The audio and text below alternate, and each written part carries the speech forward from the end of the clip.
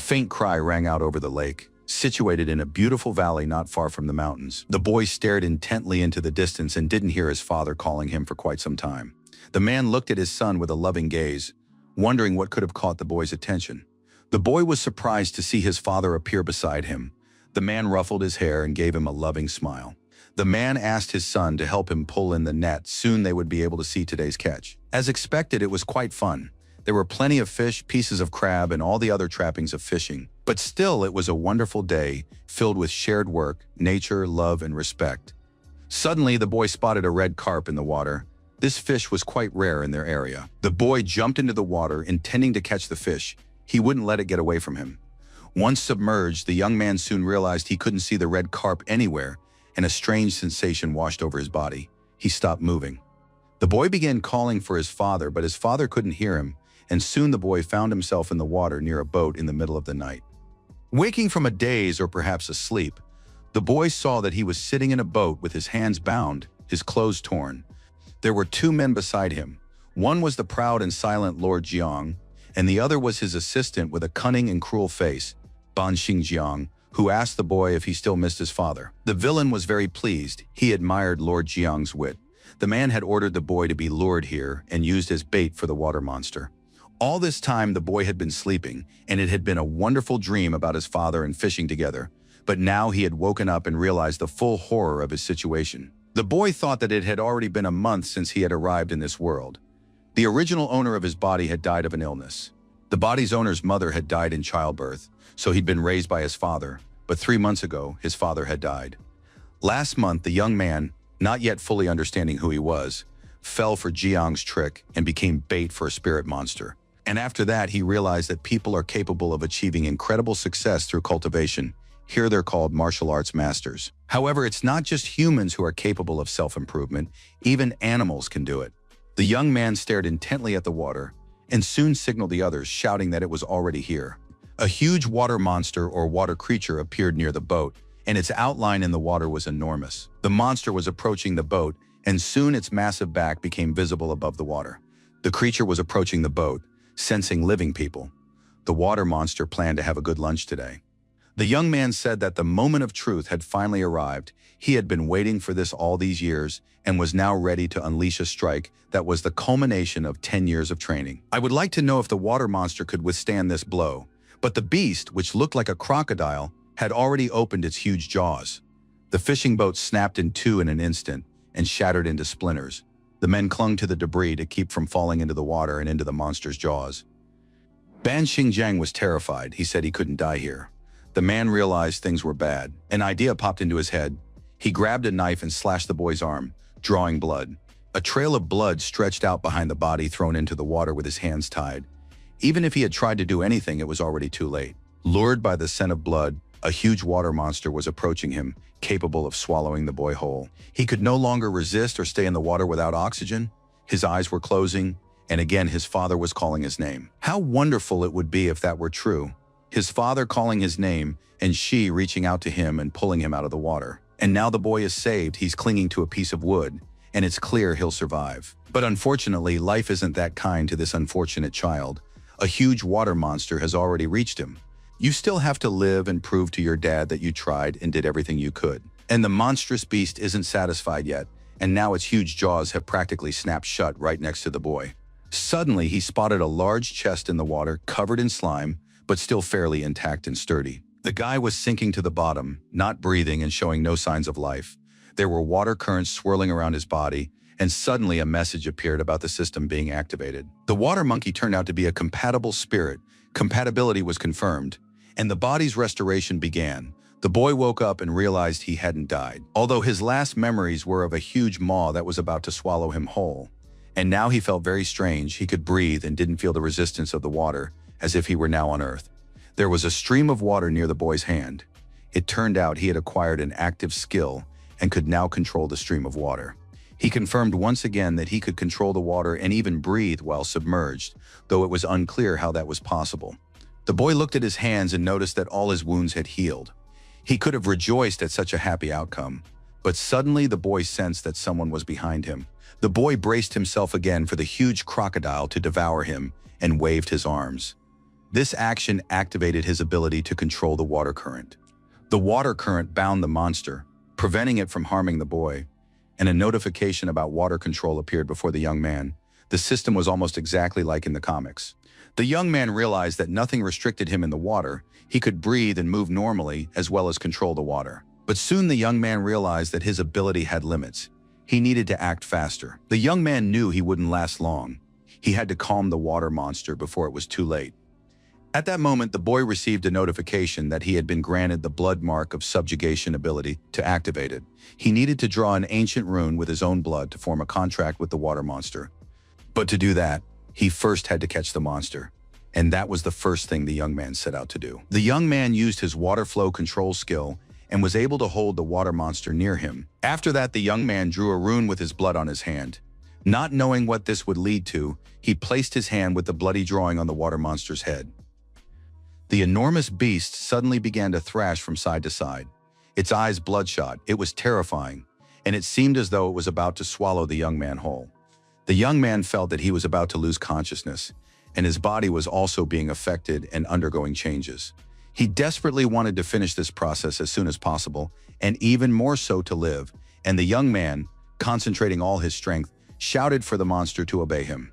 It was the dead of night when the boy, dressed in ragged fisherman's clothes, crawled out of the lake onto the shore. He was exhausted and could barely stand. The man lay there with his arms spread wide, trying to catch his breath, while a water monster approached him through the water. It seemed as though it would devour the young man, but no, the young man was able to subdue this hulking creature, which was now ready to serve its master. The young man had attained the status of Master Lian Shi. He possessed the spirit of a water monkey and ordered the monster to stay nearby for now. If necessary, he would summon it. The fact was that after the rune was cast, a spiritual channel formed between them, through which Lian Shi could contact the monster from anywhere in the world. Having finished all his business, the young man decided it was time to go home and get some rest. Fortunately, some memories remained in his mind, and his home must be somewhere nearby. A group of men was walking among the houses, led by Mr. Zhang. Xinjiang showed him the way. Looking at the man with a fawning gaze, the fisherman tried to figure out why these people were heading toward Shu's house. It seemed the young man was in trouble with the madman Zhang. Among the fishermen was a boy named Li Libo. He followed the strangers with his eyes and understood everything.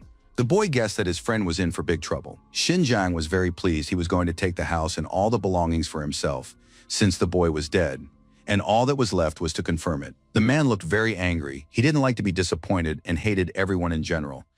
Kicking the door open, he ushered the gentleman inside, telling him he could come in without worry. But suddenly the old man's jaw nearly dropped. He couldn't believe his eyes. In the middle of the room sat a sleepy boy named Ashi.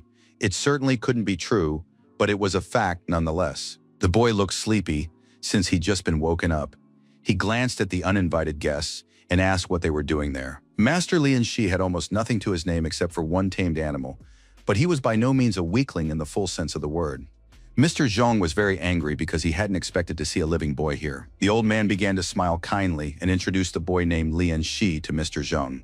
Zheng Xiang, who was a servant of the Zhao family, greeted the boy, who, moreover, hadn't died, which meant he was a real lucky guy. After the greeting, the man signaled to his servants and ordered them to grab Lian Shi. The boy began to scream, not understanding what these men wanted from him, as they grabbed his arms and held him tight. The man began beating the boy. He said that Lord Zhao had hired a martial arts master, Mr. Jiang, to deal with the water monster that was making life miserable for the villagers. And the shameless boy Lian Shi had conspired with the monster and killed Lord Zhang. A lot of money had been lost. And on top of that, the village was still in danger. The boy tried to explain that he had been kidnapped and used as bait for the monster. But no one listened to him, accusing him of Lord Zhang's death and of the fact that the boy himself had survived. At that moment, the boy remembered that in his past life, he had also been called a monster, all because he was an outcast. His peers constantly teased him, sticking a piece of paper on his back with the word thief written on it, because in their opinion, orphans love to steal. After school, things didn't change. The boy grew up, but the bullying followed him everywhere. There was always a group of spiteful people who took pleasure in bullying him. The boy remembered that they also called him a monster because he was unstoppable. And when he lost his temper, nothing and no one could stop him. Lian Shi was already seething with anger and indignation. He knew that demonstrating his abilities was quite risky, but giving up wasn't his style. And so the boy broke free from the servant's grip and struck the man who had been beating him in the stomach with all his might. Of course, the odds were stacked against him. The boy was fighting 3 grown men, and the basin of water for washing spilled just as the boy fell. His hand landed in the puddle, and he sensed he could control the flow of water, which meant he could tear those men to pieces. Xinjiang was very angry that the boy was resisting. He suggested to Mr. Zheng that they tie the boy up and take him to the Zhao estate. The villains said they were short on manpower, so an orphan like him would be perfect for their needs. Mr. Zheng turned to the boy, saying that if he agreed to become Lord Zhao's adopted son, they would let him go. Otherwise, they would break his legs right then and there. By this time, a crowd of neighbors had already gathered in the street. They'd heard about the adoption, and it seemed very strange. Lately, a great many people had been taken to the estate. Those who ended up there disappeared forever. Just then, an old man appeared among the onlookers on the street and asked who dared to mistreat little A Shi. It was the village headman who had come to the boy's house at the request of his friend. The old man harshly confronted Mr. Zheng, saying that he was a legitimate servant of the Dashang dynasty and that here, in his village, some kind of lawlessness was taking place. Did they really want to attack a government official? Zheng Xiang realized that the situation looked bad and that he could get into a lot of trouble because of some little boy. The village head kept shouting that Lord Zhao was obliged to respect him and that the old man was about to have a heart attack and they would all be held responsible. Zheng Xiang didn't want to draw attention to himself. He said he wouldn't argue with the village head, but warned that Lord Zhao wouldn't let the matter rest. After that, the man turned around, ordered his servants to follow him, and left the house. Xinjiang was very displeased, saying that the boy was just as ungrateful as his good-for-nothing father. The village elder turned to the boy and said that it would be better for him to avoid certain conflicts. The boy thanked the old man and promised to be careful. After that, the village elder went home accompanied by his friend A Shi, while the homeowner reflected on his life. A Shi understood that such situations could happen again in the future, so he needed to be ready to stand up to bad people. This time the village elder had saved him, but the boy couldn't rely on him every time. A Shi understood that he had to become stronger, and the system was his chance to do so quickly and efficiently. The guy checked his profile and found out that he had received a water-type creature and had started his pet's evolution. When evening came, a Shi went to the shore of the pond to talk to his pet. After subduing the crocodile Tahu, the boy could contact it via a telepathic channel at any time. And now, having summoned his pet, the young man waited for it to appear on the shore. The crocodile appeared, but it clearly didn't look the way its owner had expected. A Shi was terribly disappointed. He stared at this toy crocodile, unable to understand where his giant crocodile had gone. It turned out that subordinate aquatic creatures could change size to control their energy consumption, and right now Tahu was in his miniature form for extremely low energy consumption. A Shi calmed down when he realized that this was how the system controlled all the parameters. It really was incredible. A Shi turned to his pet and asked the crocodile where he had found the aquatic entity. The boy wanted to take a look at it. To do so, he had to dive into the water and follow the crocodile. Fortunately, the young man had no trouble being underwater. A Shi soon realized that Tahu had led him into a grotto. What he saw there changed his entire life. Scattered throughout the grotto were legendary spiritual plants. They looked like glowing sausages. A Shi had never seen such plants before, but he had heard of them. Spiritual plants with a watery essence could be consumed to enhance one's abilities. In this world, there were plants and treasures that possessed various energies. They belonged to different elements, but they were all called spiritual plants. Rumors circulated that there was a pond in the backyard of the Zhao estate where unusual water lilies grew. They attract cultivators, and in turn, those cultivators become Lord Zhao's subordinates, because they dream of receiving spiritual plants from him. A Shi was very pleased. He plucked the plants, not knowing how much water essence he would be able to extract from them.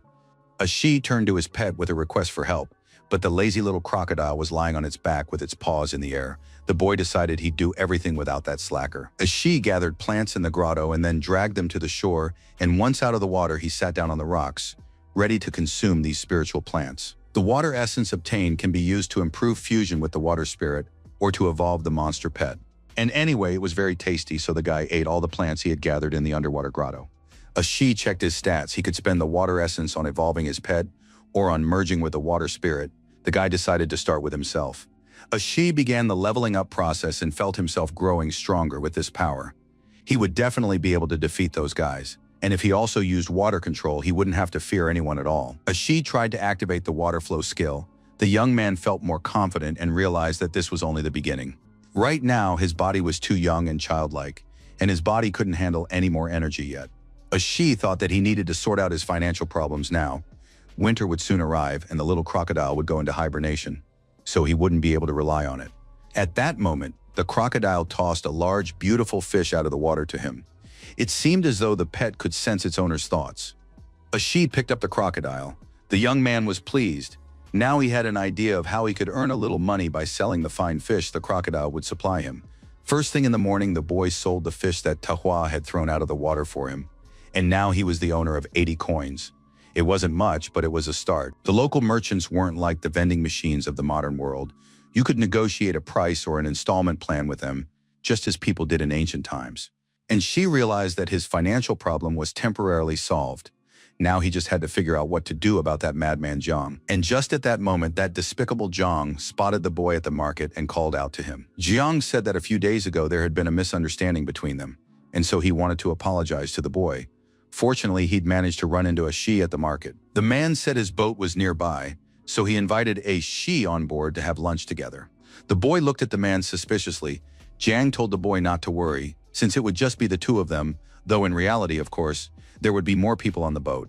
And this time a she definitely wouldn't be able to escape. A she seemed very pleased. He smiled sincerely at the man and replied that if there really were only the two of them, he saw no reason to turn down such a wonderful offer. Xin Zhang knelt, surrounded by 3 guards, and listened to everything Mr. Zhang had to say. He said that lately, the trials at the estate hadn't been going very well.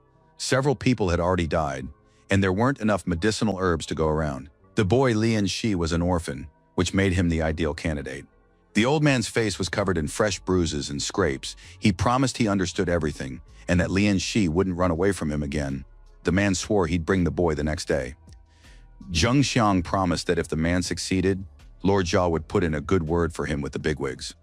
Jing Jiang was absolutely thrilled by this offer, and Mr. Zheng confirmed that everything would go exactly as planned. Xing Jiang felt hope again. Soon he would be able to become immortal. He would finally succeed. The very thought of it filled him with delight and ecstasy. The man threw open his shirt at the chest and began to laugh a demonic laugh. His body was covered in bloody runes, and he hoped to become one of them. And now Xin Jiang was in the boat with the boy. He was preparing food and talking about how magnificent the scenery was here. Besides, there were no people around, and it was very quiet. The man continued cooking, saying that now they would have lunch together and resolve all their differences. While stirring the soup unobtrusively, Jiang dropped a small red ball into the pan. She looked at the old man suspiciously and asked him if there really was no one else here. Xinjiang smiled, of course. He had already checked everything, and the boy needn't fear that some hidden danger awaited him. In fact, the old man thought that he certainly didn't need any extra ears to hear the boy's screams after he drank this fish soup. And she was satisfied with the answer that there was no one nearby. He climbed into the boat, activating the water jet control as he did so. Jiang didn't have time to figure out what was happening. He fell to the bottom of the boat and his head was engulfed by the water current. The pot of freshly cooked soup also tipped over. The water current did its work, and soon the man looked as if he were drowning somewhere in the depths. Life was gradually ebbing from that vile body. When Xinjiang came to, he realized he was lying at the bottom of his boat, his hands and feet tightly bound with ropes. A she sat beside him and said that the old man was sleeping like a baby and that night had already fallen. The boy was tired of waiting for Jiang to wake up. Jiang was in shock when he realized what had happened. A she showed him the wallet with the money they had paid the old man to bring the boy to the estate. Jiang looked at the boy with hope and pain. He promised he would explain everything right away, but a she wouldn't listen to him and suggested they look around and try to get their bearings. Jiang immediately realized where they were. It was the very spot where the water monster had attacked them. A huge, terrifying, toothy crocodile leaped out of the water, opening its bloodthirsty jaws, yet a she remained completely calm. The old man looked up in horror, staring at the water monster. He knew his end was near. But unexpectedly, the monster brought its snout close to the boy. A she said that it used to be a water monster, but now it was his pet. Xinjiang realized things were bad. He knelt before the boy and begged him not to kill him, for the old man could tell the boy the whole truth. A she wanted to know why Master Zheng was so eager to lure him into Lord Zhao's estate and why people kept disappearing there. It turned out that all those people were needed so that Lord Zhao could become immortal. He had learned to extract the pearls of immortality from them. This fate awaits absolutely everyone who enters the estate. One might say that their souls and life energy are extracted from them. And she realized that Zhang himself regularly brought innocent people to their deaths at the estate. The vile old man began to justify himself by saying that he had been forced and had no choice.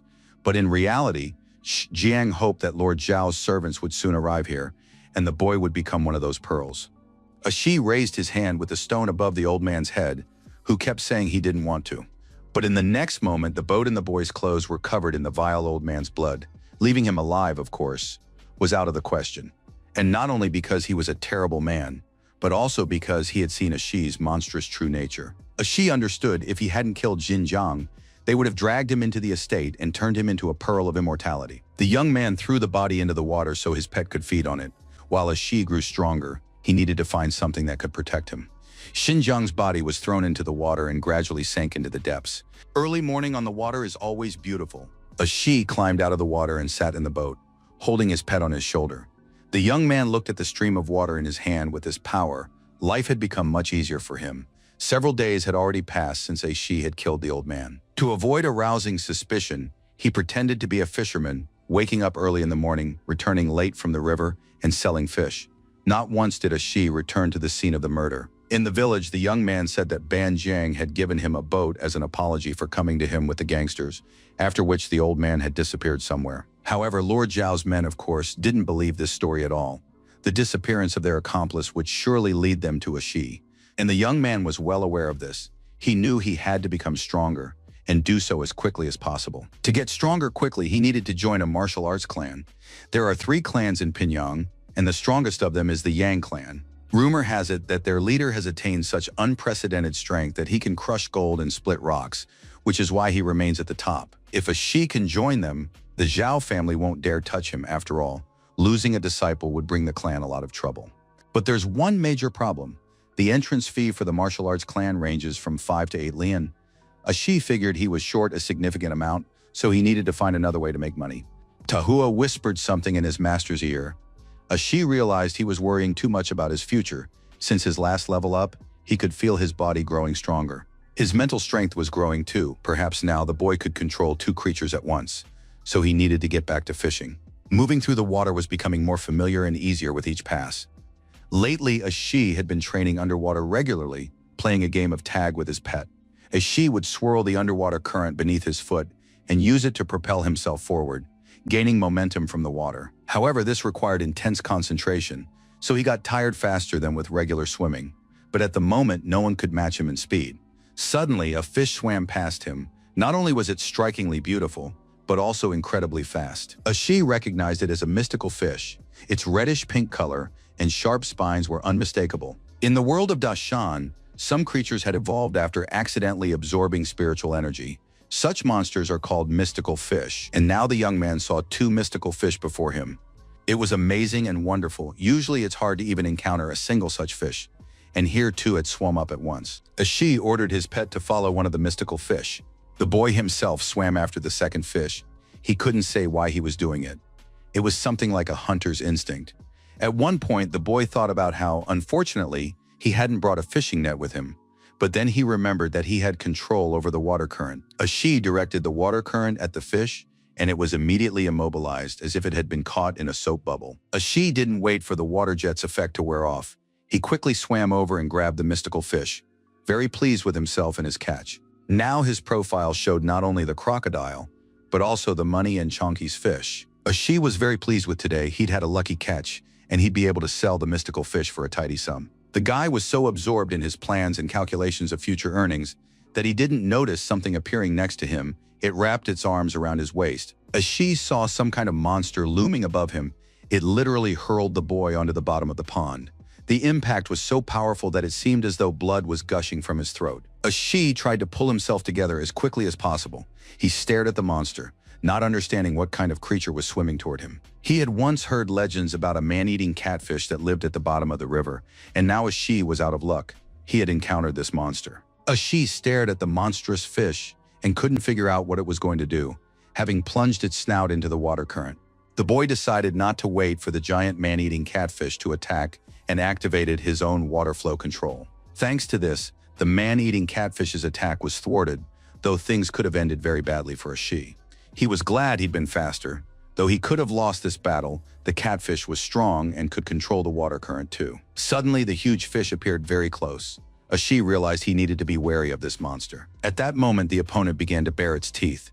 It seemed as if it were laughing at the man it was about to devour. But then the crocodile Tahua intervened in the fight. He swam up from the side and bit through the fish's body with his powerful jaws. This came as a complete surprise to the man-eating catfish. Ashi rejoiced, for this was his chance.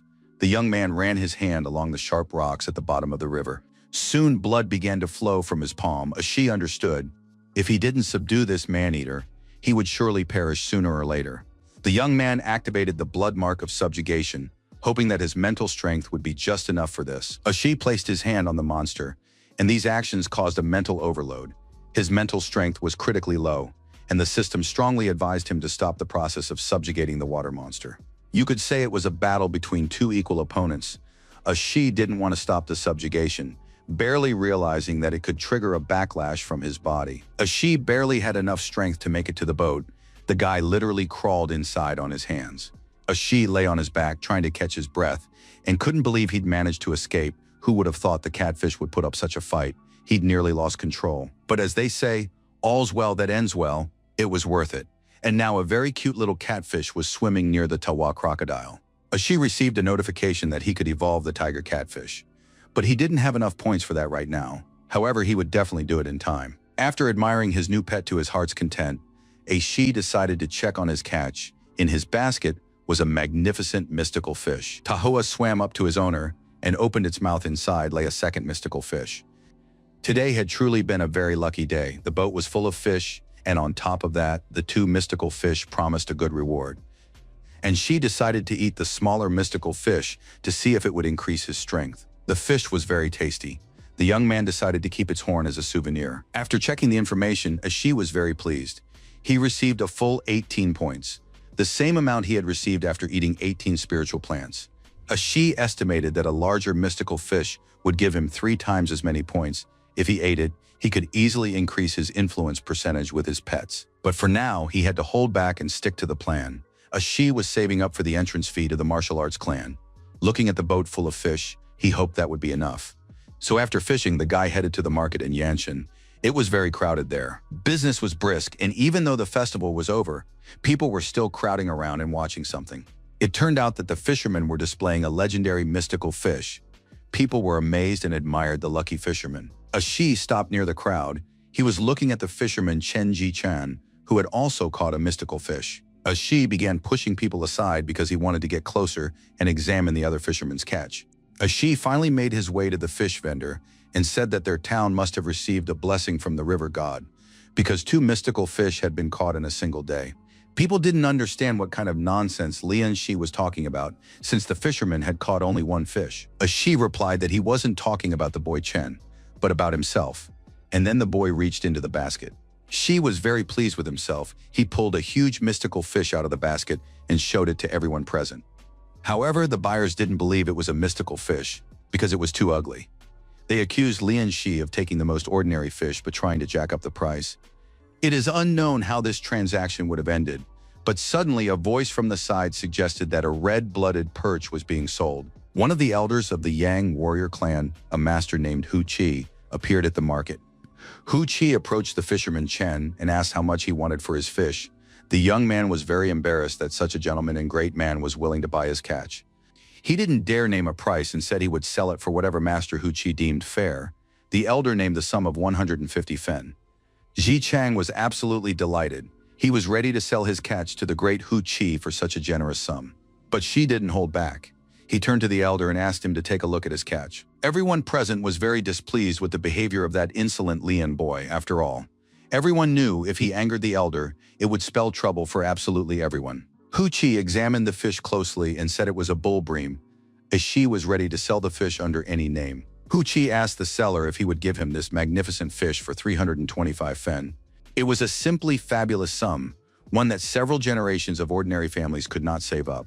People in the crowd whispered that little Lian needed to spend that money before he was killed over it. Ji Chang silently watched the sale unfold, then turned and left the market without saying a word. Shi gathered his courage and asked the gentleman why his fish cost twice as much as the red-blooded perch. It turned out that the horns of the bull bream are used in medicine. They're made into pills that boost stamina and help with blood stagnation. This is very useful for the elder of a martial arts clan. Shi bowed deeply in gratitude for the gentleman's explanation. The young man was glad he'd kept the horn of the fish he'd eaten as a souvenir. Having sold all the fish and finished his business, A Shu sat with his wallet, counting his earnings. Suddenly, a shadow appeared nearby. It was a Shi's friend named Li Libo. He hugged his comrade, saying that their entire village was proud of him. A Shi turned to his friend and said that last time he hadn't thanked him properly for bringing the village head. Libo offered to give him the money as an apology. Of course, it was a joke, but not a funny one. A Shi asked his friend if he knew how much money was required to join the Yang clan.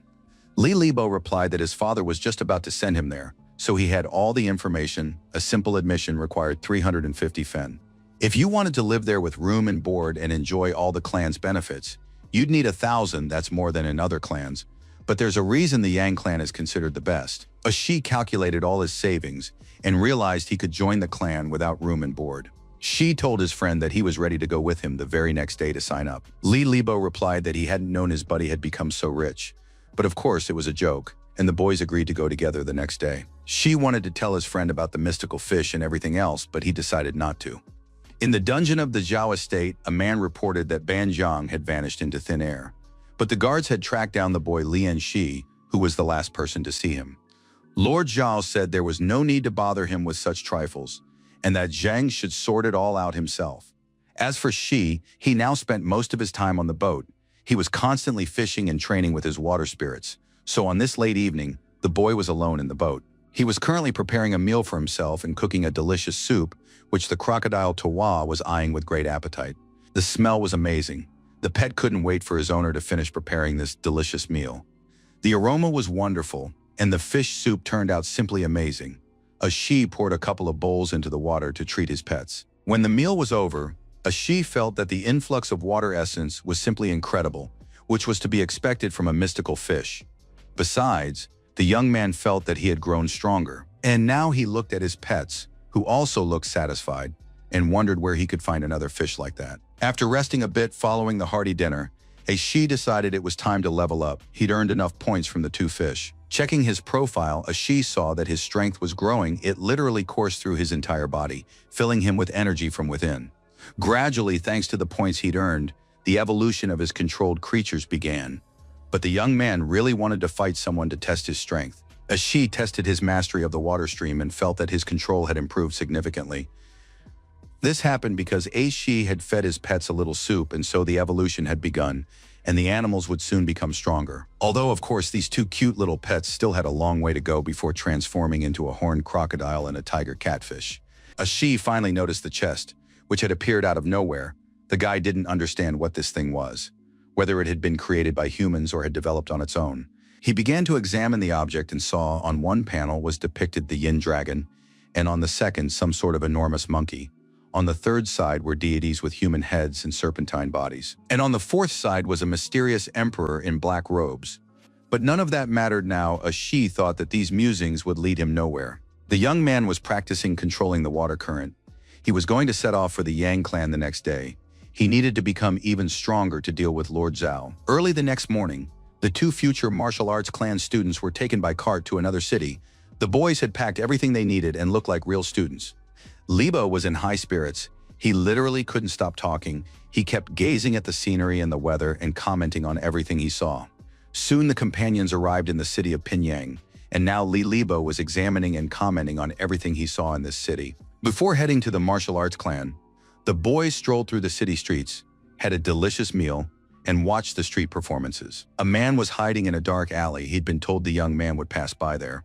With him was another fairly muscular and serious-looking man who confirmed that the information was accurate. The man heard with his own ears as Lian Shi told his friend that he was going to join the Yang clan. The day before, he had sold a fish for a huge sum of money, a sum men couldn't earn even if they sold their own wives. Everyone understood that the sum was enormous and that the boy would most likely not hand it over. But the gang leader said that A Shi was ready to give this money to the warriors, just like that, for joining the clan, and they would tell the boy they were ready to help him spend the money wisely. Soon friends appeared in the alley who were finally ready to go to the clan to join it and begin their training. Li Libo, as usual, was very talkative. He was waving his fists and asking his friend how many thugs he'd be able to beat up at once after he finished all his training. But Shi was very serious. He didn't like to chat idly, and now, having barely mastered his own strength, the boy wasn't sure he could handle a couple of thugs. The thugs jumped out in front of the boys, blocking their path. They immediately declared that they were glad to see them and demanded that the boys hand over their money. To make the boys decide faster, They were offered a simple choice, money or their lives. But she smiled and said he had no intention of giving the gangsters any money, so now he would simply take their lives. Of course, hearing this from a young boy was a huge surprise, so the leader immediately lunged at the boys with his fist. But she remained calm. He wasn't even particularly scared and immediately got into a fight with the thugs, landing several precise punches and elbows on the street hooligans. Of course, it all came as a huge surprise to the thugs when they saw that their comrades couldn't put up a fight and were falling, spilling blood all over the street. Lebo was in complete shock from the tension. The guy was covered in sweat. He had never seen such speed before. All the thugs were finished off in 9 moves. Ashi stared in amazement at his hand. Of course, he wanted to test his strength on the stone as well, but right now he was just as surprised as everyone else present. As expected, his speed had increased significantly, and now Ashi would have to take a new approach to his body. Lebo wanted to know when his friend had managed to become so strong. The guy believed that Ashi didn't need a teacher at all. Ashi didn't know how to respond, so he said that he was probably just a genius, but they hadn't realized it before. Having fought for real for the first time, Ashi became even more eager to join the martial arts clan. He wanted to hurry so he wouldn't be late for registration. At the martial arts clan, Shin Chang-song greeted all the applicants. He welcomed the boys and told them they could call him Brother Shin. The boys greeted their elder brother by bowing their heads in respect. Brother Xian led the boys to the man who would assess their abilities and tell them more about the clan. Brother Xian explained and demonstrated everything along the way. He introduced the boys to Brother Hu would be their mentor, and who was in fact a disciple of Master Yang. The boys continued walking through the clan's territory when, unexpectedly, a Shi spotted the man who had bought fish from him the day before. Hu Chi also recognized the boy from whom he had bought the fish. He began explaining to Brother Xian how he knew this boy. Hu Chi said that for self-cultivation, he had made use of the beneficial properties of the bullhead and had bought this fish from this very young man. Brother Xian took this as a good sign. It meant that Brother Hu would be an excellent teacher, and the boys could spend the night here today. Once all the formalities were over, Hu Chi called the boys to follow him so he could assess their natural talent. Hearing about natural talent, the friends got scared, but the teacher said there was no need to worry. He just needed to assess their level to find the right cultivation style for each of them. A Shi gathered his courage and said that, in fact, he and his friend didn't fully understand what cultivation was, and so they asked Brother Hu to explain at least the basics to them. Hu Chi began with the basics. The warrior's path consisted of 4 stages: skin, flesh, bone, and blood. At the skin stage, the body becomes stronger than that of an ox, which significantly increases defense. At the flesh stage, the warrior's physical strength increases 100-fold. He will be able to lift any weight with one hand easily and effortlessly. At the bone stage, nothing will restrain the warrior's inner energy. This will allow him to split stones with his bare hands. And finally, at the blood stage, the warrior's body will reach the pinnacle of human development. However, all of this can be summed up in one word: cultivation. Naturally, no matter how much an ordinary person cultivates, the body always has its limits. To overcome it, 2 indispensable things are needed: techniques and special potions. The boys listened with their mouths agape to the teachings on combat techniques, and special potions. They repeated everything after their teacher. By techniques, they meant special methods of cultivation. For example, there are 3 styles common in the Yang clan. If done correctly, anyone can understand them. Lian Shi seemed to be soaking up every word. He repeated everything after his teacher. He already understood the techniques. Now he needed to figure out the elixirs. You have to imagine that techniques are a staircase, slippery and dangerous. To climb it quickly and safely, you need a railing, and that is what potions are. For example, that bull bream that Shi had sold the day before could be called a potion. It helps a warrior climb the ladder faster and safer. Hu Chi realized he had dumped a lot of information on the boys. He told them they shouldn't rush, since they were just at the very beginning of their journey, so it was important to focus on every step. Ashi couldn't wait to get started. He asked Hu's older brother to determine their natural talents. A group of warriors sat in the courtyard. They watched with interest as Hu's brother prepared to test the newcomers. Liu Yang Kai had already heard about one unusual young man from his friend Zhao San. The man confirmed that this was the very person he was looking for and asked that he be escorted out of the clan's territory. Zhao Hiyuan said he would handle the rest himself and that no one would get into trouble. Zheng appeared before his master and reported that this Lian Shi was 15 years old. He was the perfect candidate for extracting the potion, the same age as the young master, and on top of that, an orphan. If they captured Lian Shi, the young Lord Zhao's fortune could improve significantly. Lord Zhao listened to his servant. Yuan had been frail since birth, and finding suitable candidates of the right age for the elixir of immortality wasn't easy. This boy was the perfect fit. Zheng reported to his master that Lian Shi was planning to join the Yang clan, and knowing Yang Dongsong's character, it would be difficult to make a move. Lord Zhao's son overheard this conversation, and he noticed Zhang drop a piece of paper as he left his master. It was a photograph of Lian Shi. Zhao Yuan picked it up and said that he needed the pearls of immortality, and anyone who stood in his way would die. Li Libo couldn't calm down. He didn't understand why his friend had a top-tier bone structure when even his own was only average. And Shi kept saying that he was simply a talented genius because he didn't have a proper answer for his friend. The guys had passed one test, and now they needed to get to the parade ground as quickly as possible. Chen Jichang was already waiting for them there, the very same fisherman who had also sold fish the day before, albeit for less money. The guys were surprised, especially Li Libo, who was very aggressive toward Chen and demanded an explanation of exactly what the guy was doing there. Ji Chang said that anyone could come here and a fight was about to break out between them, but Lian Shi stopped it since they were from the same village and should be friends, not fighting. A Shi greeted Ji Chang, but the latter merely nodded in response. The guy was 2 years older than a Shi. He was a very skilled fisherman and a good acquaintance of the previous owner of this body. A Shi looked very sincere. He asked Ji Chang if he had also decided to train. The guy finally stopped sulking and said he wanted to become strong too. It turned out he'd been selling fish to save up for the entrance fee, and he'd finally managed to scrape together the money. A Shi suggested they head to the drill ground together, whose older brother was already supposed to have started the session there, and if they didn't hurry, they'd be in trouble. It was pure hell. No Marine or Navy SEAL had ever dreamed of training like this. The boys were trembling all over. They weren't giving up, but they barely had enough strength to get through the circuit of exercises. Hu Qi finally called a break and allowed the students to rest. After lunch, Teacher Lu would continue the training. Completely exhausted, the guys sat under a tree trying to catch their breath. They felt weak and drained. But soon the boys heard someone say loudly that the clan's territory had started to reek of fish.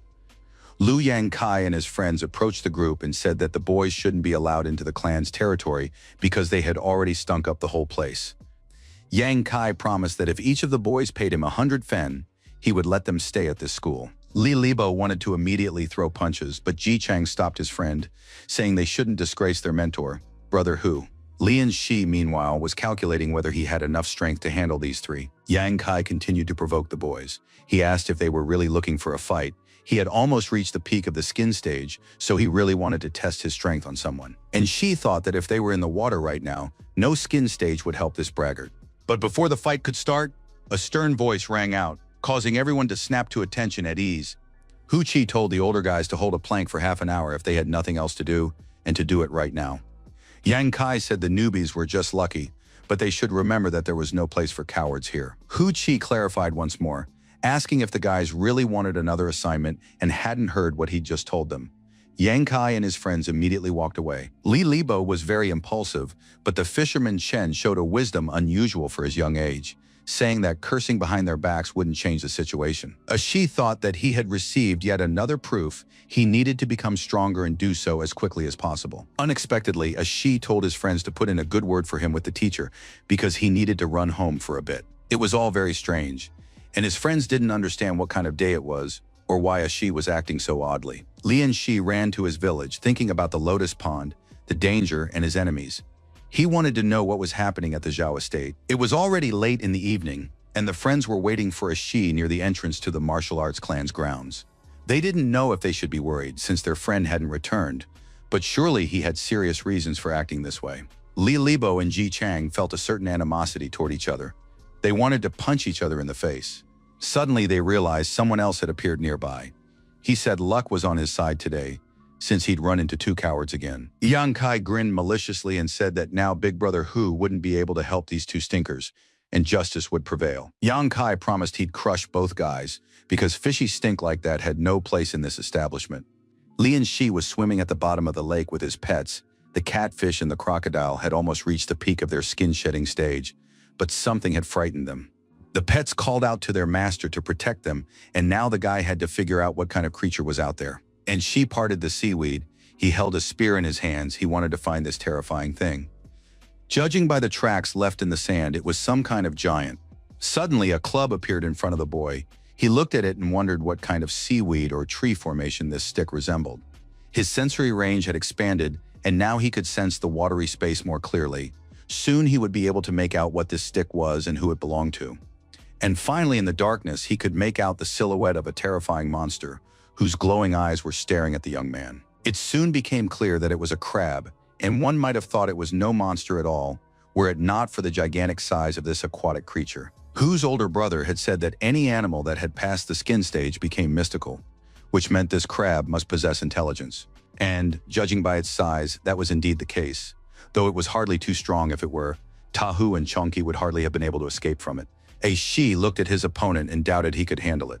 Besides, the guy had absolutely no plan other than the desire to grow stronger step by step. And for some reason, at that moment, Shi remembered old man Xinjiang. How he had called the boy a shameless man, just like his father. The face of Liu Yang Kai also came to mind. He had insisted that there was no place for cowards in the martial arts clan. And Shi realized that chance and danger had always been part of his path. Changes in life require risk. Truly meaningful things often happen by chance, and we can only plan for things that usually make no sense. But now the young man understood that he wasn't ready to accept his fate. If life gave him a chance, he had to seize it, and so Shi activated the water current.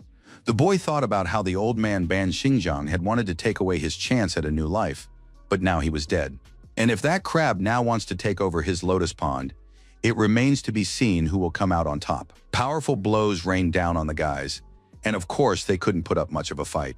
Liu Yang Kai was pleasantly surprised. He said the newbies had character and weren't cowards, but he wanted to know where their friend Lian Shi had gone. Li Bo wasn't very smart, but he was brave. He grabbed a rock he'd found nearby and struck Yang Kai on the head with all his might. It was an utterly foolish move since it was obvious that the newbies wouldn't stand a chance against their opponents and would only end up with even more bruises and scrapes. Yang Kai continued beating the boys and said they were digging their own graves. Yang Kai sent his buddies to guard the gate while he planned to have some fun with these weaklings. Chen Ji Chang didn't want to wait meekly to be beaten up, so he charged at Yang Kai himself.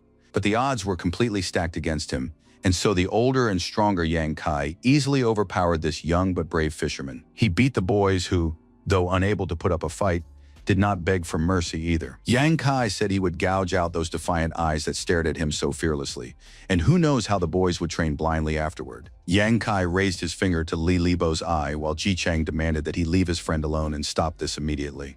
His finger drew closer and closer to the eye, and a loud scream echoed throughout the area. The giant crab grabbed a large rock with its claw and smashed it into fine crumbs. It was clear that the monster was very strong. The crab hurled these pieces of rock at the young man, and Shi was forced to dodge to avoid being hit. The young man tried to attack the monster, but its shell seemed completely impenetrable. Shi ordered his pet crocodile to bite the enemy's claw, and this distracted the crab. Shi activated his water flow control and began using it to attack the giant monster. The crab was very strong, and defeating it required expending a great deal of inner strength. Shi felt himself beginning to lose control.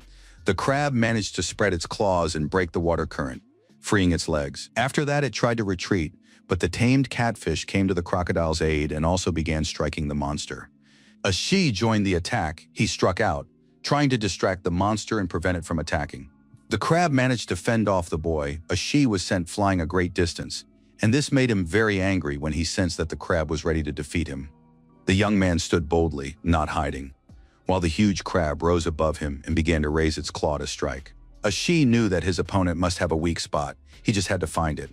Shi dodged the claw strike, after which his pets attacked the crab, while he himself studied the monster, wondering where its weak spot was hidden. It soon became clear that the crab always instinctively protected the lower part of its body, no matter what kind of damage threatened it. Shi guessed that the crab's weak spot was in its belly. After that, the young man calculated his move. He needed to apply the maximum possible water pressure to the spear's shaft.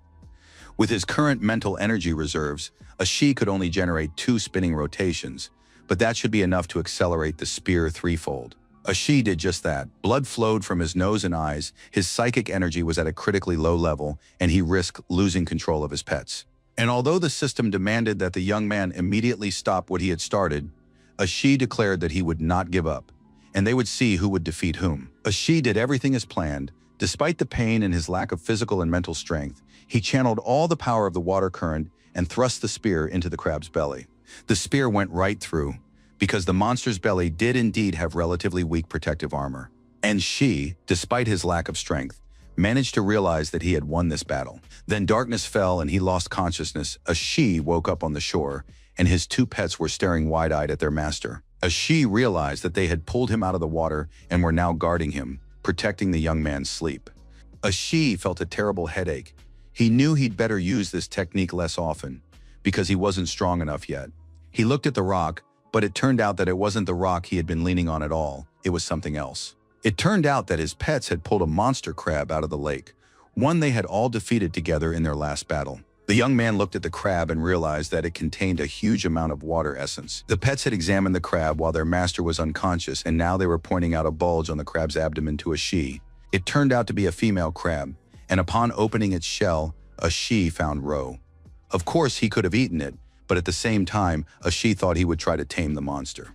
He hadn't succeeded with the big female crab, but her babies were inside the eggs. A she didn't know if he could subdue the young crabs using a blood mark. So he decided to try this method, and using a sharp stone cut his palm to draw blood. By applying the blood with runes drawn on his palm to the egg, the young man activated the sign of bloody subjugation. It soon became clear that it had worked, because the silhouette of a young crab appeared on the egg. Soon the egg cracked open, as if a hatchling were emerging from it, and a claw appeared on the surface. The young and rather cute crab looked at its master, ready to become his next tamed pet, and she received a notification that he had tamed a stone crab. He now possessed 3 essences, but it would still take far too long for them to evolve. As for she, having finished taming the creature, he prepared some crab meat for himself using the legs of the slain monster, and it proved to be very potent in terms of saturating him with water essences. As is well known, the stronger the animal, the more power it grants, and now the young man's water essence had become several times more powerful. As she examined his body with interest, it seemed as though he had become stronger and taller. The wounds on his body had healed, and he felt strength in his hands. His pets looked at their master with delight. They too had noticed his increased power. And she felt that he had gained more water essence, and his fusion percentage had risen to nearly 40. Now the boy could feel the energy in his blood, and it was something new.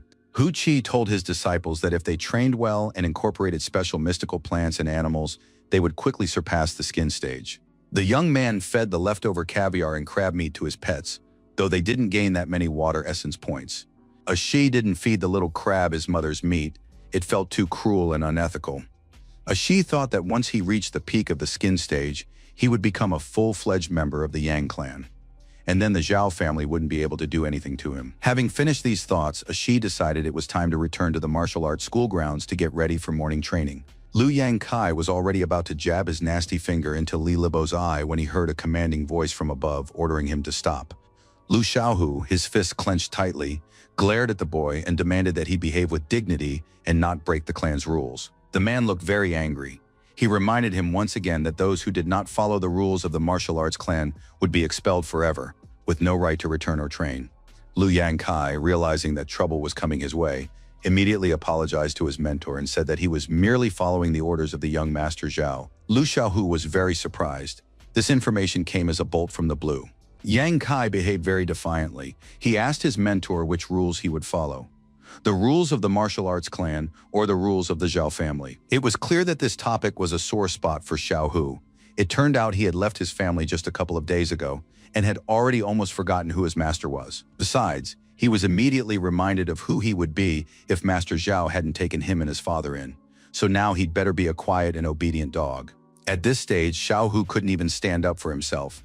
And besides, he mustn't forget that his father was still at the Zhao estate. Lu Xiaohu immediately thought of his father. He had to protect his family and endure anything. So the boy bowed his head and apologized to Yang Kai. Yang Kai and all his henchmen were very pleased and laughed, calling the boy Lu the Mutt and a good little dog who must serve them. The loud laughter and merriment stopped the moment a spit of saliva landed on Yang Kai's face. Everyone froze in silence and stared at the beaten fisherman Chen, who was lying on the ground and laughing. The guy said he was disgusted to look at Yang Kai, who looked like a pathetic and worthless coward. Suddenly, Li Libo was knocked to the ground, and Yang Kai put his foot on Li Libo's elbow, preparing to break it. Li Libo screamed loudly while Yang Kai continued to taunt him, saying that Ji Chang could keep playing the hero. Yang Kai declared that he wouldn't touch Ji Chang, but his little friend would suffer terribly. Then it would be clear who was worth what here. Ji Chang realized he had lost, he wasn't going to betray his friend, and hoped that Yang Kai would take his fury out on him. Yang Kai was literally reveling in his strength and power. He loomed over the boys, for whose older brother wasn't there, and no one could stand up for the weaklings. But in the very next moment, some of Yang Kai's friends were sent flying in different directions by powerful blows. It all happened very quickly and unexpectedly, and soon everyone present saw a silhouette emerge from the fog. A stranger stood there, his hands clenched tightly into fists. The beaten and exhausted boys recognized their friend Lian Shi, who was horrified upon realizing how badly his comrades had been hurt. Anger and rage filled Lian Shi's body. He said he would knock every single one of Yang Kai's teeth out. Two elders watched the unfolding conflict from the roof of a neighboring house. Hu Qi apologized to the master, believing it was his fault. He had been celebrating reaching the peak of the blood stage today and had stayed late. And now, watching what was happening, Brother Hu was horrified because he couldn't imagine that Xiao Hu would turn out to be such a cold-blooded person who would allow the young and weak to be beaten. The elder replied that in reality, Xiao Hu only seemed that way. In truth, he was a very kind and good person, but many things held him back. It was precisely for this reason that Xiao Hu had been unable to reach the peak of the blood stage for a very long time. A warrior without courage is no different from a lifeless body. Hu Qi believed they needed to help Lian Shi. He had only just joined their clan, and Yang Kai had already reached the peak of the blood stage, and the boy couldn't handle him. Yang Dongxiong agreed with his disciple, but still suggested waiting and observing the situation from the sidelines. Master Yang saw that this newcomer's blood energy was very interesting and promising. Yang Kai, meanwhile, was sneering as he watched the newcomer, who was putting on a tough act and even hoping to strike Yang Kai. Shi rushed into the attack because he told himself he wasn't going to waste time on empty talk. The guy was so confident that Yang Kai felt a twinge of fear and ordered his buddies to grab this small-time fisherman. But before the guys could do anything, Lian Shi leaped up and kicked several opponents at once with a single leg. A couple more took powerful blows from his fist and elbow, and the henchmen were quickly dealt with. The leader himself stepped forward. Lu Yang Kai was furious. He glared at his opponent, convinced that the newcomer wouldn't stand a chance against him, even if he had defeated all his comrades. Yang Kai wanted to show what a person who had reached the peak of the skin stage was capable of. Yang Kai launched his attack and landed blows, but Lian Shi dodged them and blocked them. Seizing the right moment, Shi dodged and landed a single powerful blow to his opponent's jaw. That was enough to make Yang Kai cough up blood. Lian Shi was very pleased. He looked at the loser and realized that he was facing an ordinary weakling who only acted brave against weaker opponents. Yang Kai grabbed a knife and plunged it into the young man's body. Blood spurted from Lian Shi's chest. Yang Kai, who by this point had already lost several teeth, shouted that no one would now stand up for the poor orphan fisherman, and it was unclear what he had been hoping for in the first place. Lian Shi grabbed his opponent's hand holding the knife, which pierced his arm at that moment, but the boy felt no pain. He was convinced that his opponent was indeed a dishonorable, worthless, disgusting coward, and now Lian Shi was ready to strike with his fist, holding his opponent down with his other hand. A few more teeth flew out of Yang Kai's mouth. He lay crushed and could now only call for help from Lu Xiaohu, who had stood on the sidelines throughout the entire fight. Yang Kai didn't understand why he was standing there like a statue. After all, his student was under attack and he wasn't doing anything to protect him. But before any further action could take place, a shout rang out and a huge sword plunged into the ground right next to the fighting men. Yang Dongxiong, as the clan leader, appeared as if out of the mist along with Master Hu and called out the names of the bullies who had been tormenting the newcomers. The elder announced that from now on, they were expelled from the martial arts clan. Lu Xiaohu was ordered to report to the seclusion hall for a very serious conversation with the clan leader. Lian Shi stared at the master, unable to believe his eyes. Could this really be the legendary Yang Dongxiong? Lian Shi was very upset. The boy realized he had broken the rules right in front of the elder, and now he too would be expelled from the clan.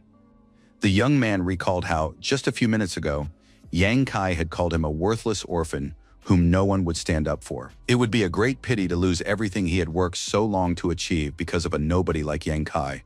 However, the boy didn't regret fighting to defend his friends. Yang Dongxiong asked the boy if he wanted to become his personal disciple. Lian Shi couldn't believe his ears. He looked up at the teacher, who was holding out his hand to him, and it really wasn't a joke. That morning at the Yang family estate, the servants were whispering, discussing the latest news. Master Yang had taken on a 9th disciple, and it was said that he was a very handsome young man. The door opened slightly, and a pretty girl appeared, looking for young Master Lian. She, along with a few other maids, had brought ceremonial robes that his older brothers and sisters had sent.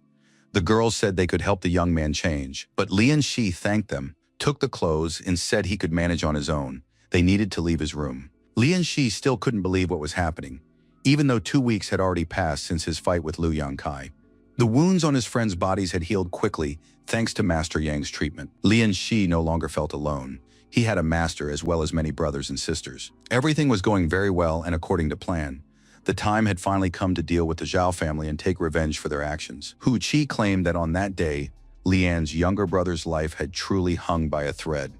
No one could have imagined that a boy who had just joined the clan would be able to defeat a man who had practically reached the peak of the skin stage. Master Yang's 2 disciples had been listening to this story for the 2nd week in a row.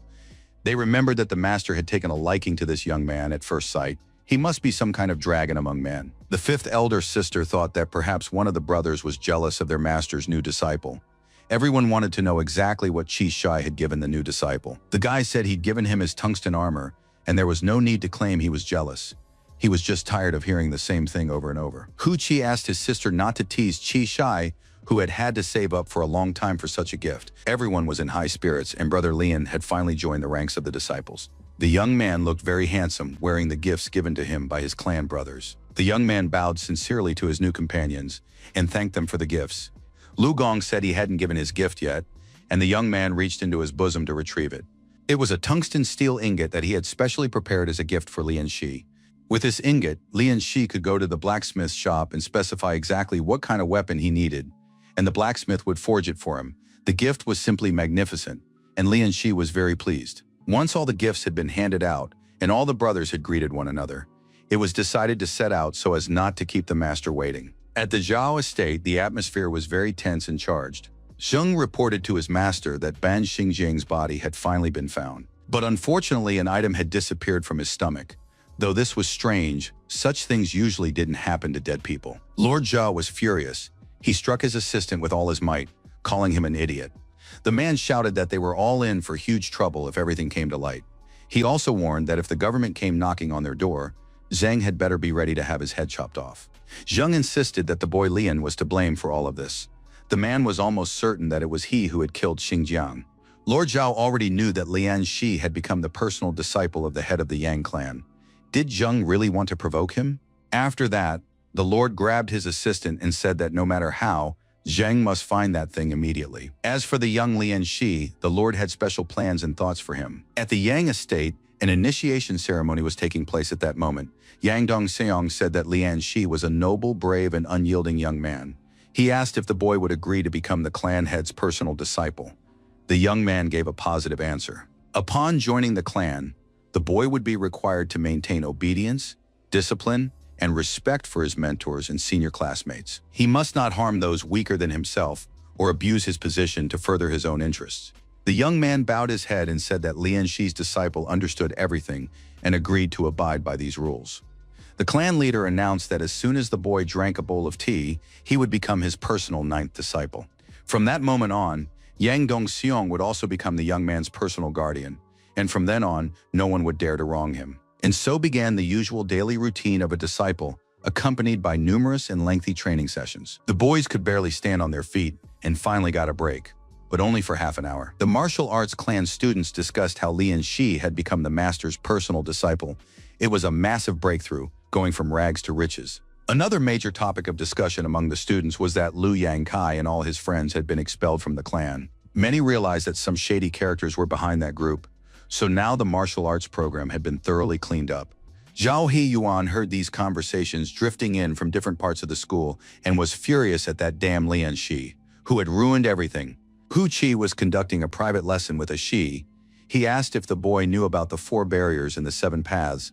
This turned out to be completely unknown information to the new student. As the name implies, the 7 paths are Galloping Horse, Wolf Smoke, Fierce Tiger, Crushing Elephant, Divine Dragon, Crucible, and Transcendent Rainbow. Upon reaching the peak of the Galloping Horse, one can effortlessly stop a dozen charging horses. By cultivating Wolf Smoke to its fullest potential, a warrior will be stronger and more deadly than a pack of rabid wolves. If a disciple chooses the path of the tiger, his power increases even further, and ordinary folk will fear even his aura.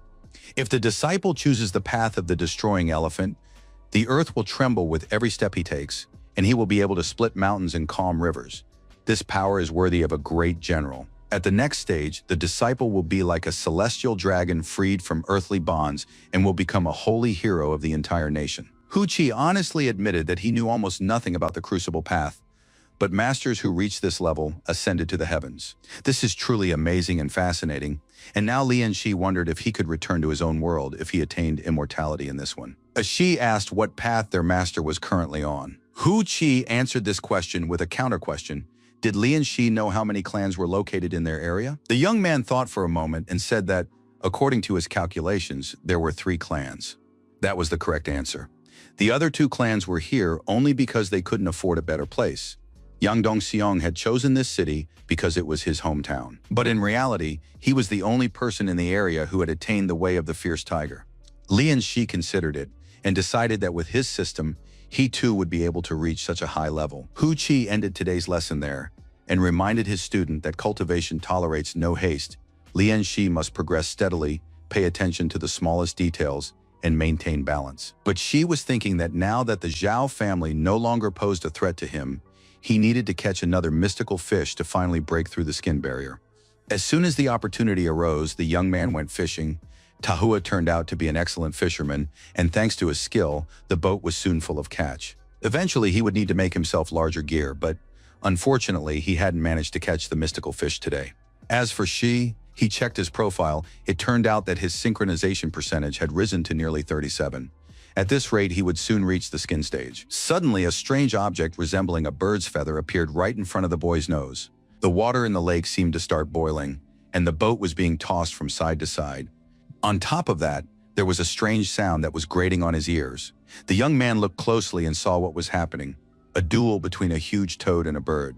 The toad was trying to drag the bird into the water. And indeed, it soon became clear that the toad had shot out its long tongue and grabbed the bird by the leg, preventing it from flying away. But the bird managed to break free, and the toad fell into the water on its back. It was enormous, so the fall created a huge wave that now threatened Lian Shi's life. The wave engulfed the boat, and the entire catch was washed into the lake. The young man's fishing trip had ended in failure. The bird chirped loudly, and a very aggressive attack was taking place around it. Lian Shi tried to break through it, but it turned out to be a psychic attack that he couldn't overcome. Soon the young man began to sink to the bottom of the lake, lost consciousness, and appeared to be lifeless. After a while, he woke up again on the shore and realized that the pets had saved him once more by pulling him out of the water.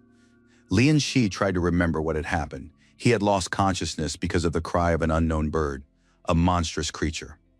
But if he thought about it more deeply, a creature capable of catching that monstrous flying bird must be even more terrifying. Lian Shi lay on the ground, thinking he'd wasted his time. Now he had neither fish nor boat, so he'd have to postpone breaking through the skin barrier. At that moment, his pet crocodile appeared before him, giving its master unmistakable signals. Tahua opened its jaws, revealing a blood-red perch inside, which meant all was not lost, and he could continue to strengthen his abilities. The energy of blood is a reflection of a warrior's physical strength. However, a warrior does not become powerful simply because his energy is strong. On the contrary, by breaking down the body, he cultivates inner strength. Therefore, energy is not a source but a result. Yet this result can strengthen the source, forming a beneficial endless cycle. The young man lit an incense stick and stuck it into a bowl of sand. He sat there, focused and pensive, inhaling the scents and tuning in for a breakthrough. Hu's older brother brought him the incense, saying it helped with training. The key to overcoming the skin barrier was concentrating blood energy in the area of the chest chakra. The meat of the mystical fish was supposed to speed up this process. Lian Shi prepared the fish caught by the crocodile and was about to eat it. In fact, this was far from his first attempt. The young man had been gradually growing in physical and spiritual strength, and he was just a hair's breadth away. Hu Qi had said that to overcome the skin barrier, one must concentrate energy to stimulate the skin and muscle fascia. He was referring to the power surging within a warrior during physical training, the source of life. One had to wait until warmth spread through the chest, and then direct it through the bones and lungs, until it reached the outer shell and burst outward. This is how the peak of the skin stage is reached, and it feels as if the whole body is ablaze with fire. Lian Shi did everything the teacher had said. This was already his 40th attempt, but as it turned out, not his last. He checked his profile again and realized he still hadn't broken through the first barrier. However, the young man had a premonition. Once he reached 50% fusion with the water essence, something in his abilities would change dramatically. Lian Shi noted that they were out of meat, and the spiritual plants weren't much help, so he'd have to go fishing again. At that moment, there was a knock at the door. Despite it being early morning, it seemed guests had arrived. They were men from his home village, the fathers of Ji Chang and Li Libo. They said they had seen the young man fishing late yesterday and had come to check on him. Lian Shi was surprised. As an orphan, he never expected guests. He greeted the men and immediately grew wary, realizing that something had likely happened. The men admitted that nothing serious had happened. They simply hadn't seen their sons in a few days and wanted to know if Lian Shi knew where they were. Lian Shi began to make excuses, explaining that he had returned late and forgotten to mention that everything had gone well for the whole group. They had caught the mentor's attention, been given a separate room, and decided to stay with the clan for training. He couldn't tell the fathers that their sons were afraid to return home because their wounds hadn't healed yet. The men were pleased and said they had always believed they could raise future warriors. Now they understood that their sons had a great future ahead of them, and there was no need to worry.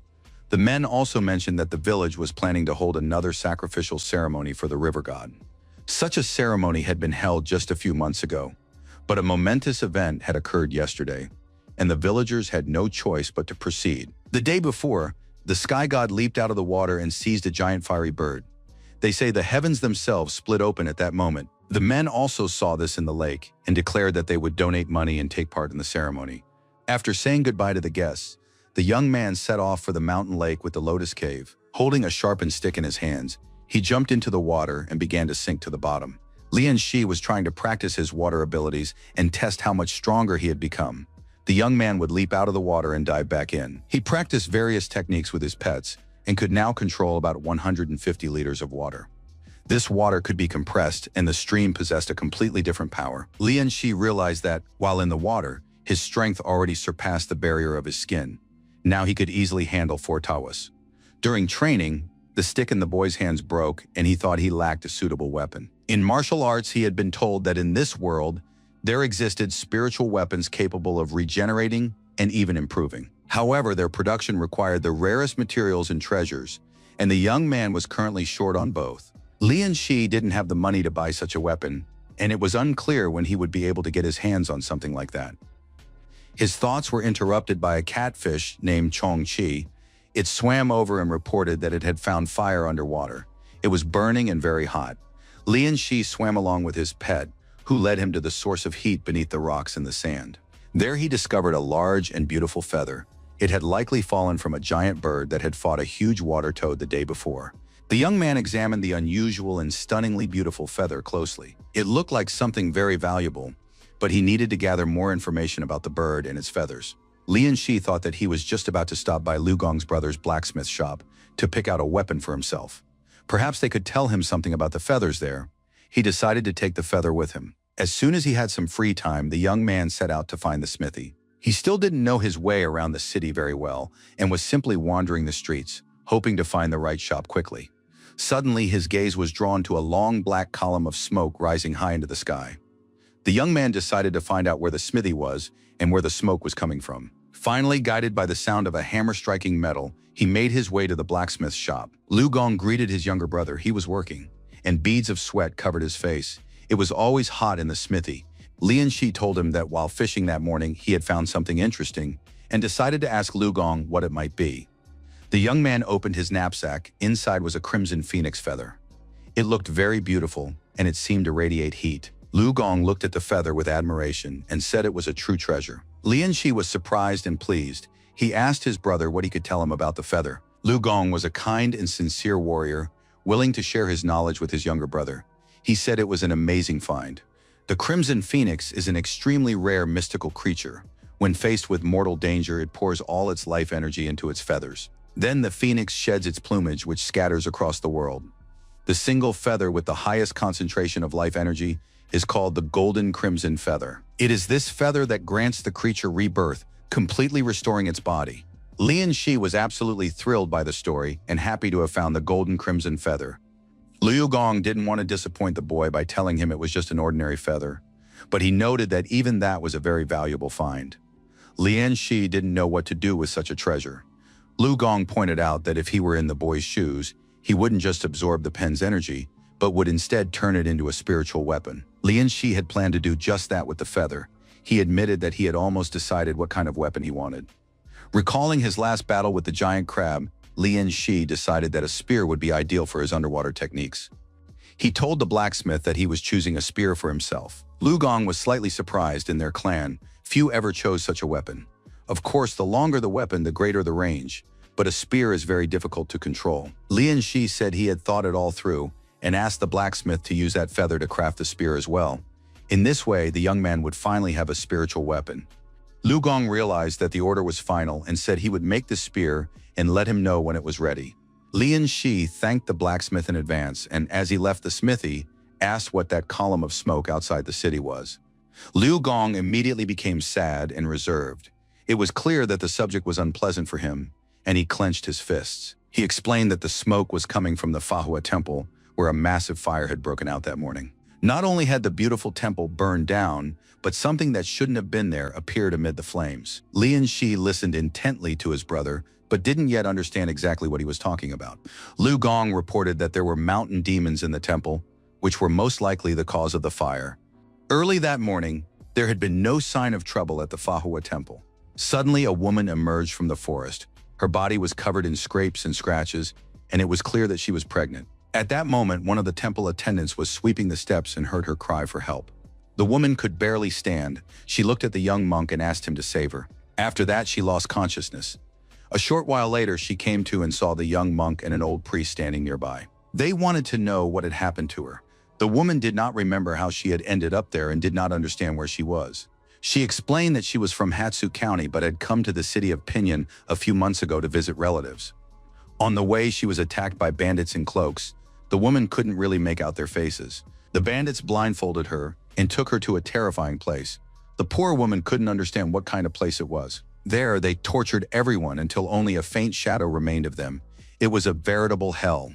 The monk listened attentively to the story and suggested that the bandits had wanted a ransom for the woman. However, she said that wasn't the case. Tears of horror streamed down her face as she recalled everything. The bandits claimed that the people in that place were needed to create some kind of pearls. Supposedly incomprehensible runes appeared on their bodies. Then they cut out the materials they had grown from the people's bodies. No one survived such a procedure. The villains squeezed blood from the body parts and subjected it to a special ritual. The result was a bloody sphere, which they called a pearl. The purpose of these actions remained unknown.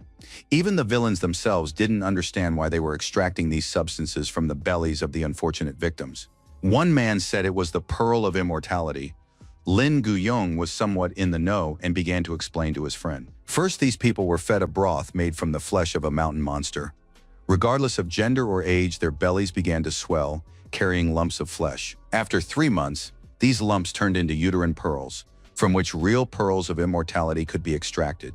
The entire process took exactly 3 months, because any delay would result in irreversible changes. If the womb pearls were not extracted in time, they would hatch inside the human body. Lian Shi listened with his mouth agape.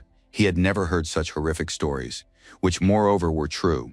Lin Guyong replied to his friend that it was better for him not to know what was really going on there. One of the priest brothers went into town to inform the authorities, while the others prepared food and tea for the guest. The young monk Qingming received an order from his mentor to take the food to the woman. He knocked and quietly peeked inside.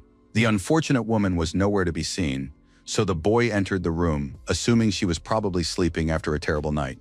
He walked into the room and suddenly noticed that his feet had stepped into some kind of red puddle. It was unclear what the liquid was. Following the trail of the puddle, the young monk saw that there was even more blood, and in the middle of the puddle stood someone's feet. The poor boy realized that the woman he had recently saved was standing before him. Looking more closely, the young monk noticed that someone else was still on the bed, and he didn't understand what was happening. He began to peer at the sleeping person. The woman was lying on the bed, and it was clear from her appearance that she was dead. The young monk was terrified. He slipped in a pool of blood, fell, and screamed loudly. But then something dripped from the ceiling onto his bald head. He cautiously looked up, hoping there was nothing scary up there. However, his hopes were dashed. Beneath the ceiling, he saw a hideous monster that had apparently hatched from the unfortunate woman. Meanwhile, a group of men was walking through the forest, looking around warily. One of them thanked Mr. Liu for coming with them. Otherwise, they would have had to disturb the Grand Master. The man said there was no need to thank him, because it was the direct duty of any cultivator. In fact, Zhang had given the order for Lu Xiaohu to deal with the Fahua temple, cover for Lord Zhao, and retrieve that item. The young man didn't understand exactly what the Lord's assistant was talking about, but Zhang was certain that Lu would soon figure it out on his own. At that moment, the young monk who had led the authorities to the temple announced that they had arrived. Before them stood a huge and beautiful temple, nestled deep in the forest among the trees and mountains. The men opened the door, and what they saw caused a look of horror to spread across their faces. Who could have done such a thing? They didn't understand what had happened, but the entire temple courtyard was littered with the bodies of slain monks. They lay scattered about, some intact, and others torn to pieces. The young monk immediately thought of his teacher, whom he needed to save, and ran deep into the temple. While the boy was running, Wang Bo suggested they look around to figure out what had happened here. Looking at the torn-apart bodies of the monks, it seemed as though they had been devoured by something resembling a giant insect. Not a single intact corpse remained in the entire courtyard. Lu Xiaohu already guessed what Zhang wanted from him to cover up this whole nightmare. The young man understood that he would have to do the dirty and dangerous work, but he had no choice. The guards noticed tracks as if the bodies had been dragged in a certain direction. They followed the bloody trail and realized it led to the temple building where the monk had been. The men entered the temple, their faces focused and wary, and a real nightmare awaited them inside. Wang Bo thought they were facing some kind of madness and incomprehensible nonsense. Lu realized that this was exactly what he had to bring back to the Zhao estate. In the center of the temple stood an egg streaked with blood, and dozens of dead bodies lay scattered around it. It was impossible to tell how many corpses there were. The young monk was at a loss for words. He merely repeated his prayers, hoping that this nightmare could be explained. Suddenly, the door slammed shut, trapping the entire group inside. Wang Bo began demanding that it be opened, but that wasn't the worst problem. Lu Xiaohu said that the egg would hatch soon, and then it would become a real problem for everyone. It was clear that he knew what he was talking about. It turned out to be the egg of mountain monsters created by the Spirit Mother's cultivators. Wang Bo had heard of the cult of the Spirit Mother, which dated back to a previous dynasty, but he never thought it could actually exist. When the mountain monster hatches, it devours blood and flesh to enter the second stage. The egg's maturation was nearly complete, and it was about to hatch at any moment. The future monster was comparable to a steed-level warrior, and it was clear that it would be very powerful. Soon the eggshell burst and a long, bloodied arm emerged. A few moments later, a second-stage mountain monster hatched. It was terrifying, and expecting anything good from it was unrealistic. The unfortunate young monk continued to repeat his prayers while the monster was already choosing its first victim and slowly approaching him on its long limbs. In the blink of an eye, the monster leaped toward the monk and sank its toothy jaws into the young man. The monster was very hungry, for it had only just been born. The soldier ran to save the monk, but it was useless. Nothing could help the poor young man now. The mountain monster had just had a bite to eat and regained his strength. With a light flick of his hand, he flung the guard to the far end of the room, knocking the very life out of him. Wang Bo tried to call for help, but it was absolutely useless. No one and nothing could save him now. Lu thought about how he hadn't even reached the fourth barrier yet, and before him stood a monster equal in strength to a Skakun-level warrior. The boy realized he had to escape and calculated that he had enough strength to break down the door. Lu Xiaohu thought about what would happen if that horrible beast, the mountain monster, got out. Then no one living nearby would be safe. The next wave of thoughts washed over the young man. First and foremost, he thought of his own survival and had no intention of sacrificing himself. Xiaohu always put his own life first. He turned a blind eye to trouble and tried not to notice it. At the time, it seemed that he and his father would be able to live peacefully and happily, and nothing would stand in their way. Of course, this was the attitude of a weak and insignificant man. Wang Bo, barely alive, continued to wheeze and call out to Master Lu to save him. Xiaohu drew his sword and managed to fend off the unfortunate Wang Bo. The mountain monster leaped aside and prepared to attack. Lu Xiaohu was now completely calm. He realized that today he would finally find out just how strong Skakun was. The boy swung his wooden sword and shouted that one day he would become as great as Master Yang. The little boy admired the strength and swagger of his brother Lu, who boasted that he would be going to the city with their father today. Young Xiaohu told his friend that they would start working at the Zhao estate and that this was their chance, one they had to seize. The little boy looked up to his older friend and was sure that he would succeed. It turned out that things weren't so simple. Lord Zhao's son, Yuan, would regularly come to him, laugh at the boy, and say that he would never be accepted into the clan. All this happened because Lu Xiaohu had no mother, so all he could do was cower in a corner and rot there with his pitiful father. In the evening, sitting in their poor shack, The father tended to his son's wounds after he had gotten into another fight with the landlord's son. The father scolded the disobedient Xiaohu, saying that the boy must behave with dignity, respect his elders, and be diligent in his studies. But most importantly, as his father said, he must become the kind of person whom he himself would be ready to respect. And so one day, Lu Xiaohu took an oath to uphold the obedience and discipline of the martial arts clan. He swore not to abuse his strength against those weaker than himself, nor to use his position for personal gain. And the boy also remembered that he must respect his mentors and senior classmates. With these thoughts in mind, he charged at the mountain monster. He also remembered that he had sworn to stand guard over justice and fight for good. A true disciple of Yang Dong's son will never be tempted by evil and will use all his strength to destroy it. While Xiaohu was fighting, a candle in the temple fell onto a book and a fire broke out. Grand Master Yang was an unwavering warrior with a fierce gaze and a sharp sword that threatened death to his enemies. From childhood, the young Lu Xiaohu had believed in these words. The duel with the mountain monster continued. Xiaohu held his own. Though his opponent was strong, his sword was ready to cut, pierce, stab, and chop, shining brighter than gold and sapphire. His fierce movements pierced the darkness, and the enemy's terror like rays of sunlight. Xiaohu was still fighting, his strength was fading before his eyes, but he did not give up. Ever since childhood, he remembered how his teacher had told him about the great warrior who fought against hordes of monsters in the midst of the sands and winds. Xiaohu plunged his sword into the mountain monster's body, but by this point the temple was engulfed in flames. The warrior asked his master for forgiveness for no longer being able to accompany him on his life's journey. He knew he couldn't let the monster escape. The monster was wounded but not killed. Fortunately for the people, it was still weaker than a warhorse rank warrior. Wang Bo, also engulfed in flames and dying, said that Master Lu Xiaohu was a true hero. It hurt the boy to hear this, for there were many people in the world braver and more worthy than him. For example, just recently, Lian Shi had become such a person. Xiaohu remembered how, as a child, the master's son had demanded that he knock out the teeth of unfortunate little ones, and he had done so quickly and without hesitation. Zhao Yuan threatened that if he disobeyed, he would knock out Xiaohu's teeth.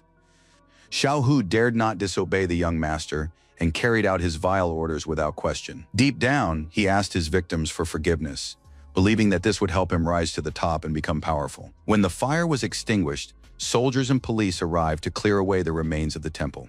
One of the soldiers called for the commander, saying he had found something. The men went inside, realizing that a terrible tragedy had occurred there. The fire spared no one, but they realized that some brave soul had sacrificed his life to destroy the terrible monster. The charred skeletons of both remained. Near this burned man, the soldier noticed an object that looked like an amulet. He handed the object to the two unfortunate children, who didn't understand why he was saving them. The boy's face looked terrible, bruises, bumps, missing teeth, but he was happy and said that a hero is someone who doesn't hurt the weak. That night, a loud scream rang out at the Zhao estate. The estate's master could not tolerate his subordinate's weakness and uselessness. Lord Zhao believed that his assistant did not understand how angry the Lord would be if the incident at the Fawa temple became known to everyone. Zheng knelt before his master, explaining that they couldn't delay, they simply had no choice. On the day the woman fled, the guards immediately gave chase, but no one expected her to make it to the temple. By the time the pursuers reached the temple, the place was already drenched in blood. There was no choice but to send Lu Xiaohu there along with the authorities, and the young man received clear orders. As soon as Xiaohu and the authorities entered the temple, representatives of the Zhao family locked the door behind them. After that, they set a fire to destroy any evidence. Lord Zhao could no longer bear to listen, unable to understand why his assistant had turned out to be such an idiot. It would take 3 days to burn everything, so the fire was completely pointless. There was one other person in the room. He said that everyone should shut up, because absolutely everyone was to blame for what had happened. After all, they had failed to keep track of the woman in the first place, and now everyone was dealing with the consequences of what had come of it. Everyone present had not been honest enough with the Great Mother, and insincerity must be punished. The man placed his hand, with its long claws, on the man's head. The man was terrified, and the claws slid across his frightened face. The man declared that such was the Great Mother, stern and merciless. His gaunt face was suddenly covered with drops of blood. With a slight movement of his hand, he knocked one of the servants to the ground and crushed his skull, thus ending his life. After that, the man turned to Lord Zhao, saying that he had made a great contribution to the cult, and the Great Mother would forgive him. However, one must not forget that they are all in the same boat, and therefore must constantly support one another in their great cause. Lord Zhao promised the Lord that, of course, he would set everything right and prevent such situations from happening again. After that, the Lord turned his attention to Zhen's servant and asked, "Did the man truly wish to renounce his son?" Zheng bowed his head and knelt. He confirmed that this would never happen again. The Lord glanced at his aides and said that from now on he would continue to rely on them. After that, he laughed loudly and left the estate. Finally left alone, Lord Zhao and his aides were able to breathe a sigh of relief. It seemed they had gotten lucky this time. Of course, the body of the slain servant made it clear that the Lord had openly threatened them. But on the other hand, what could they have done in this situation? If it weren't for the family's wealth and power, Lord Zhao said he wouldn't have listened to that old man at all. Fortunately, they'd managed to give that woman a chance to get rid of unnecessary witnesses. Another opportunity like that wouldn't come along for a long time. But in the end, everything went almost according to plan. For now, Lord Zhao believed they needed to lie low, because the authorities had already launched an investigation. As soon as the situation here calmed down, they would head to Hangzhou. Lord Zhao also owned land there, and they would be able to continue their peaceful and happy life. Young Master Zhao would continue his studies, and the head of the Yang clan would no longer meddle in his affairs. Now, to avoid drawing unnecessary attention and keep it from focusing on them, they needed to minimize the fallout from what had happened at the temple. Lian Shi went to the market first thing in the morning, but his thoughts were preoccupied with what had happened at the temple. He hadn't expected Lu Xiaohu to end his life in such a way. Li Libo had said that this young man was the only one who tried to stand up for the newcomers. It seemed he was a noble person.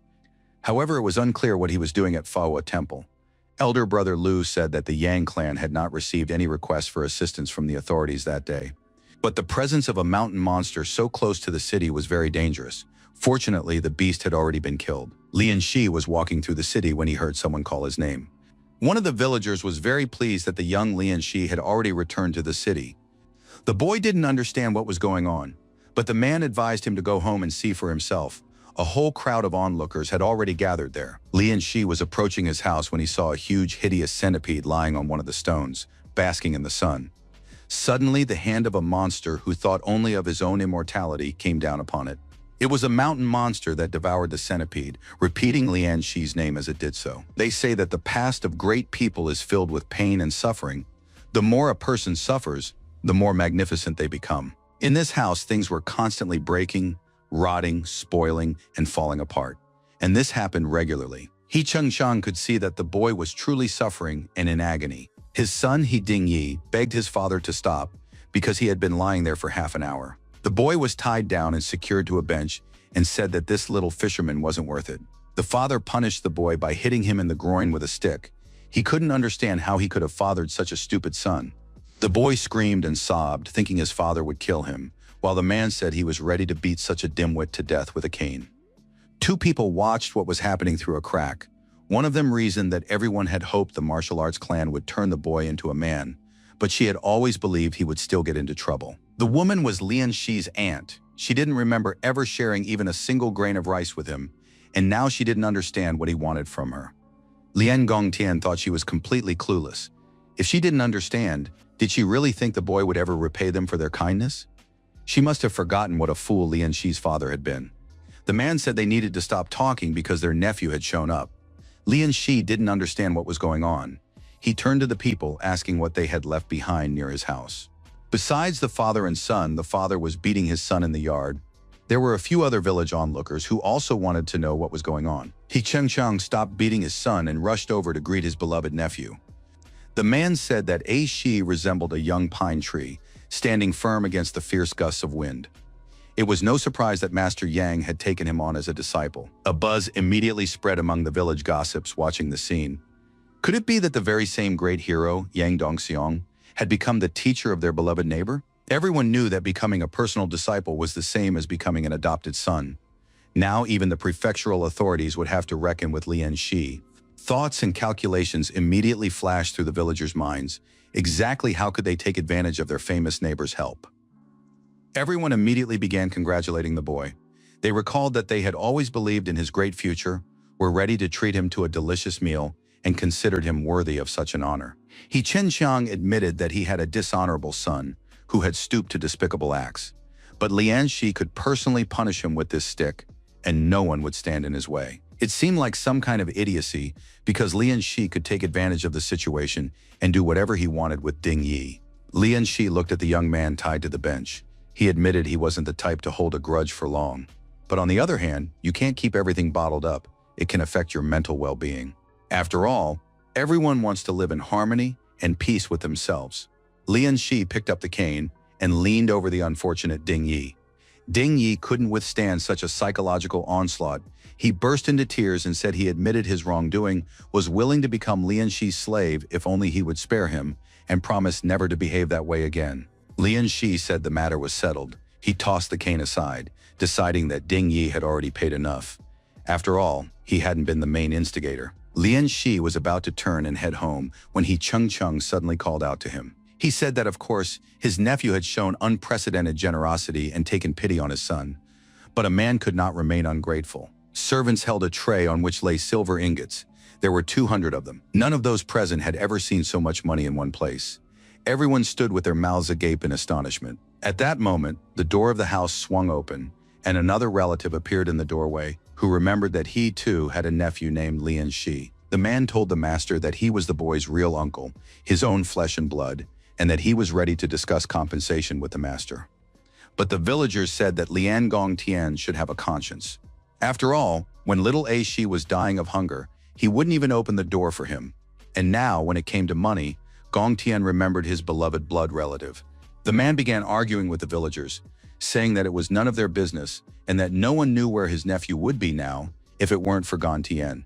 Chang turned to the young man and asked who this man was. Lian Shi didn't know him at all. According to the memories of Lian Shi's true body's owner, this so-called uncle had never been kind to him. He was a parasite living off others.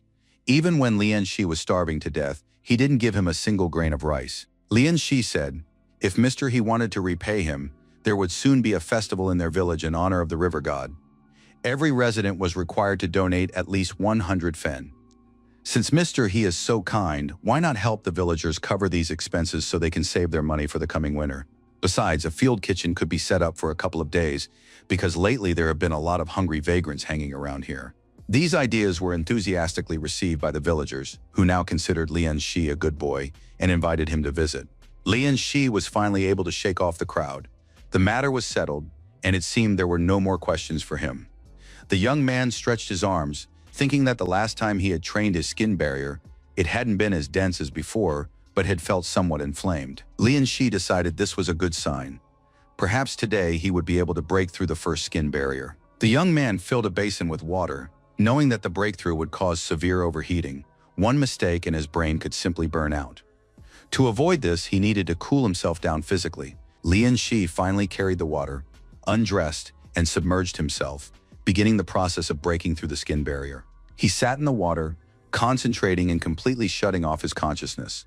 Soon he felt energy passing through him, as if his skin were a porous sponge. Lian Shi realized he had finally succeeded, and now he could practice controlling the flow. Roughly speaking, at this point, he could control about 250 liters of water. This was a significant improvement.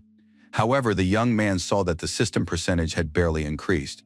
Lian Shi got dressed, still pondering his changes. He now had 3 under his control.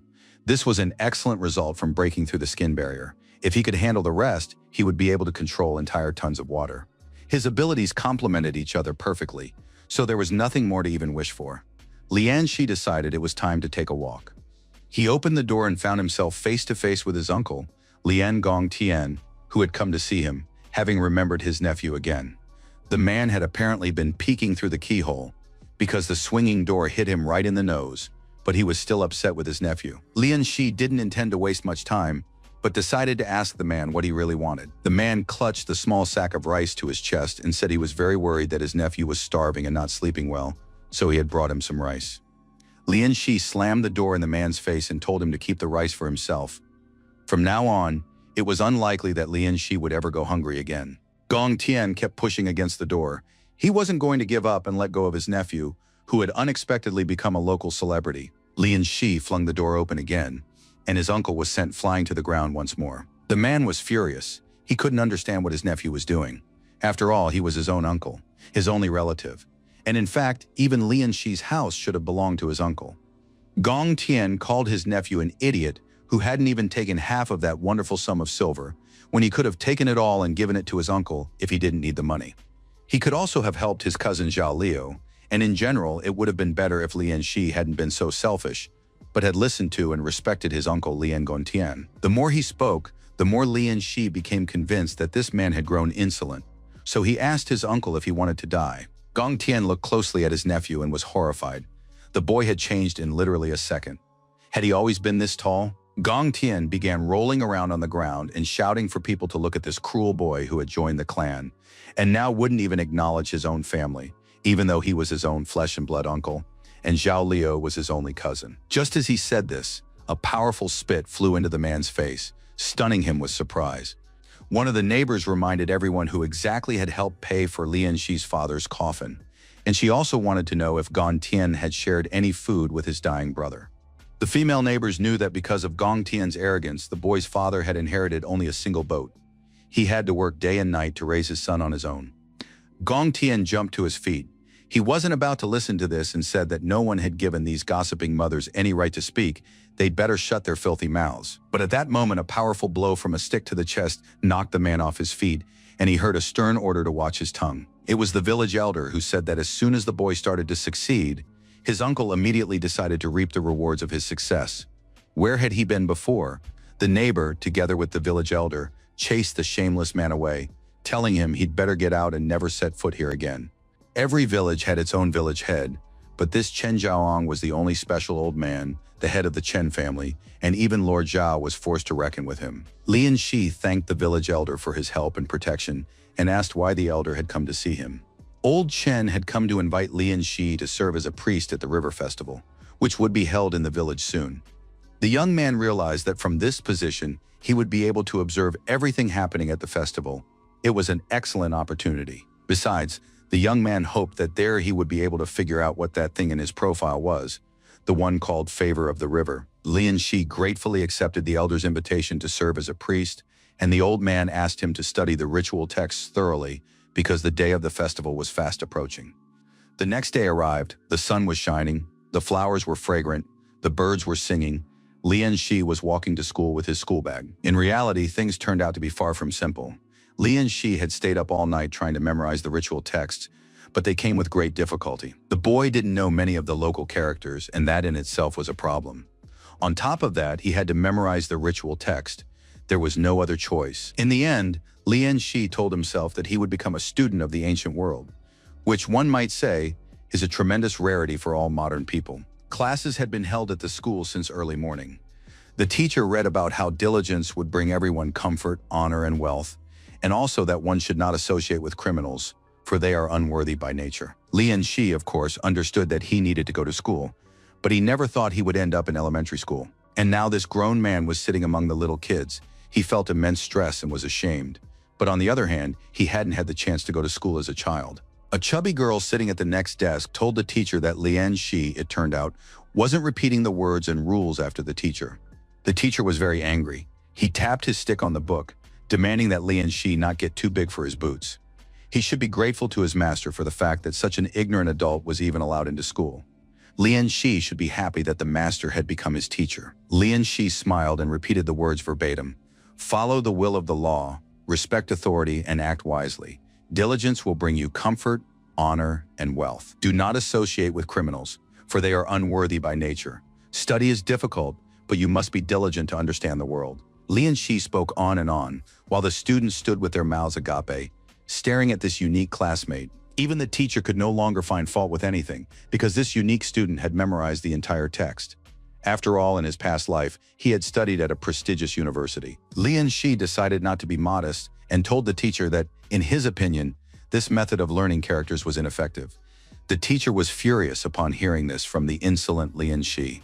After all, this method had been passed down through many generations from teacher to teacher. What did this kid even know?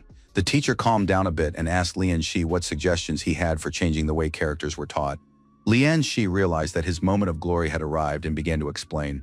The semantic method certainly has its merits, but it is very complex and requires memorizing the writing of each individual character. Lian Shi proposed a method where a character was divided into symbols that represented specific sounds. The young man said that this method is called the pinyin system. It sounds much simpler than the semantic method, so perhaps there is a reason to try it at this school. Ji Hengui agreed that there was a logical component to the method and asked Lian Shi to explain everything in more detail. Some of the children had already recognized Mr. Shi, who had arrived from the capital and joined their class. It was a tremendous honor for all the students, teachers, and the school as a whole. Lian Shi spoke about his vision for teaching, and Mr. Shi found it interesting. But then a teacher from the local school said it was nonsense, and that he didn't want this heresy to reach his ears. Mr. Shi said that in Dashan, it was customary to reward scholars. If a person invented something useful, he could receive money, tax exemption, or even a noble title. Lian Shi understood what this meant. Very soon people would begin to notice his uniqueness. To avoid suspicion, he needed to take control of his own reputation. Shi Hengui said that the young man was very talented and offered Lian Shi the chance to study under him. It was a tremendous honor. Mr. Shi believed that education should not be bound by status. He had learned this from his own teacher. Old Master Jiang thought this was outrageous, and that high-ranking officials might take offense at such an arrangement. Mr. Shi laughed and said that the teacher had no need to worry about anything like that. If there was anything that Mr. Shi's student could not ask about, he himself would ask about it. And if there was anything the student couldn't handle, Mr. Shi would take care of it himself. Lian Shi was practically in shock upon hearing and realizing the changes taking place in his life. He bowed and thanked Shi Hengui for everything. The pets grew quite sad because their owner was now too busy at school. They were forced to play with each other, tossing a ball of yarn back and forth just to distract themselves from their loneliness. It was thanks to this game that the pets stumbled upon some abandoned spot deep at the bottom of the lake that caught their attention. A strange, mysterious light was emanating from the depths. The pets decided to call their owner, and late at night he managed to make his way out to them to explore this interesting place. Tahua was very pleased and never tired of repeating that he was the one who found it and that it was all thanks to him. Besides, they absolutely had to thank the Crab Clash, who had dug a nice big passage. Lian Shi was happy to have so many pets. They not only helped him, but also kept each other from getting bored. Lian Shi made his way through the passage into the cave and, looking around, realized it was much larger than he had expected. The light that had initially attracted his pets came from a vine growing upward. The vine had a fairly soft texture, so Lian Shi decided to give it a bite. It might have been a demonic plant, but he couldn't bite through it. So together with his pets, the boy moved upward along the cliff, holding onto the vine. Soon he found himself in a chamber with fresh air and some sort of underwater lake. And finally, Lian Shi managed to get onto dry land and saw exactly where the vine originated. He noticed some movement behind him, as if there were a small insect there. Thanks to his excellent physical conditioning, Lian Shi was able to react instantly and dodge. A huge water centipede flew past his ear. Lian Shi addressed the creature, saying that it was very slow and that he had spotted it long ago. It was a massive centipede, which of course was also a mystical creature. It wanted to attack the young man, but the Crab Clash had already grown large enough to fight it. He calmly stopped it with his claw. The centipede retreated immediately. Lian Shi was surprised that Clash had become a true warrior, strong and brave. The crab won the fight a few minutes later. He was holding the centipede in his claw as it writhed with all its might. Lian Shi knew that centipedes had very powerful jaws, and now he looked at the creature, wondering what to do. Besides its powerful jaws, the centipede had another, even more terrifying weapon, the venom oozing from its mouth. If he could subdue such a creature, it would make an excellent hidden weapon. Lian Shi estimated that his psychic energy should be just enough to subdue it. The young man picked up a sharp stone and tried to cut himself, but after breaking through the barrier of his skin, Lian Shi's body had grown tougher, and the stone shattered before a cut could form. Lian Shi decided he would need to order a dagger from the blacksmith Lu Gong. Finally, he was able to cut his finger, and the blood would barely be enough. The young man held out his bloody finger toward the centipede, which the crab still held in its claws. The bloody mark of submission was activated, and the centipede began to writhe. The recoil was incredibly strong. Lian Shi could barely stay on his feet. He didn't understand what had happened, but his body was under immense strain. However, the subjugation was soon complete. Lian Shi was able to breathe a sigh of relief. He now had a new pet. The boy realized he'd gotten a very fierce animal, so he decided to name it Fei. In order for the centipede to evolve, a huge amount of water essence was required. Each new pet became more and more expensive. The description of the centipede stated that it fed on mushrooms. Lian Shi demanded that the centipede lead him to and show him these mushrooms. Fei moved toward a dark cave located deep within the grotto. Lian Shi crouched near the cave entrance and tried to make out what was inside. It was all terribly frightening. He peered inside and soon saw a skeleton of unknown origin sitting there. The skeleton was clad in tattered clothes and held a box in its hands. A message was inscribed on the ground. It was a former fleet general of the Great Zan dynasty. After his defeat, mortally wounded, he had drowned.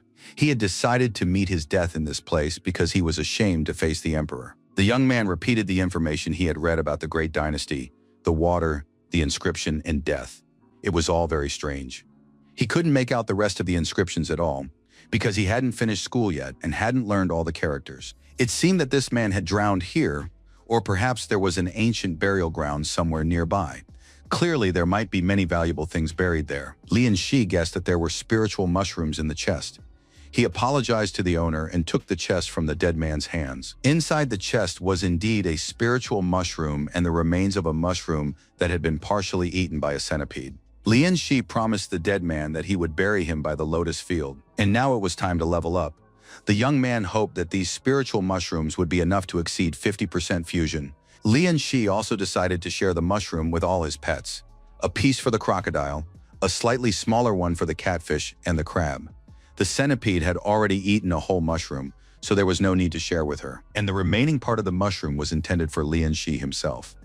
The effects of eating the mushroom were mild and delicate, like tofu, as well as refreshing and pleasant. He actually gained even more water essence points than he did from the crab roe. The boy decided to spend all the points on his own leveling up, and it was all worth it because now the fusion with the ferocious monkey was half complete. Lian Shi became even stronger, and a new skill, Aqua Dash, was unlocked.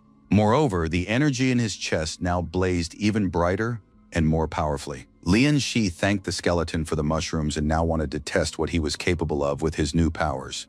The young man activated Aqua Dash, and it felt as if water were pushing him from behind at tremendous speed.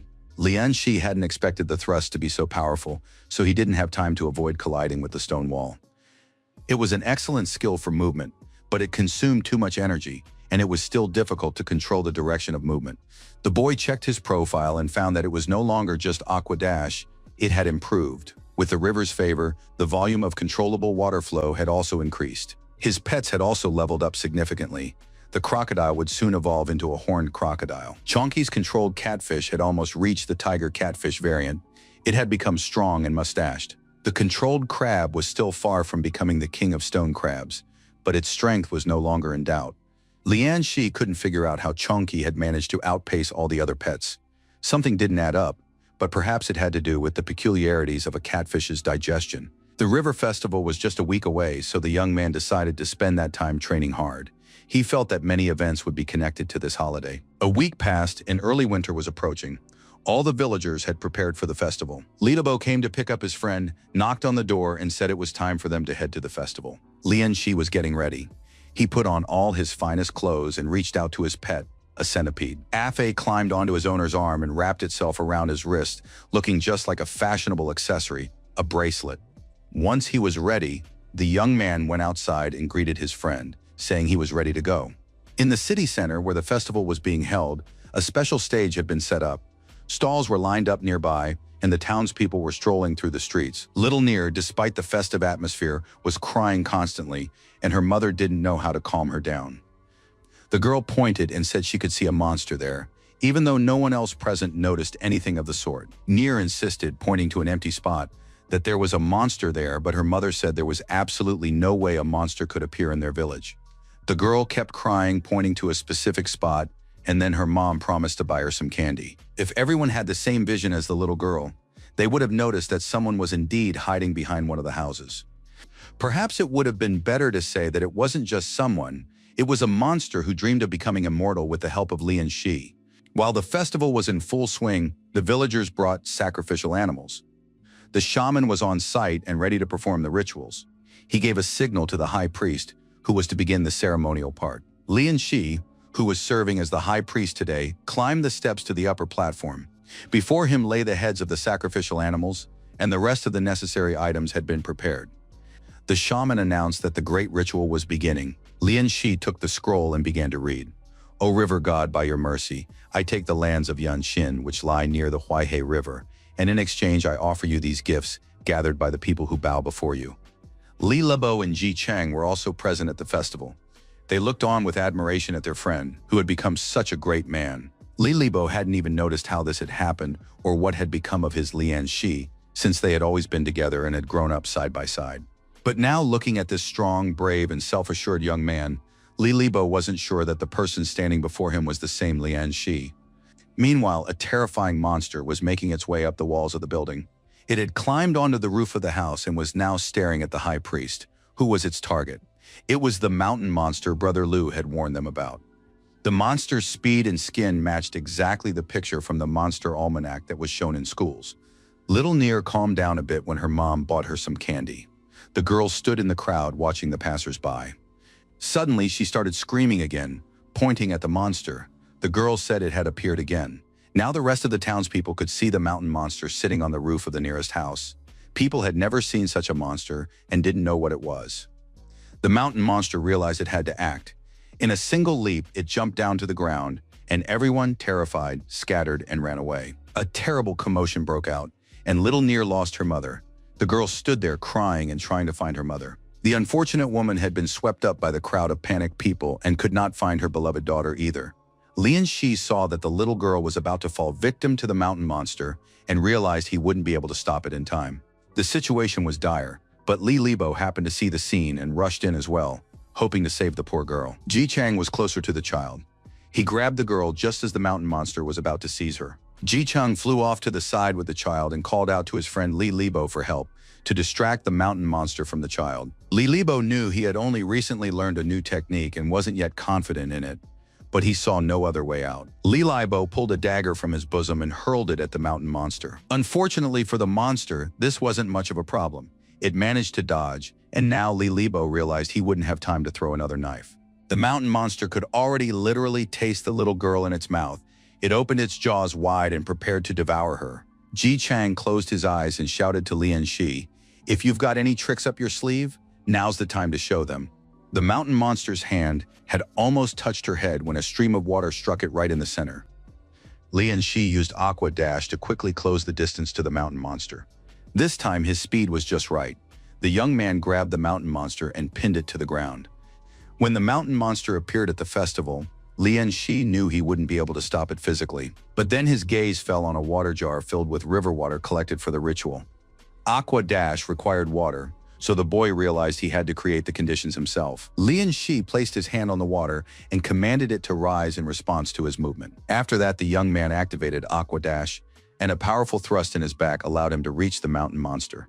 The acceleration from Aqua Dash was enough to slam the monster to the ground with tremendous force. This move was executed just in time. Chen Jichang managed to observe it in every detail. The boy wanted to understand how his friend had managed it, because something amazing had happened right before his eyes. But Lian Shi said, "Take the girl and run yourselves. Leave the rest to me. We'll discuss everything later." Ji Chang didn't need to be told twice. He grabbed the girl and shouted that as soon as he got her to safety, he'd come back to help his friend. Lian Shi stared at the columns of dust and smoke, unable to fathom where this hideous creature had come from. Finally, the smoke cleared, and unfortunately, it turned out that the mountain monster had vanished. Only cracks remained where it had been lying. However, the monster apparently had no intention of giving up. It rose again and began attacking the young man. Lian Shi managed to put up a defense, but immediately sensed that his opponent was incredibly strong.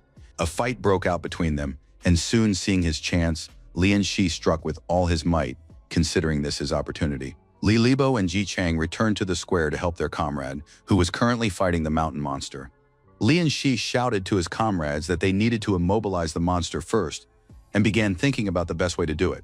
He told his friends not to swing their knives wildly, but to aim for the joints. The guys did just that. Sneaking up on the mountain monster from behind, they plunged their knives into its hip joints. A loud scream rang out, and the monster was clearly in pain and distress. Lian Shi looked at the monster that had just tried to kill him and realized that desire alone wasn't enough. He landed several blows, knocking the monster away from him, and then ordered the centipede to attack. The venomous insect immediately leaped onto the mountain monster's body and prepared to sink its powerful jaws in.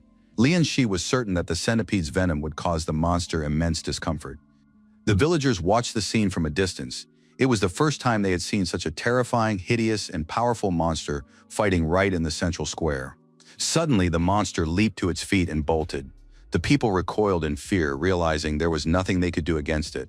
Lian Shi grabbed a log and told the monster not to even think about escaping. The young man yanked a wooden log, one used to build the platform, out of the ground and hurled it with all his might at the monster's back. The blow was powerful. The mountain monster was pinned completely to the ground, and after that, Lian Shi jumped onto the log, securing it in place for good. However, the monster managed to utter something about immortality and say Lian Shi's name. The people were stunned. They hadn't expected the monster to be able to speak. Panic broke out among the villagers, and their peaceful life was now a thing of the past. But Lian Shi said that this was not a curse or a punishment from the river god. It was a gift and a blessing for the entire village. The mountain monster was still alive, and now Lian Shi had to find a way to end its life so it wouldn't be reborn. The young man took out a knife and bent over the monster's body, which was pinned to the ground. Lian Shi cut off the mountain monster's head and said it was the perfect offering for the river god. And so the festival day ended. The monster's decapitated body lay in the middle of the village square. Lian Shi understood. If he hadn't pierced the barrier of its skin, eaten the mushroom from the dead man's chest, and increased the fusion rate, everything would have ended very differently. It was also smart to use the centipede's venom to immobilize and slow down the monster. Thanks to these actions, he managed to defeat the beast. Lian Shi realized he had become much stronger than before. Moreover, he had finally gained the river's favor. Now with this skill, he could level up a new ability. The only disappointment was the meager reward after defeating the monster. The next morning, the village head and the doctor came to the village. The doctor examined Lian Shi and noticed that the young man had been wounded by the mountain monster. He admired the young man's figure, saying he had arms as long as a monkey's and a waist as slender as a wasp's. But it would be better if the doctor focused on treating him. The doctor asked what material Lian Shi's clothes were made of. The young man explained that his second older brother had given him the cloak. It was made of bearskin. The cloak was as sturdy as steel, and the robe had come from his eighth older brother. It was made of heavenly silk. But the doctor felt that these clothes were not enough, and asked Lian Shi directly, "Has the young master already broken through the skin barrier?" Everyone present froze upon hearing about the skin barrier. Lian Shi realized there was nothing to hide and confessed. The villagers welcomed the news with enthusiasm and were proud of him. Li Libo also admired his friend, who had now become a true warrior in just a few months. Chen Ji Chong, upon hearing the news about the skin barrier, realized he was no match for Lian Shi. Lian Gantian realized that his nephew had become too strong and now hoped he wouldn't go seeking revenge. The village head wanted to find out what kind of monster it was because everyone in the village was worried. Lian Shi told the villagers that the monster was called a mountain demon. It fed on blood, and apparently it had been drawn to the crowd. The young man couldn't say whether there were other mountain demons roaming around their village, but he knew for certain that this wasn't the first time. People were alarmed to hear that such monsters had already appeared nearby. Suddenly, one of the villagers pointed to the monster's head and asked if it looked familiar. At first, everyone saw a real monster in that head, but upon closer inspection, they noticed a resemblance to Ban Xingjiang, who had gone missing several months ago. If you look closely, it really was him. Lian Shi immediately thought of alchemy, the Zhao estate, the mountain demons, Lu Xiaohu, and the Fahua temple. Lian Shi couldn't understand why he hadn't drawn the connections earlier and hadn't figured out where this monster had come from or what was actually happening at the Zhao Manor, where mountain demons were apparently being bred. Lian Shi turned to the village head and said that the matter was very serious. He had to report what had happened to his teacher, Yang Dongsun. The locals were right. This monster used to be Ban Xingjiang. Now Lian Shi realized that the situation had become extremely dangerous, and everyone involved would surely be held accountable for their crimes. The young man immediately went to Master Yang's house, where he was met by Yang Hu Shi, who wanted to know the purpose of his visit. The young man respectfully bowed to the lady, greeted her, and said he had a very important matter to discuss with the master. Lian Shi recounted everything that had happened and expressed his conviction that the incident at Fahua Temple was directly linked to the Zhao estate. The woman sipped her tea and remarked that the young man was very intelligent, which was why Yang Dongxiang had chosen him as his disciple. Lian Shi noticed that the woman wasn't particularly surprised by this information, so he asked her directly about it. She said she understood how nervous the young man was, but that he shouldn't forget who his teacher was. Yang Dongxiang is the only tiger warrior in the entire region, and that must always be remembered. High in the mountains stood the citadel of the Demon Mother sect. The group of travelers was approaching the houses via a long staircase. Suddenly a whistle sounded, and the travelers felt they were under attack. They had to raise the alarm. It seemed as though a tornado had formed in the sky, from which a flaming blade emerged, ready to crash down upon the sect's citadel. The fiery blade approached, slicing through the air and terrifying everyone present. Soon Yang Dongxiang appeared before the people along with the blade and ordered everyone to surrender, because he was now here. Lian Shi trained day and night, feeling very nervous since he had already spent 2 whole days at the teacher's house. The lady had left him there so the young man wouldn't ruin the teacher's plans, and she had also given him 2,000 fen for daily expenses. It all seemed very ordinary, and the woman said that if Lian Shi ran out of money, he could ask her for more. In addition, he received a restorative pill, and thanks to it, his wounds had almost healed. Yang Dongxiong believed that the cult of the Demon Mother was planning a large-scale attack on cultivators to obtain the potion, which was why the lady was keeping Lian Shi here for safety. Lian Shi noticed a ball flying toward him. He immediately put up a block and deflected the flying object to the side. A dent formed in the thick stone wall, with a yellow ball lying in the center of it. Lian Shi looked around and asked who was hiding in the darkness. It turned out to be Hu Qi's older brother, who praised the young man for his vigilance. The yellow object turned out to be a mandarin orange. Hu Qi said he'd been told that Lian Shi was currently at the clan, so the mentor decided to find his young apprentice at the training ground. He handed Lian Shi a spear and suggested a quick sparring match to take his mind off things for a bit. Lian Shi readily accepted the challenge and said he wouldn't hold back. The young man holding the spear suggested that Hu Qi attack first. Hu Qi used a trick. He threw a tangerine at his opponent. Lian Shi was distracted and missed several strikes. This was unforgivable. The boy left himself open and ended up losing his spear, left without a weapon, ready to fight with his bare hands. Hu Qi quickly noticed that the young disciple had already broken through the barrier of the skin. Seeing such progress, he believed that the boy already possessed a pattern of destiny. Lian Shi heard about the pattern of destiny for the first time and asked his older brother to explain it in more detail. Hu Qi merely held out his hand and said that the day of explanations was not far off. The teacher himself would show him everything when the time came. The boys shook hands and decided to have another sparring session. Several more sparring sessions followed, and so it went on and on. Eventually, Lian Shi was so exhausted he could barely sit up. Hu Qi said that the information about the Zhao estate matched his own investigation, but it all seemed too simple and easy. He believed that finding the information hadn't been difficult at all. It seemed as though someone had deliberately left a trail. Hu Qi admitted that perhaps he was overthinking things and jumping to conclusions, so he suggested that Lian Shi ignore what he'd said. Hu Qi was about to leave, but then said he had a book suitable for Lian Shi since the boy had broken through the skin barrier. The book was called The Technique of the Bao's Power. This book was ideal for a warrior who had just broken through the skin barrier. Combat techniques are divided into 2 classes, movement and power. Power techniques are needed to deepen control over qi, energy, and blood. Hu Qi left the book with his younger brother and told him to study it and use the information in his next sparring match. Lian Shi thanked Brother Hu and said that he still hadn't admitted why he'd been looking for him. Hu Qi was too lost in thought. He seemed to be floating on air and almost forgot that Brother Lu Gong had asked the young man to come see him. Lian Shi immediately guessed the purpose, which meant his first weapon was already ready. A huge mountain monster was bound by a multitude of iron chains and hung tethered in a vast hall. People with their hands bound moved along the cages where the mountain monsters were kept. Guards escorted the unfortunate souls, who realized they were unlikely to ever leave this place. Lin Gu Young noticed a girl. She was the same age as his daughter, and sinister thoughts began to form in the man's mind. A comrade called out to him and said that Brother Lin shouldn't linger here, since Lord Wu was already waiting for them. The men in cloaks stood before their master and reported that all the ingredients were ready, and in 3 days he would be able to use them. The master praised his servants, saying that this was excellent. They must take great care of the mountain monster. It was very important. The captives were all held in a single cell, an empty room with straws scattered here and there. Men, women, old people, and children were all mixed together here, some crying, others trying to sleep. An old man coughed for a long time, then woke up, hoping to see the young master. Every spiritual weapon possesses a soul, and where its soul is, there lies its nature. People with a hot temper possess explosive weapons. Calmer and more easygoing warriors wield gentle types of weapons. A blacksmith must create weapons for individual use so that each warrior is as closely attuned and connected to it as possible. The first stage of weapon creation involves softening the tungsten steel, purifying its essence, and strengthening its resilience. All of this is done with the help of fire. In the second stage, the energy of the crimson feather must be unleashed and allowed to be absorbed by the steel.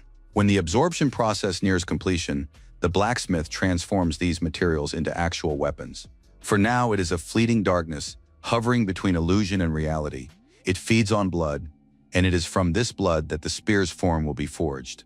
A spiritual weapon must be imbued with the blood of its future owner, so Lian Shi's hand was immediately cut to draw blood. Lian Shi was participating in such a process for the first time. He was very serious and focused, and the blood from his hand flowed onto the future weapon. Fiery masses swirled around the forge, creating a spiritual weapon with a blood bond to its owner. Lu Gong had almost finished the spear when he suddenly saw that the weapon was rejecting Lian Shi's blood.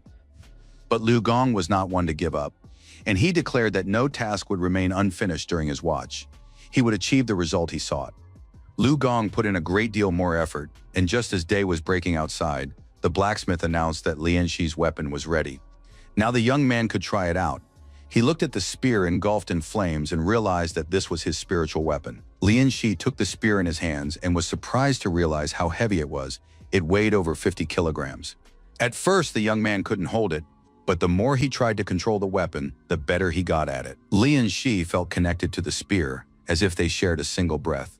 Lu Gong told the young man that there was a dummy in the blacksmith's yard, and he could test his weapon on it. He didn't have to ask twice. Lian Shi practiced his techniques on the dummy with great pleasure, growing more and more fascinated by his spear. Lu Gong watched the young man and finally said that their union, Lian Shi and the spear, was simply perfect, which meant the weapon needed a name. Lian Shi thought for a moment and said he would name the spear Fubo, which translates to Conqueror of the Waves. Suddenly, a voice rang out, stating that Lian Shi's weapon, it seemed, was already ready. Hu's older brother and fourth brother entered the forge and watched Lian Shi from the sidelines. The young man was surprised and immediately asked what had brought them there. It turned out that Hu Ji had sent the fourth brother on a reconnaissance mission. The latter had spent all his time in taverns, and his cheeks were covered in kiss marks, but the young man claimed that a lot of information could be gathered there. Lu Gong wanted to know exactly what Qi Shai had found out, and it turned out that he was almost certain he could locate one of the citadels of the Demon Mother sect. Hu Qi Shai described how difficult it had been for him. He suffered while simultaneously enjoying the beautiful flowers. At the same time, the young man didn't forget to keep an eye on what was happening and soon spotted a group of people in black robes. It was difficult because the beauties wanted him to drink with each of them, and he had to clink glasses, doing so strictly for business. After that, he followed the people in black cloaks and found their hideout near the Fahua temple. Lu Gong surmised that they might be following the master's plan, but a direct attack seemed inappropriate in the current situation. Lu Gong agreed that it was worth waiting a little while and taking action the very next day. Qi Shai leaned toward the newcomer and said that this time, the star child Lian Shi would definitely be going with him. Qi Shai suddenly grew serious and said that it was time for Lian Shi's hands to be stained with blood, for one couldn't avoid it for long, especially with so many enemies around. The blacksmith smacked his comrade on the head and told Lian Shi not to listen to that nonsense. Lu Gong, however, grew serious and asked Lian Shi what he thought about sneaking into the rear of the Demon Mother sect. Lian Shi didn't hesitate for a moment and said he would definitely go with his friends. The huge, monstrous mountain demon was still hanging there, chained up in the Demon Mother's citadel. The men led Master Zheng to one of the monsters bound by chains and told him that it was well-fed and stronger than ever. Zheng was very impatient. He sent the servant away, saying that he shouldn't interfere, that he would handle it himself. Left alone with the monster, Zheng approached it and said that the poor boy had tried so hard, and if he hadn't turned into this monster, everything would have been completely different.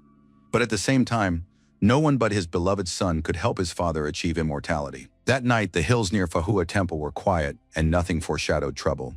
However, it soon became clear that another group of unfortunate captives was on its way, escorted by guards. One of the guards looking over the prisoners said that among their ingredients today were some real treasures. His master demanded that he keep his composure, but the guard replied that he needed very little from these people.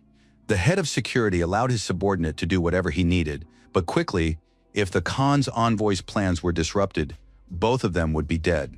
The men from the Yang clan realized they had found the place Hu Qi Shai had told them about. They took Black Fang, the teacher's dog, with them. Without him, they would hardly have been able to find the markings.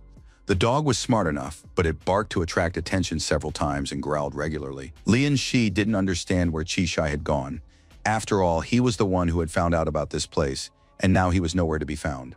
It turned out that the fourth brother was very impatient and had already fired his arrow to punish the first villain. One of the guards pulled the girl out from among the captives and tried to take advantage of her defenselessness. Just a moment ago, he had been holding the girl, but the next moment he was gone, as if a flash of fire had swept past. Now that guard was sitting on the ground, using his body to shield the fence. His comrades realized that their camp was under attack and they needed to act quickly. Hu Qi said this was a signal from the fourth brother, and now was the time to join in the retaliation. Liu Gong immediately charged forward at tremendous speed, fists clenched. The young man smashed through the gate and smoke swirled around him as he stood amidst the fragments of the stone wall. By this time, the men in black robes had already gathered in the courtyard and drawn their swords. Lian Shi was struck by Liu Gong's power. Now he knew what the power of the steed looked like.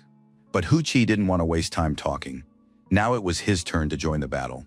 Liu Gong was knocking the guards aside with his fists, knocking swords out of their hands and preventing them from doing anything in response. At one point, a couple of guards crept up behind Liu Gong, but the fourth brother saw this clearly and fired 2 arrows. The shots were precise, and the men exchanged grateful glances for the support in battle. Lian Shi finally found himself in the thick of the battle as well. Now he faced real opponents. The guards in black cloaks surrounded the young man, assuming he wouldn't be able to use his spear in close combat. But they were wrong. Lian Shi easily drove them back using his spear, eliminating all the attacking guards. Hu Qi instructed the young man to go down to the citadel with Black Fang, find the hostages there, and lead them out of the temple grounds. Inside, there were still guards who planned to meet the attackers at the bars to kill them. But unexpectedly, Lin Guyong stopped, saying that, finally, it was all over, and there would be no more suffering. All this time, Lin Guyong had been tormented by his conscience. The temple had been destroyed, and he felt guilty because he had failed to save that girl. There were children and women there. He couldn't move from the spot, insisting that he couldn't take it anymore, and that no sinner would escape punishment.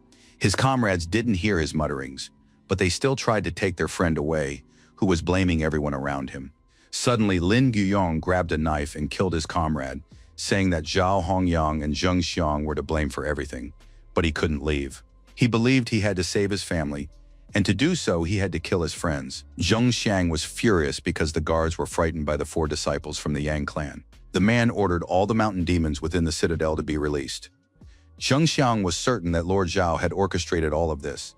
He had deliberately pinned everything on his subordinate, but at the same time, it was a perfect opportunity. Now, no one would blame Zheng Xiang for releasing his son, and if he managed to sneak through the secret passage, he could turn the tables. Morning had come to the bandits' hideout, and the 3 disciples stood over the ruins, believing that death was too easy a punishment for such bastards. Lian Shi wasn't among them, but the boys assumed he was descending the mountain with the hostages and would return soon. Liu Gong was still uneasy. The smell of blood bothered him. It was too strong, as if something else was happening that they didn't yet understand. Lian Shi walked through the forest with Black Fang, trying to guess if there might be more captives somewhere else. Suddenly, he stumbled upon a door hidden among the rocks and realized it was a secret passage. Lian Shi glanced at the dog, and judging by Black Fang's reaction, he realized that something important was hidden behind the door. He began to quietly open the door, letting sunlight stream inside. As soon as he entered, the door slammed shut, and complete darkness and uncertainty awaited him ahead. A message in the game suggested completing the demonic hunt. Every new cultivation would now yield twice as much fruit. Lian Shi realized this was a system quest. Suddenly, the dog barked loudly. It warned that the silhouettes of mountain demons had appeared ahead in the darkness. But to Lian Shi's horror, there were far too many mountain demons, and soon the entire space was filled with these monsters. He realized he had no choice and wouldn't be able to escape the dungeon until he had destroyed all the mountain demons. The young man decided that there was a lot of work ahead and that there was no time to waste. He thrust his spear into the stone floor and prepared for battle. Lian Shi was pleased over the past few days. He had grown significantly stronger. By this time, the first monsters were already closing in on him. He killed the mountain monsters with his fists and feet, but he knew he didn't know how long he could hold out. Several demons charged, baring their bloodthirsty jaws and hoping to feast on a human. Lian Shi met them with blows from his hands and feet. The monsters weren't too strong, so his strikes hit their mark. The young man realized that to fight such a large number of monsters, he had to fight with all his might. He armed himself with a spear and hurled it into the crowd. The next wave of monsters was destroyed, and the young man's progress gradually increased. As he defeated the mountain demons, he grew stronger and stronger. When the first wave of demons subsided, Lian Shi realized he was capable of defeating them on his own and looked more confident in his abilities. The number of monsters didn't decrease. They advanced like a solid black mass, ready to devour everything in their path. Lian Shi used his spear to attack and increased his movement speed. He weaved between the monsters, destroying them with his spear, and also used punches and kicks. The battles grew increasingly bloody, and Lian Shi could now kill several demons with a single strike. Soon the mountain demons were gone, and a male figure emerged from the darkness. He recognized Lian Shi and was struck by his physical form. Zheng Xiang was genuinely surprised. He never would have thought that the fish-smelling orphan could go this far. But now it was timely. Zheng Xiang said he had prepared a gift for him. He was holding the man by the hair. It turned out to be Lu Zongsan, Lu's mentor's father. Li and Shi was stunned to learn this. The young man turned to Zheng Xiang, saying that his friends were also nearby, and that today would surely be the end of the scoundrel. Zheng Xiang just laughed, and suddenly the dungeon wall shattered into tiny pieces. Through the crack appeared a huge and very powerful mountain demon, surpassing in size all the monsters they had encountered before. Li and Shi had no idea where such a monster had come from. The mountain demon said that they would find out right now. It was an unusual dawn for the citadel of the Mother of Demons. All the hostages and captives had been freed. The warriors were disheartened and fled through the forest at tremendous speed, realizing that the demons they had encountered earlier were weaker than a barrier of skin. Liu Gong was alarmed. He feared that their younger brother, Lian Shi, might face something far more terrifying than ordinary mountain demons. Lian Shi stood before a demon of the Skakun power level and realized that this was the most dangerous situation he had faced since his rebirth. This mountain demon had huge bulging arms, a massive body, a toothy maw, and powerful legs. At first glance, it was clear that the monster possessed immense strength, and defeating it would be impossible without a plan, especially considering that Lian Shi's level was insufficient to face such an opponent. But the young man couldn't just give up. That would be pointless. He had endured too much fighting for his life to back down now. He prepared for battle, realizing that danger was just a part of life, and his difficult childhood hadn't broken him. So he fought, unafraid of the enormous opponent, treating it as just another monster. Lian Shi weaved, trying to avoid the giant's attacks, realizing that a direct assault was unlikely to work. If he couldn't dodge a blow, he shielded himself with his weapon, but still sustained serious injuries. Lian Shi was fast enough. He managed to jump out of the way at the last moment, as if sensing the direction of the upcoming attack. Zheng Xiang watched the fight, unable to understand how Lian Shi could fight at such a level, since he had only been in the clan for 6 months. Zheng Xiang shouted to the monster that he believed in his son, who loved his father and would kill this weak and insignificant opponent for his sake. The son had always wanted to earn his father's love, so the mountain demon fought even more fiercely, and at one point broke through the defenses, throwing Lian Shi onto a pile of rocks. Zheng Xiang was pleased, continuing to encourage his son. "Daddy believes in you." Lian Shi felt the enormous difference in strength between himself and his opponent. At that moment, he received a notification that the demon hunt was over, and he was offered a gift, perhaps a fusion with a portion of the River Guardian's imperial grace. Lian Shi thought that luck was also a form of power. He was fortunate to receive the notification at that very moment, which meant the duel would continue. He chose the fusion option, and his physical characteristics began to change. The young man opened his eyes and didn't understand where he was or what was before him. The next moment, he saw a huge water monster that greeted its master, saying that the River Guardian would have mercy. Lian Shi realized that somehow he had ended up in the body of the River Guardian, who considered violating the laws of the universe a direct path to death. The water monster asked him not to blame him. If the enemy did not surrender, the consequences would be on him alone. The River Guardian was composed and prepared to use a technique against his monstrous opponent. This technique, Dragon's Rip, was supposed to put an end to the duel. Zheng Xiang was satisfied with the battle. He saw that Lian Shi lay lifeless on the ground and couldn't understand what this weakling had been counting on. Zheng Xiang believed he had done everything right in life. It was all just for survival, and anyone would understand his feelings and actions. Some people are born lucky or with a silver spoon in their mouths. Zheng Xiang had only one son, and he had to fight his way to the top. Zheng Xiang had gone through a lot to become the chief servant of that idiot Zhao, and no one could understand the suffering of a man who had sacrificed his son for the sake of his goal. Now this son had to help his father bring everything he had done before to its logical conclusion. Lian Shi suddenly opened his eyes, and his gaze blazed with fire. It seemed as though a powerful explosion had gone off and rocks flew in all directions. Even the mountain demon was forced to retreat and shield his eyes. Zheng Xiang didn't understand what was happening. Visibility in the dungeon was poor, and everything was shrouded in smoke. But soon the smoke cleared, and Lian Shi looked even more powerful and stronger than before, his gaze burning with fire. Sometime before these events, Lian Shi had asked his teacher about the power of the paths of the crucible and the rainbow. Yang Dongxiang replied that no one alive today had ever seen them, so no one knew for sure, but in nature, they were known as divine paths. For some reason, Lian Shi recalled this conversation now. Perhaps his current state could be compared to a divine path. The young man held up 2 fingers. around which energy swirled and activated Dragon's Rift. Waves shot out in all directions. His opponents didn't understand what the hell was going on. Everything around them was shrouded in black mist. Brother Lu's father watched the events unfold and had a rough idea of what was going on. Zheng Xiang, though frightened, tried to pretend that everything was normal. He demanded that the boy stop using his tricks and ordered his son to be killed. A massive mountain demon, who served his father and was ready to give his life for him, immediately lunged at Lian Shi. From the outside, it looked predictable. The demon's fist alone was larger than his opponent. The mountain demon, expecting no surprises, delivered a blow that would have killed anyone. Zheng Xiang was pleased. The difference in strength was vast, and now his son would destroy Lian Shi. But suddenly, the mountain demon let out a loud scream. He was staring at his hand and couldn't understand what was happening. It seemed as though it were dissolving in acid. The frightened demon turned and ran toward his father, his body gradually melting away before his eyes. The demon wanted to hug his father one last time, and even managed to call out Dad, for a father is supposed to help and protect his son. But before he reached his father, the demon vanished before the stunned eyes of Zheng Xiang. Zheng Xiang sat down on the floor in front of the emptiness, realizing that now he had nothing left, not even his son who had given his life for him. He looked distraught and disappointed. He hadn't realized for a long time that his son's death could affect him so deeply, and on top of that, he was left without his most loyal servant. At that moment, the man saw Lian Shi, who had collapsed face down, too weak to stand. Lian Shi lay unconscious, his battle spear lying nearby. Zheng Xiang was furious. He picked up a rock and was about to finish off this fisherman's orphan, who was the cause of all his troubles. But suddenly there was a loud crash. Stones flew in all directions, and Zheng Xiang realized that someone was approaching. A group of warriors emerged from a breach in the wall, having finally made their way to the room.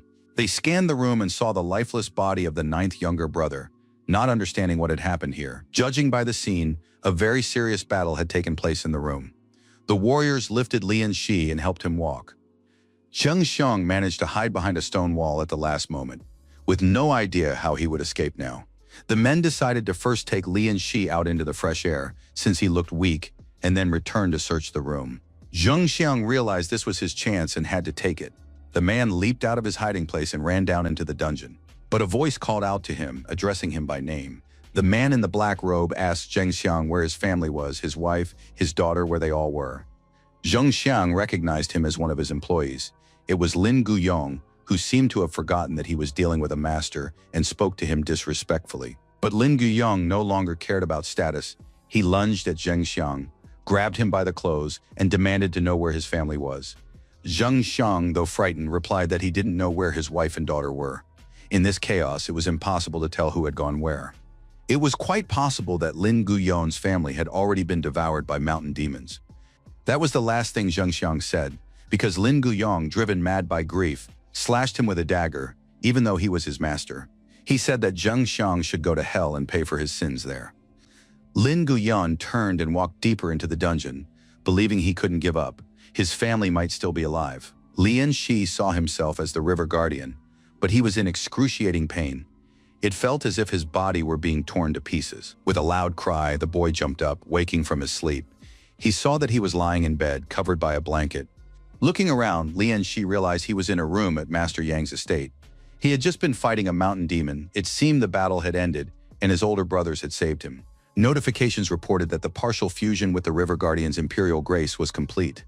Lian Shi had received this ability as a reward for his demon hunt. Lian Shi hadn't expected this and immediately got out of bed to check his stats. First, he took the spear in his hands and felt that it had become easier to hold, and that he had a better understanding of how his body worked. Now Lian Shi could sense a boiling point as if pulsing inside his body. The young man felt a burning sensation in his chest, radiating warmth throughout his body. His cultivation level was already high enough to begin refining his physical body. Lian Shi had only begun cultivating a couple of months ago, but had already reached the beginning of the second barrier, and all thanks to the system. Just then, there was a knock at the door. It swung open and his older brothers appeared, surprised to see Lian Shi so alert so soon after waking up.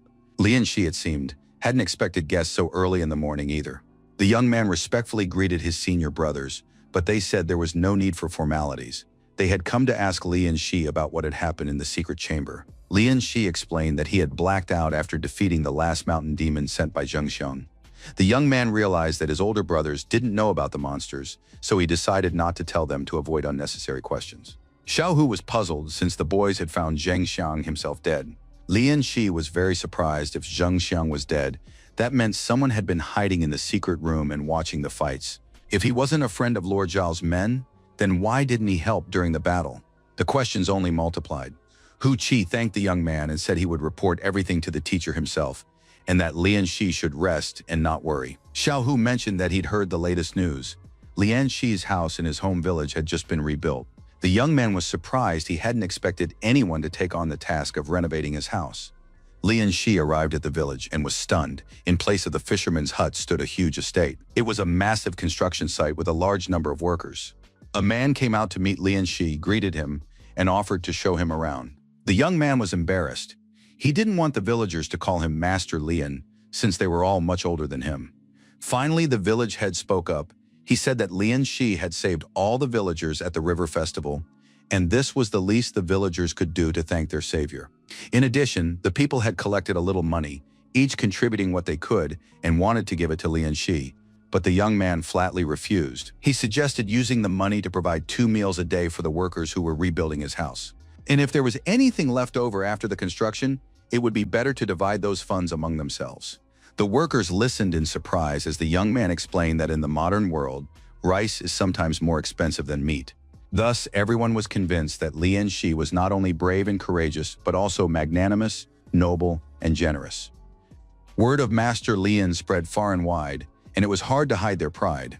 The village head also reported that, thanks to Lian Shi, the Yang clan had sent 3 guards to the village to patrol the area and prevent mountain demons from appearing. However, these guards were harsh, and some locals feared them more than the mountain demons themselves. Lian Shi looked around and realized how proud his father would be of him if he could see him now.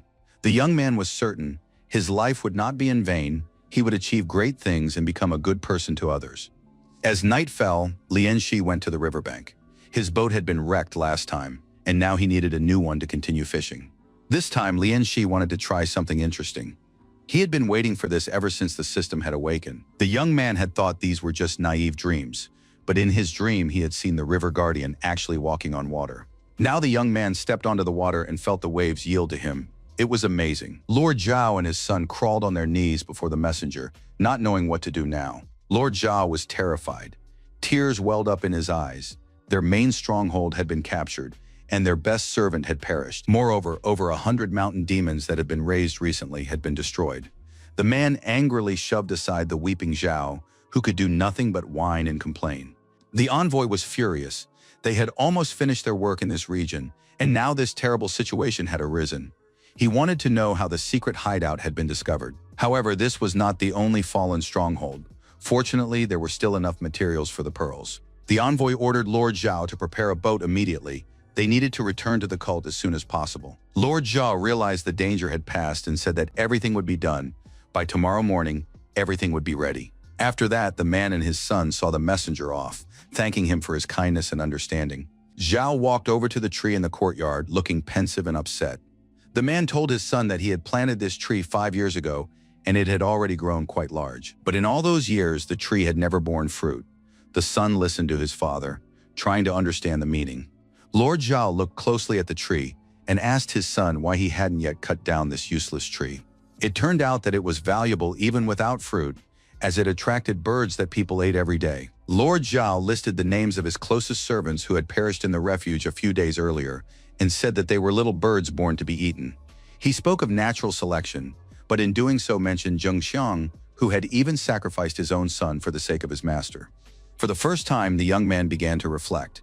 Zheng Xiang, who had spent more time with him than his own father, had ended up in the refuge against his will. Lord Zhao confirmed his son's thought. All trees eventually rot. One cannot rely on them forever. The cult of the demon mother is a rotten tree that will soon perish. Zhao handed his son a wooden box and told him to make sure it reached Lian Shi by the next morning. After that, the father said they would leave for Hangzhou that very day and let others deal with the rest. The next morning, when Lian Shi appeared on the martial arts clan's grounds, all his brothers looked at their comrade with admiration for the immense courage he had shown. They had already heard how the young man had single-handedly killed about a dozen mountain monsters, the very creatures that devoured people. However, this information was inaccurate because one warrior had heard that there were 100 mountain beasts. Lian Shi realized that the rumors about him were getting wilder and wilder, and he suspected that all of this was the work of Xiao Hu.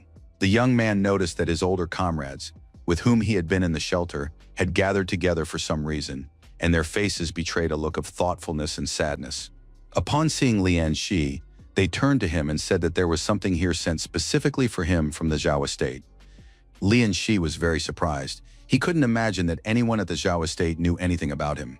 It was a box containing letters and land deeds. Lord Zhao wrote that these papers were worth 2,300 liang of silver. He asked if Lian Shi would accept them as an apology, and the rest were gifts for anyone who wanted them. It seemed that Lord Zhao was no simple man. Here were outlined the escape routes of the cult of the Demon Mother, as well as the times and methods for contacting them. The brothers fell into thought again. If the citadel had been handed over to them intentionally, then Lord Zhao was not nearly as simple as he had seemed at first glance. Lu Gong said he would report everything to their teacher and figure out what steps they needed to take next. But it was unlikely any of them would let anyone connected to the Demon Mother clan get away. A month before these events, something happened in the village. The villagers noticed Old Man Lu, who was carrying lunch for his wife in a knapsack. The man confirmed that he was indeed on his way to her workplace because he didn't want his beloved wife to go hungry. People considered Old Man Lu a very good man who cared for his loved ones. The man didn't linger. He was in a hurry so that his wife and daughter wouldn't go hungry. He walked along the riverbank for a long time and soon came to a small pier. Just as the man was about to call out to his family, someone crept up behind him and held a knife to his throat. Blood spurting from the wound splattered onto the bag of food. The killer took the food and said they needed to hurry so he could feed the woman. After that, he threw the victim's body into the bushes and, as if nothing had happened, carried the food to his wife and child. The woman was sitting under a canopy with her small child sewing. The man noted that exactly 1 month had passed since the day the envoy Khan had spoken of. When the time came, the man would have to deal with the woman and the child, who suspected nothing and trusted him completely. A voice rang out in the man's head, insisting that he was a weakling and wouldn't be able to bring himself to carry out the task. The voice laughed at the man and said that in that case it would help him. The man thought he was going mad. This voice was speaking in his head. He splashed cold water on his face several times to snap out of it. However, the voice continued to laugh and insist that the man would never be able to get rid of it, because they were one and the same. Soon, 2 brothers from the Yang martial arts clan appeared on the shore. They asked the man to help them cross the river. It turned out he worked as a ferryman. Old Man Lu began ferrying passengers while his wife and young child waved goodbye, advising him to be careful. Lian Shi stood at the stern of the boat, trying not to give himself away, for cult members could be anywhere. The young man understood that he could trust no one. Xiao Hu turned to the ferryman and asked who was staying on shore, probably his wife and children. The man nodded in agreement, but at that moment, Lu Xiaohu said that pretending to be someone else was disgusting. The ferryman tensed, but continued to say that he didn't understand what these gentlemen were talking about. The boat drifted further and further from the shore, and the ferryman kept steering it without turning to face the passengers. Xiaohu drew his daggers and said they would have to skin the ferryman alive to find out the truth. The old man grew angry. He was just 1 day short of completing his mission. He began to curse, hurling insults and abuse at everything around him, thinking that if he had held out for just 1 more day, he wouldn't have had to kill anyone. Now, however, he had to kill everyone, the warriors, the woman, and the child. The ferryman's face looked like that of a monster, and he held a weapon in his hands. Lian Shi noticed the aura emanating from the man. It was a Skakun-level monster. Xiao Hu prepared for battle while Lian Shi raised his spear against this monster hiding within Old Man Lu's body. Xiao Hu addressed his opponent. "There are 2 of us, and you are alone. I wonder how long you can hold out against 2 warriors of the Yang clan." The old man jumped up and declared that they were mistaken if they thought he was alone. At that moment, his true form burst out of the water, with long chains and transparent arms. The monster began to cackle and said that they should have released him sooner. The man's chains had hooks that immediately latched onto Lian Shi's arm, preventing him from moving freely. The chains wrapped around the boy's arms pulled him underwater. In the blink of an eye, Lian Shi found himself overboard. The villain shouted that in the Demon Mother's Guard clan, one was always in the light and the other in the darkness. He was fighting Lu Xiaohu and said that his other half specialized in underwater killings and that in a few minutes Lian Shi would die. The young man hadn't seen his opponent yet, but somewhere in the depths was a monster pulling on chains, dragging him along. The monster was pleased, for the underwater realm was its territory, and it was almost certain that the boy's lungs were already torn apart. But unexpectedly, instead of dragging its prey, the monster slammed into the underwater rocks with great force. It didn't understand what was happening or who it was dealing with. Lianxi thought that once the fusion had reached 70%, he had always dreamed of finding out how deep he could dive underwater. Now, thanks to the monster, he finally knew. The young man said to the villain, "Welcome," and began pulling him along. The monster was terrified by the boy's strength and tried to resist with his feet. He hadn't even imagined that he had entered a territory where Lianxi was now the sole ruler. There were no gods in this world, for if there were, they would surely have saved all the oppressed and the unfortunate. But countless ordinary people were constantly dying, and no one paid any attention to their deaths. The villain didn't understand why the gods never answered his prayers and why his fate had turned out this way. People said that God could only be seen on the brink of death. The monster thought that these were probably his final hours, but he was desperate to find out who he was dealing with. He had no intention of giving up, even though he didn't know exactly who he was fighting. However, he believed he had the advantage in speed. That should be enough to finish off the kid, the monster thought, and lunged forward, extending his hand with its long claws. Lianxi activated his Aquavix and closed in on the monster even faster, striking it with his fist. The blow was powerful. The monster flew back, drenched in its own blood, and didn't understand what was happening, since it was still at the cocoon stage. Lianxi had no intention of hiding. On the contrary, he began pulling on the chain, drawing the monster closer for another attack. This came as a complete surprise to the opponent, who hadn't expected the boy to attack at all. The boy struck the monster once more accurately and powerfully, realizing that fighting a cocoon-level demon underwater wasn't that difficult. Lianxi realized he needed to get back to the boat quickly to help Brother Lu, and swam to the surface. The monster lay dying, blood flowing from its mouth, and he recalled the words of his older brother and teacher, "God can only be seen at the threshold of death." Perhaps this was exactly what was happening to the mountain demon right now. Lianxi was rushing toward the boat at that moment to help his comrade. In the boat, meanwhile, lay a man from the demon clan, having taken several powerful blows. He wasn't worried at all and smiled smugly, certain that the boy he dragged underwater was definitely dead. Lu Xiaohu was distraught. He had to admit that Lianxi was likely dead, and he regretted that such a young warrior had fallen in broad daylight. But at that moment, to everyone's surprise, Lianxi emerged from the water. He tossed his spear into the boat and hung onto the side himself. The young man caught his breath with difficulty, then said that the villain who had dragged him underwater had been swallowed by a river monster. Lianxi had done it all on purpose, pretending to be on his deathbed, as if he had simply been lucky that another monster had killed his opponent. At that moment, the Tahua crocodile swam by, and everyone who saw it assumed the monster had fallen prey to the crocodile. Xiaohu was convinced that the guy had simply gotten lucky and concluded that Lianxi had gotten away with it without revealing his abilities. Later, the men called the authorities, and they arrested the man who had been impersonating Mr. Lu.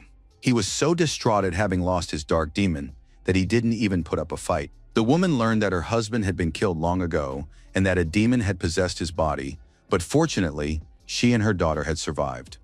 This cult member wasn't particularly strong. He belonged to the younger generation, so they dealt with him quite easily. A fierce tiger-level warrior can live for 120 years, and an immortal even longer. But 60 years have already passed since the fall of the Great Qing dynasty. The older generation of cult adherents is barely hanging on, the middle generation is dead, and the immortals only appear as a last resort. It turns out that this youngster isn't part of the cult's core. The greatest danger is the elite, sustained by an influx of new blood. At that moment, a man arrived at the Zhao estate. After many years of cult membership and daily hard labor, he had finally obtained the great blood sacrifice technique. It became clear that the cult lacked talent and needed new people. The man held a purple pill called wolf smoke in his hands, the cult's main hope. Suddenly, there was a loud knock on the door. It was persistent and impossible to ignore.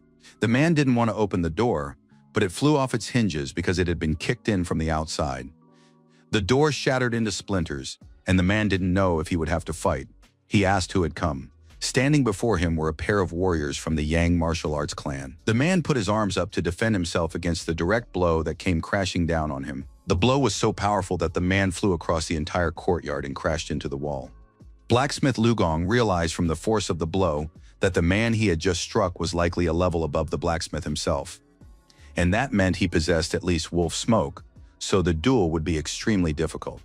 The stranger sat there, pondering that he had originally expected a difficult fight, but now he saw weaklings before him. Hu Qi tried to gauge his opponent's level.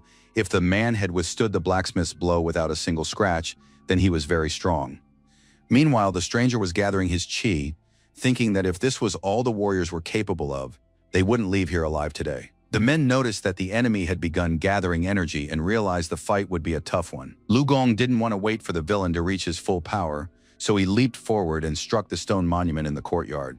The blow was unexpected and aimed at the stranger, but the man split the monument with a few light strikes of his hand. No sooner had the stranger had time to dust himself off than arrows fired by Hu Chi flew toward him. The man knew that an ordinary arrow wouldn't even pierce his aura, let alone his body and skin. But this was no ordinary arrow. As it approached the villain's face, Hu Chi commanded it to open, and the arrow split apart, releasing a gas. The man didn't expect this and clutched his eyes, which began to hurt terribly. The blacksmith took advantage of this brief delay. In the blink of an eye, he leaped toward the villain, ready to strike with his powerful fists. The blow was magnificent, and the villain found himself in the middle of the courtyard. He was certain the men had exposed him because of the traitorous Zhao. But now the man couldn't let them live. He took out a wolf smoke pill and prepared to use it. Hu Chi turned out to be an excellent archer. He fired an arrow that struck the pill squarely. The stranger lay in the middle of the courtyard saying, as expected, that scoundrel Zhao told the boys about the pill. However, no one had claimed the pill was real, and now the man popped a purple bean into his mouth.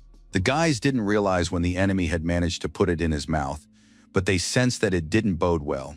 The monster swallowed the pellet, shielding his eyes from the gas, and now began to regenerate even more powerfully. When the rebirth was complete, a huge and mighty demon stood before them, one that was nearly impossible to fight. It marveled at its own power and asked the warriors if they could withstand the highest level of wolf smoke. Lian Shi and her fourth brother ran into the city and realized they needed to get to the Zhao estate immediately. When they arrived, the courtyard was empty, but a terrifying energy could be felt everywhere. Xiao Hu knew his comrades well and understood that both brothers were in serious trouble. Powerful explosions rang out from the other side of the estate, sending stones flying in all directions. Nothing good could be expected from the occultists. A serious battle lay ahead, one in which the boys were unlikely to prevail. Looking at the creature before them, they couldn't tell if it was a human or a demon. The opponent barely resembled a human. He was very tall, and a terrifying energy emanated from him. The man said that ordinary people were to blame for the descendants of the previous dynasty becoming like him. Many years ago, wars broke out. People fled from soldiers, villages were burned to the ground, and crops were destroyed. The man told his wife to take the child and flee while he tried to hold off the soldiers and divert their attention from the civilians. In the end, the woman suffered terrible injuries and died, but she wanted her son to live for his mother's sake. Since then, every follower of the cult must give their life in service to the mother of the cult. After these events, it was difficult for an ordinary boy to survive, so he became an apprentice to the cult leader. He was given a new name, Han Ji Jun, and his life was devoted to serving the cult. A duel began between him and the warriors of the Yang clan. Their speeds were so high that Hu Chi couldn't aim properly, fearing he might hit a comrade. Suddenly, he heard a familiar voice behind him and was glad that reinforcements had arrived. Xiao Hu and Lian Shi were ready to join the battle. Hu Chi admitted that he couldn't help Lu Gong, who was fighting the cult representative. Xiao Hu, the best archer among the group, said there was no need to worry, he could handle it himself, and drew his bow. The boys watched the duel with fascination. This was wolf smoke level combat, and the chance to witness such power firsthand didn't come along every day. It was clear that the fight would be intense, and Lu Gong wouldn't last long. At that speed, he needed to find a weak spot. The young man understood that his opponent's weak spot was somewhere near the heart, and he wanted to expose it for his comrades so they could join the battle. At that moment, an arrow whistled past the blacksmith's ear, flying straight into the demon's chest. From the outside, it seemed that the arrow's energy was weaker than usual, but the enemy simply possessed powerful protection against arrows. He addressed the warriors, saying that their arrows wouldn't even scratch him, since they couldn't pierce his aura. Lu Gong realized that the fourth brother was deliberately firing arrows at the monster to distract it. The moment the next arrow was fired, Lu Gong took advantage of it and struck the enemy directly in the chest. The archer's next shot also hit its mark, because the protective aura had already been pierced, and the arrow could reach its target. The head of the Demon Mother clan had always lived in the mountains and wore a mask over his face. The disciples had asked more than once why they could not live in the sunlight. In response, Han Ji Jun explained that they were the remnants of the previous dynasty, and there was no place for them in the new era, because someone had taken what rightfully belonged to them. And then a treacherous arrow flew straight into Han Ji Jun's chest, piercing his protective aura. It came as a complete surprise. Zejun began coughing up blood, doubled over, unable to comprehend how this could have happened. Lianxi watched the duel with interest and soon realized the trick Xiao Hu had used. The first arrow fired by Xiao Hu had been deliberately weakened to deceive Han Jijun. The villain thought it was a shot from Hu Qi and that the archer didn't possess superpowers, so it wouldn't harm him. The second arrow fired by Xiao Hu was imbued with all of Skakun's power. Lianxi noted with admiration that he still had a great deal to learn.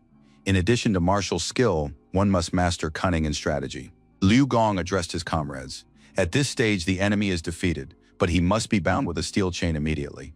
This chain had been specially crafted to contain the power of wolf smoke.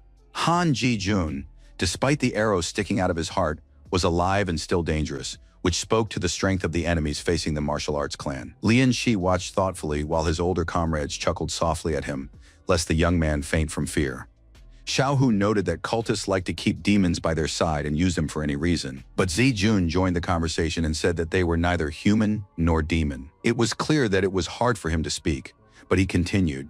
He had spent his entire life in a cave where not a single ray of sunlight penetrated. He added, "What if you're trying to climb out of a pit filled with corpses and you're forced to do it your whole life?" In truth, Zejun simply wanted to live under the sun. Ordinary people and warriors would never be able to understand that. Lu Xiaohu told the villain that he didn't need to play the victim. All the actions of Han and his followers destroyed hundreds of families, depriving mothers of their sons and daughters of their fathers. Therefore, there was no point in reminiscing about a miserable past just to elicit pity. Xiaohu added that he didn't care about this monster. He just wanted to snap his neck and feed his heart to the dogs. His comrades watched their friend with concern, as he took the situation very much to heart. Everyone knew that the fourth warrior was an orphan. His parents had been killed by cultists. To prevent any retaliation, the friends decided to take Ji Jun to the clan to speak with the leader. After that, the whole group left the Zhao estate, even though Qi Shai was upset and dissatisfied. Lu Gong gave his friend a friendly hug and promised to treat him to some good drinks after they handed over the villain. Hu Qi asked his friend to train him in archery, for everyone knew no one shoots better than Qi Shai. Lianxi watched his friends with a smile. It had been a long time since he had seen such kindness, love, and mutual support. The young man remembered that he had never felt anything like this before. Lu Gong turned to him. "You should come with us too, to celebrate today's victory." Lianxi was pleased and happily agreed. He had much to learn from these warriors. The whole group led the defeated Han Jijun back to the clan, despite the arrow sticking out of his heart. The men now turned their attention to Lianxi, noticing how he watched the duel with fascination. The pets without a master were sad. The crocodile Tahua had even started to lose weight. Chongqi spent most of his time in his little cave. He spent his days eating and sleeping. Sometimes he thought of his master and tried to change his life. Somek jumped up, washed his face, packed his bag, and full of energy, was ready to go fishing. He wanted to catch a mystical fish for his beloved owner. But the fish turned out to be no pushover and wasn't about to give up easily. Chongqi tried for a long time to catch it and, exhausted, lay down on the bottom, ready to give up. All the pets remembered the last lesson.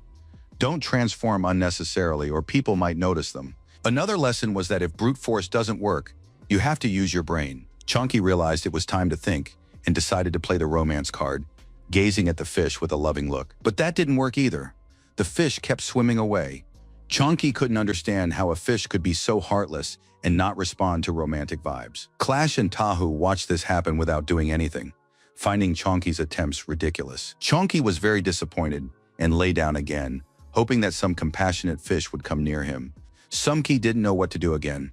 Maybe ask someone for help? Of course, such behavior might be seen as unprofessional, but pets without an owner are capable of extreme measures. Tahua agreed completely. He was barely holding back from devouring all the fishermen who appeared in his river.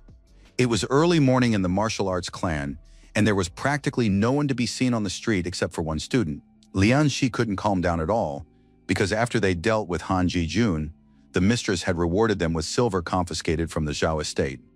Each received 150 taels of silver and of the finest, purest kind. Everyone thought the mistress was very generous and kind, and they were grateful to her for it. Lianxi was absolutely thrilled, while his older brothers teased the boy, realizing it was the first time he'd ever held that much money in his hands. After that, the brothers set out again to clear out the cultists' hideout, and the young man's strength had grown significantly.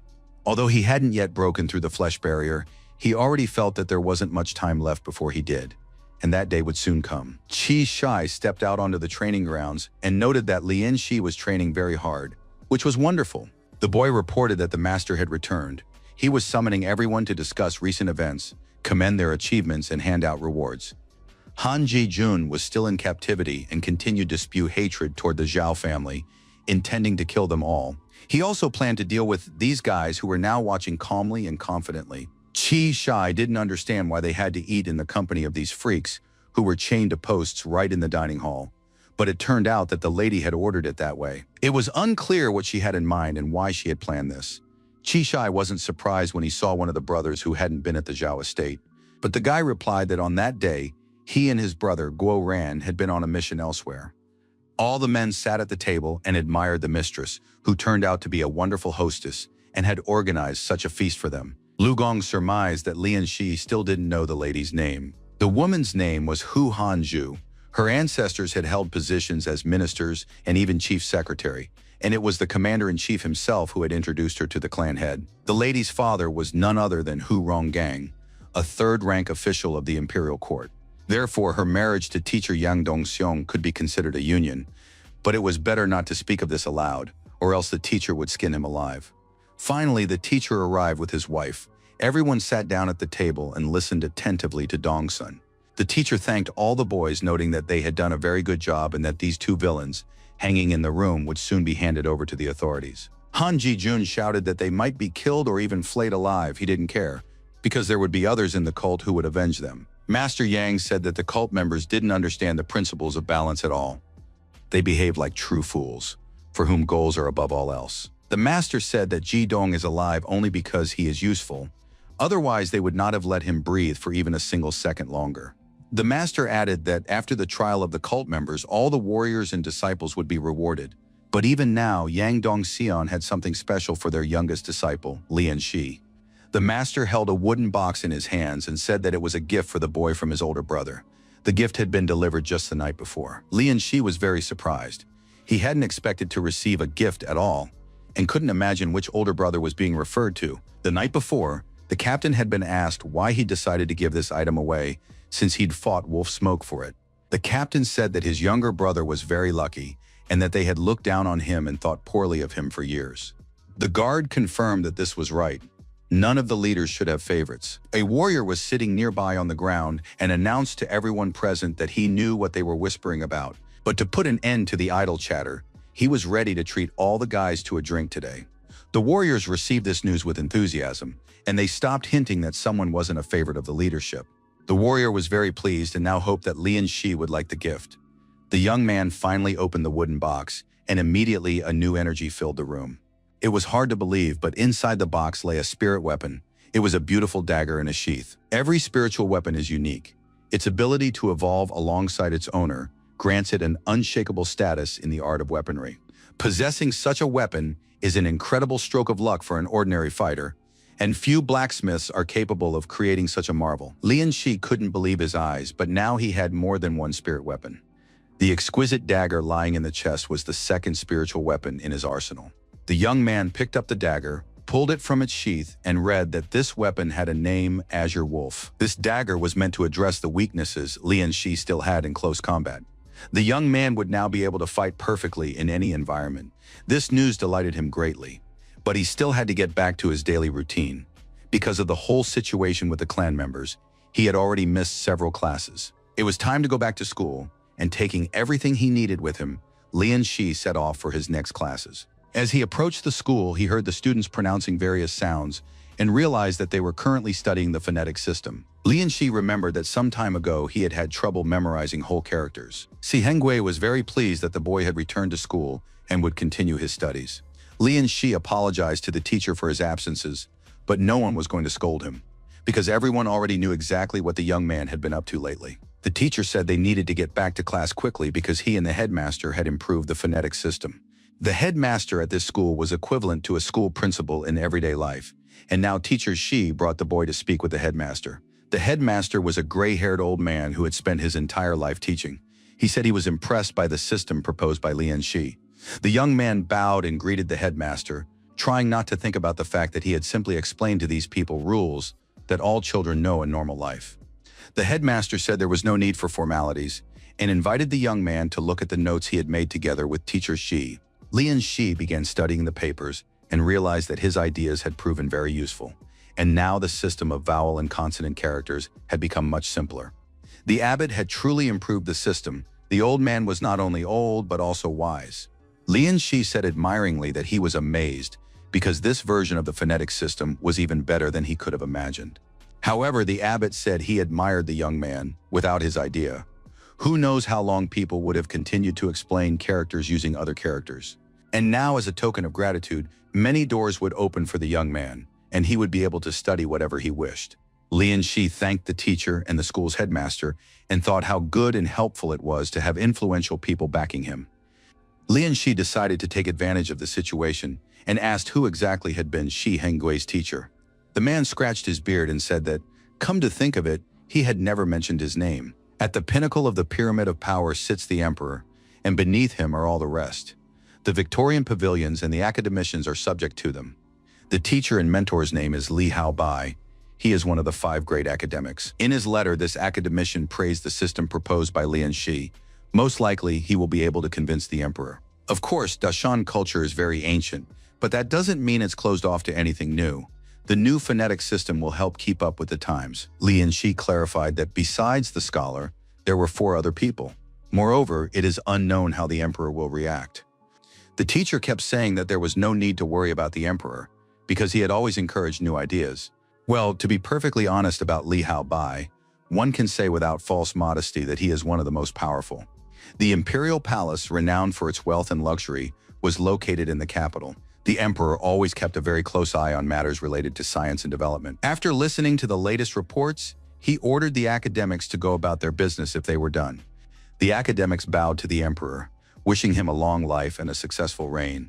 But before they had a chance to leave the throne room, one of the scholars addressed the emperor, saying that as a loyal servant, he needed to tell him something. The man said he would like to show the emperor a new method for studying Chinese characters. Li Haobai was an official from the Abyss Pavilion. He wanted to explain the phonetic system. Another scholar, upon hearing of the innovation, shouted that it was absurd and utter nonsense because it was impossible to replace ancient methods, and even thinking about it was foolish. Another of the scholars was indignant. Did Scholar Li really not understand what their nation's culture was based on? Academician Li, in turn, accused his colleagues of having no understanding of the word reform and of relying solely on outdated knowledge. Another academician supported this system, saying that the phonetic system was far superior to the one they had used previously. This was perceived by many as a deliberate accusation that their ancestors were foolish and backward. Some believed that academician Li would not have dared to propose such a phonetic system during the reign of the Qin dynasty. This scholar was immediately rebuked, as the Dashang dynasty was currently in power, and it was unclear why he had mentioned the Qin dynasty. Finally, the emperor put an end to this pointless argument with a shout, saying that he had no intention of listening to his subordinates' quarrels. He wanted to know why academician Li held this method in such high regard. The scholar bowed even lower before the emperor and said that this method could be used to lay the foundation of the country. If the state did not open the way to change, everything could end just as it did with the Qin dynasty. When His Majesty was young, he personally took part in campaigns against the northern barbarians and traveled to the south to learn about the lives of ordinary people. The emperor fears stagnation, but by no means reform. The previous method consisted of a vast number of characters that were very difficult and time-consuming to learn. The scholar asked his colleagues and the other officials how long it had taken them to learn even half of the characters. The men didn't know how to answer and just exchanged glances with one another, trying not to meet the emperor's gaze. Academician Li estimated that this process usually took at least 5 years. But if one used the new phonetic method, it could be done in just 6 months. A murmur rippled through the ranks of those present. Some thought it was nonsense, while others were delighted to hear about 6 months. The most ardent supporters of the old method began accusing their colleague of empty talk. But academician Li was completely calm and confident. He said that anyone who doubted it could see for themselves once they tried the new phonetic method. Academician Li reported to the emperor that this method had been invented by a student of his student, a young man named Lian Shi. Although he was just an ordinary fisherman, the young man was very intelligent. The scholar believed that this was an incredible contribution to the culture and development of the entire country, and therefore Lian Shi deserved a reward and a noble title. The emperor listened carefully to all the information. It was new and quite interesting. Before rewarding or punishing anyone, it was necessary to test the phonetic system first. It was decided to try it out on the sixth prince. At the Yang Dong Sun clan's martial arts school, it was a typical workday. The teacher examined the letter and reported that the emperor had demanded a full report on Lian Shi. A destiny pattern must be created. This is vital information for any martial arts master. The master explained that a destiny pattern does not fully define a person, but it can still reveal a great deal about them. People with a unique destiny pattern are considered blessed by the heavens and chosen by fortune. All that remained was to figure out how to get out of the current situation. Our destiny is not determined by heaven, but is subject to the laws of fate. The wind makes the tiger fierce. The rain turns the dragon into a mighty being. The higher a person's destiny level, the greater their achievements.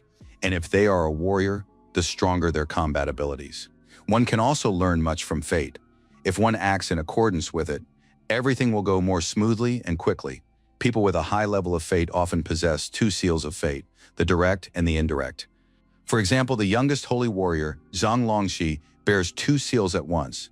The direct seal is the divine Mount Dazhu, and the indirect seal is the demon devourer. This means that on his path to glory, he must endure terrible hardships and trials. And indeed, many years later, Zhang Longxian was attacked in the northern wasteland. Alone, he fought 3 true elephants, killing 2 and severely wounding 1. It was then that he proved himself worthy of the title of Invincible Warrior. Another holy warrior, Yuanji, possessed the destiny of the Great Stone Mountain. He mastered the way in the wild mountains and attained the level of holy warrior, regaining his youth. But unfortunately, this warrior was stubborn and did not submit to the laws of fate. Therefore, he was killed in turn. Where these 2 great warriors fought, the earth was stained with blood. The local wildlife, having absorbed this power, began to transform into spirits and demons. Over time, these places became filled with all manner of monsters possessing immense power. But it is important to remember that fate is not set in stone. It changes and people influence each other's destinies. Lian Shi listened and asked his teacher how to discover his own fate.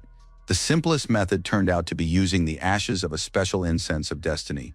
With it, one can determine one's destiny, but only after activating the destiny-bearing pattern. The more it is imbued with blessings, the more accurate the result will be. The teacher informed him that fate incense, aged for 5 years, had been specially prepared for Lian Shi for the new year.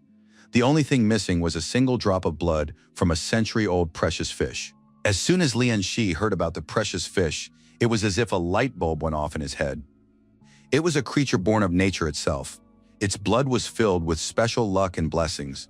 Without the spiritual fish, the ritual could not be completed. The teacher said he had already instructed various people to gather information about this fish. Now everything depended on luck. Lian Shi thanked the teacher. Of course, there wasn't much he could do to help, but when it came to searching for the precious fish, Lian Shi was a true professional. However, he first needed to buy a suitable vessel because the search for the precious fish would be nothing like before. The young man headed to the pier. His old boat had been smashed to pieces when he witnessed a battle between 2 powerful spirits. Soon the young man reached the right spot and was ready to make the most expensive purchase of his young life. At that time, the boat-selling business in the area was almost entirely controlled by the Fishermen's Guild. Those who couldn't afford to buy a boat rented one from the guild. The young man went inside and was greeted by a servant who offered to show him the boats. He said he had a beautiful brand new boat for sale. It was coated in tung oil and gleamed like a true beauty. The boat looked simply excellent, and the price was reasonable. Plus, the first few months of the lease would be interest-free. Lian Shi knew a lot about boats, and it really did look impressive. But the young man noticed that these boats had been secretly modified. But before the young man could make up his mind about the boat, someone called out his name, and soon the name Lian Shi was echoing everywhere. Mr. Lin Dai came out to meet him, accompanied by his wife and child. He said it was a great honor for them to meet the hero Lian Shi. Everyone in town already knew that Lian Shi was the new 9th disciple of the great Master Yang, whom everyone was talking about. They said that Lian Shi was a true hero. He had personally destroyed over 100 mountain demons. Mr. Lin said that his son had long been telling him about the young man who had become famous, and now they were very happy to see such talent and nobility in their shop. Mr. Lin immediately ordered his boys to bow and greet Master Yang. The boys, of course, were obedient sons of their father and bowed their heads before Uncle Lian. Naturally, such a situation was bound to go to his head, and soon Lian Shi asked to be addressed simply by his first name. The men began to talk, and Mr. Lin admitted that he had a very important matter to discuss with the young man. Lin Dai offered the young man the role of patron of their Fishermen's Guild.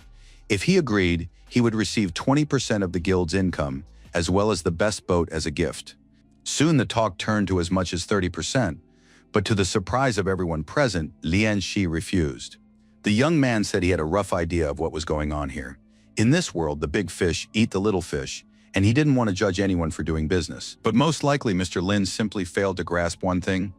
Lian Shi was also a fisherman and understood a great deal. A good reputation brings benefits, but only if you deserve it. Lian Shi can be of use to the fisherman, but he doesn't understand what will happen next. Once the fishermen get used to the low rent, they'll start to look down on their patron the moment he joins their guild. Besides, the young man understood that he couldn't save the whole world.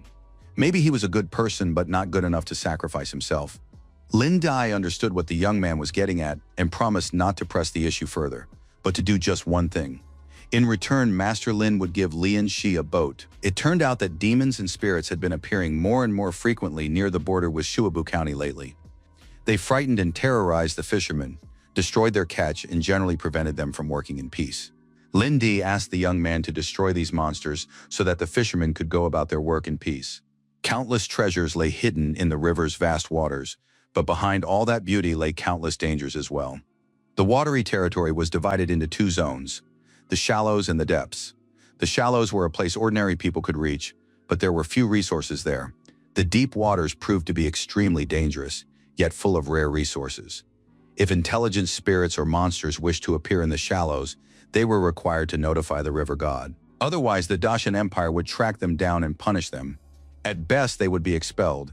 At worst, they would be destroyed. For example, Quan Tu's mother came to the shallows precisely for safety, to lay her eggs and survive. The battle between two powerful spirits, a giant toad and a bird, took place in the deep zone. The spirit Lin Dai spoke of dwelled right on the border of the deep zone. Such places are particularly dangerous. Spirits often get lost and accidentally wander into the shallows. Lian Shi, along with his tame centipede, secretly combed through the entire area around the city and along the county. They drove all the weak spirits out of the shallow waters. Chongqi and Tahua also participated in this process. Therefore, the spirit the fisherman had spoken of was most likely not very strong. However, a spirit is merely a supporting element. Lian Shi was already an extraordinary person who could survive only in shallow waters. At this point, the young man had already achieved 70% fusion and had nearly broken through the barrier of the body. The young man was ready for great achievements. He activated the water current, hoping to find only truly valuable treasures in the deep zone, such as a century-old precious fish. Lian Shi was very pleased. With this goal in mind, Lian Shi dived off the boat, preparing to encounter the spirit. Soon he found himself in the true deep zone, where there were things everywhere that could not be found in shallow water. Lian Shi had already spent several hours underwater, but he still hadn't found what he was looking for. The young man saw stunningly beautiful aquatic plants, resembling tulips, growing out of the sand. If held in the mouth, they would allow an ordinary person to breathe underwater for half an hour. Soon the young man spotted a rainstone shell, a delicacy enjoyed only by true gentlemen. Of course, all of this was very beautiful, but it wasn't what he was looking for today. And finally, at some point, Lian Shi realized that the centipede had found something valuable. He followed Chongqi into the thicket of seaweed, having no idea what might await him there. When he saw who was hiding in the seaweed, the young man didn't know whether to be happy or scared, because it was a 7-starred eel. The thing is, you can't accurately gauge a spirit's power by its appearance, but if it's below the level of wolf smoke, they're simply called water spirits, because they're almost never found anywhere. Powerful monsters, dragons, live by their own rules. They don't venture into shallow waters for two reasons. First, they fear Dashun, and second, it's simply not worth their while. Ordinary people are like rice husks to them. Although some valuable fish possess incredible strength from birth, Lian Shi wasn't afraid of the eel. He knew that this fish was still too weak for him. The young man swam up to the fish and activated his aqua spell. After that, he was certain the fish wouldn't get away, because he could already control the massive stream of water that had entangled the eel. It soon became clear that the fish was practically immobilized and couldn't break free. And then, just when no one was expecting a trick, something strange happened. It flashed past the young man. Lian Shi didn't even have time to understand or get a good look. There was something near the boy that had just stolen his eel. Now it was clear exactly what kind of spirit Mr. Lin Dai had been talking about. A huge monster with a saw instead of a nose appeared before the young man. But now, nothing is likely to save him, because he dared to eat the eel that Lian Shi had intended to catch for himself. Lian Shi wanted to demand the water spirit's life in exchange for the stolen fish. Every time his level of fusion with water increases, Lian Shi's physical form takes a leap forward. That's why he always looks forward to situations where he can test himself, to understand when the water spirit will break through to a new level. Although the loss of the precious fish was certainly sad, this giant had given the boy even more opportunities. Lian Shi had a premonition that the water spirit would be able to break through to the next stage. To do this, first he must want it, and second he must defeat this swimming monster. Without a moment's hesitation, Lian Shi was ready to engage in a duel with the enormous sawfish. The sawfish also wanted to devour the man, so it tried to attack him with its only weapon. The crab was ready nearby, holding its master's spear in its claws. The young man gave the command, and the crab hurled the spear at the body of the swimming monster. Unfortunately, it didn't hit the sawfish, but that wasn't necessary. Lian Shi grabbed his spear and prepared to thrust it into his opponent. The young man put all his strength into the strike, and the spear pierced the sawfish's belly. At that moment, the centipede immediately reached the wound on the sawfish's belly and injected its venom there. The Tahua crocodile swam over and began chewing on the fins to prevent the fish from swimming away quickly. The crab threatened to tear the fish apart with its claws, while the catfish Chonki wrapped its whiskers around the water spirit's tail. Lian Shi delivered the final blow, striking the sawfish. Lian Shi was very pleased with this fishing trip. Victory came to him easier than easy. Compared to his previous battle with the crab, this time none of the beasts were even injured, and the enemy was destroyed without much effort. Moreover, the young man had unleashed his full potential, and it turned out he possessed immense power. The pets eagerly awaited their master treating them to the fish, and now it was time to butcher the carcass. This monster had a unique body structure. Its meat made up no more than half of its total mass. But fortunately, this particular specimen was large in itself, so there should be plenty of meat to go around. Lian Shi grilled the fish skewers over the fire and, taking his first bite, wondered how much water energy he would gain. Since there wasn't much else to do, Lian Shi immediately checked his stats and was surprised to find that a single piece had given him as many as 22 points. It seemed that with such a haul, he would definitely be able to improve his water spirit, if not tonight, then certainly later, since he would have his fill of meat.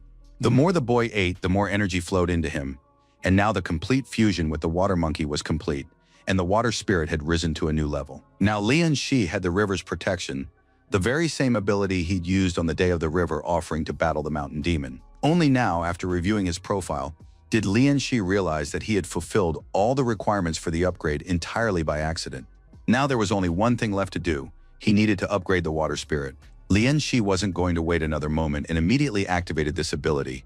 Something unusual began to happen around him. It was similar to the moment when he first received the water spirit's favor. Of course, the young man didn't really want to believe it would happen again. But once more he couldn't stay on his feet and began to fall. He couldn't understand what was happening to him. Lian Shi struggled to keep himself upright, leaning on his palms and trying not to lose consciousness. But it turns out that this is exactly how the ascension takes place. Today it was successful. He had received a water spirit of incredible power.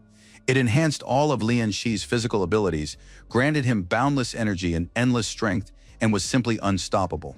In addition, a new innate skill, Wave Leap, had been added. The water prison skill had been mastered, and the blessing of water had been received. Its energy nourished the body while in water. It was unclear how much time had passed before Lian Shi woke up. He felt as if his body were about to burst into pieces. Unable to muster the strength to sit up, the young man studied his profile and all the abilities he now possessed. Lian Shi was certain it had been worth it. The dragon veins and tiger bones now present in the young man's body were an excellent bonus. His energy had tripled instantly, and his strength had grown just as much. This was no longer mere strength, but true power. While his skin and muscles were still weak, he needed to use food and special hardening methods to get his blood flowing and stimulate development. But when a person reaches a new level, they can move on to internal methods, fueling external development from within, and even strengthening the organs. Just recently, Master Yang had begun teaching the young man the principles of energy circulation, and now Lian Shi was experiencing this in practice. Lian Shi realized he had advanced to the bone level. His tendons were long and strong, his bones heavy, his muscles supple. Had it not been for this advancement, the threefold increase in blood energy would only have complicated the process. Lian Shi was glad that his teacher had made him practice internal techniques in advance. Today, the strength gained from the advancement allowed him to pass this stage with ease.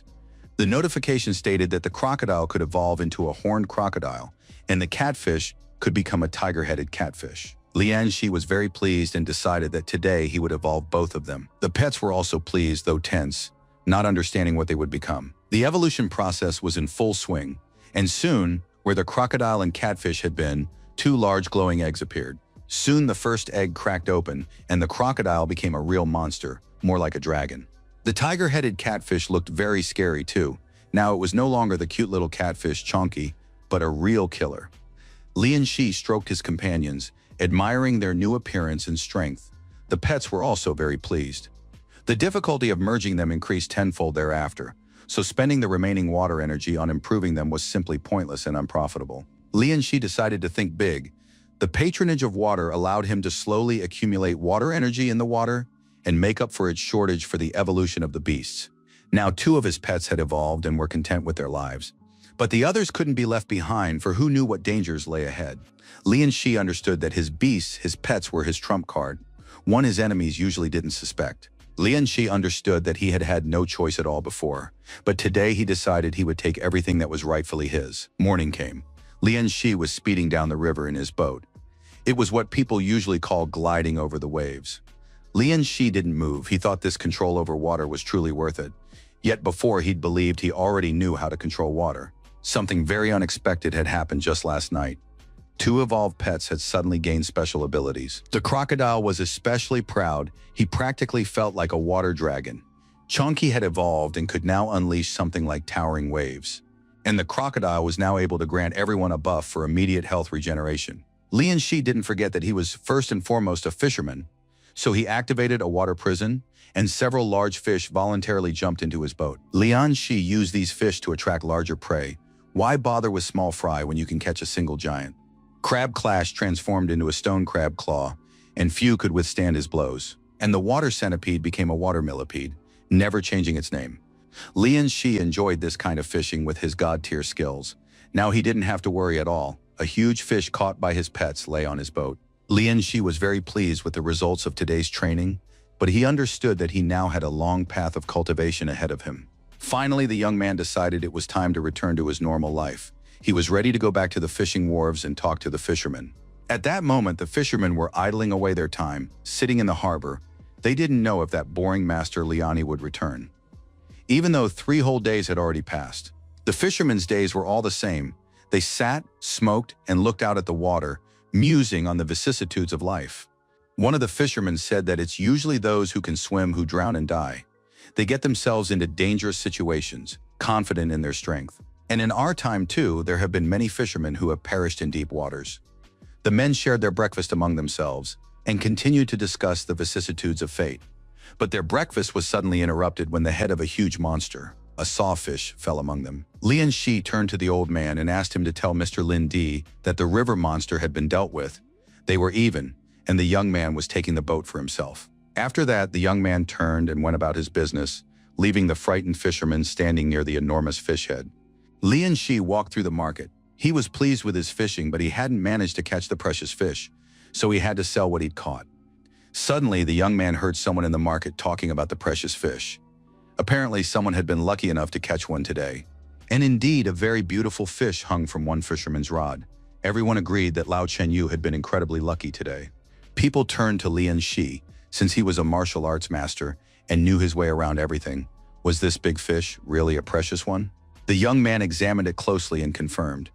It was a blue-backed dragon carp, a precious fish over 100 years old, and it weighed as much as 45 taels of silver. The fishermen and everyone present, upon hearing of such a large amount of silver, nearly fainted from surprise.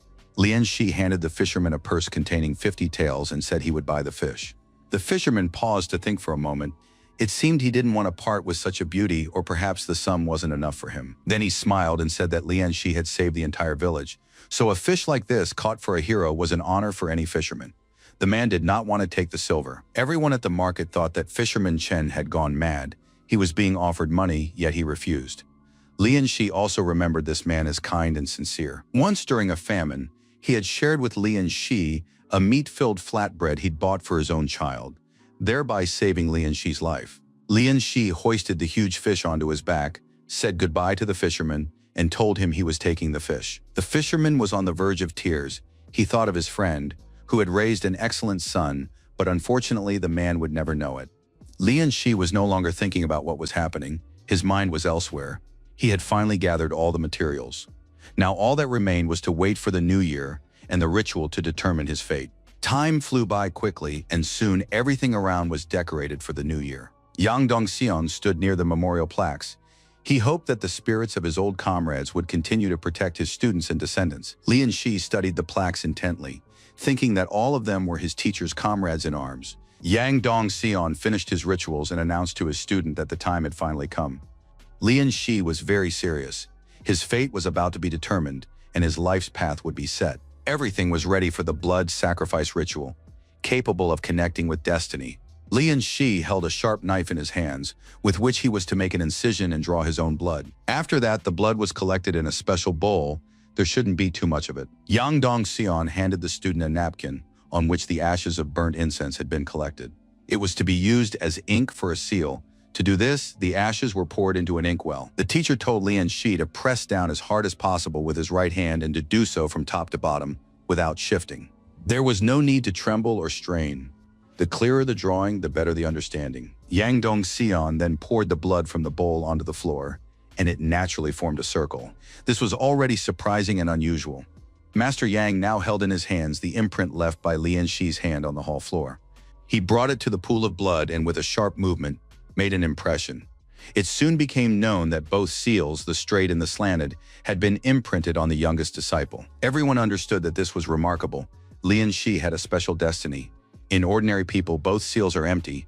Even if there is just one, it is already a sign of talent. The left oblique seal resembled a river, but for some reason the oblique seal depicts an inanimate object. Usually malevolent spirits are depicted there. The right vertical seal appeared to have imprinted a monkey. This was also strange since an evil entity cannot be a monkey. Hu Qi Shai thought it was the other way around. The guy's straight and diagonal seals seemed to have switched places. But then the idea occurred to them that perhaps they weren't seeing a river at all. If you look closely, the imprint of fate looks very much like a dragon, as if a split were occurring. All the disciples realized they were completely confused and now wanted to know what Yang Dongxian thought about this. The master was very focused. He said he understood the meanings perfectly. They speak of the fate of a great calamity. The slanted seal points to the dragon's long stride along the great river, and it has two interpretations. According to legend, a snake transforms into a dragon in 500 years, and a dragon transforms into a celestial dragon in 1,000. This suggests that Lian Shi's youngest disciple will undergo many trials and may achieve greatness by becoming a dragon man. But another possibility exists. Someone else is striving to become a dragon, and a struggle will begin between them. One of the combatants will rise by stepping on the other's body. Everyone present did not know how to react to such words. Sadness and sorrow crept into their souls. Lian Shi raised his hand, drew attention, and spoke. Whether he is the one walking along the great river or the one swept away by the current, one thing is clear: Lian Shi will handle it all. The teacher looked at the young man with respect and gratitude. A man who fights alone against 7 is capable of soaring into the heavens. Yang Dongxian continued to study the seals and admitted that he did not yet fully understand the direct seal. He knew only that it was connected to the element of water. This meant that Lian Shi was vulnerable to evil forces in the water. But at the same time, the oblique seal is also connected to water. So one can conclude that for the student, water is not only a danger but also a source of the greatest power. Misfortune and blessing go hand in hand. However, fate is unpredictable. In any case, one must not get cocky, and downplaying the danger is also foolish. The teacher said he would forward the prince to the authorities and they would decide what reward to send. The young man thanked the teacher for giving him a name. He would remember it for the rest of his life. Now, however, the boy was absolutely certain and at ease, because he knew exactly what kind of beast was in his seal. This was no ordinary evil monkey. It was the ancient demon Wu Ji Qi, and even if many hands reached out for it, Lian Shi would be able to handle it and face the danger. Besides, as long as the boy had the vessel, no one could take away what rightfully belonged to him. In the imperial palace, they were studying the report on the dragon's long journey along the great river very carefully. The emperor knew that Lian Shi was born near the great lake, and this fate suited him perfectly. The only thing that remained unclear was who he was: a man walking along the river, or one who would be swept away by the current. Could his rival be that old, unscrupulous dragon from the depths of the Great Lake? The emperor was curious to see who would ultimately become the dragon. And now the emperor did not know if Lian Shi was worthy of his hopes. In the martial arts clan, Everything was as usual: sweat, pain, and blood. Finally, the teacher allowed the students to rest a little. Yang Dongseong warned the students that he would conduct a rigorous test this year because the boys had become too complacent. Chang Song and Lian Shi were the last to arrive at the school, so they had the greatest potential, and the expectations for them would be stricter. By next year, Jang Seong must become a true martial arts master, ideally a master of the leaping style. Jang Song bowed his head to his teacher and promised to train hard, not letting down the hopes placed on him. Lian Shi had only trained for 1 season, so Master Yang expected him to pass 3 levels over the next year. Lian Shi wanted to tell the master that he had actually been through a lot, but the teacher cut him off, saying that the path of martial arts is perseverance. Even if the boy passed only 2 levels, that would already be an excellent result. Lian Shi began gathering energy in the water and said that Master Yang had misunderstood him. The young man admitted that he had already passed the flesh barrier.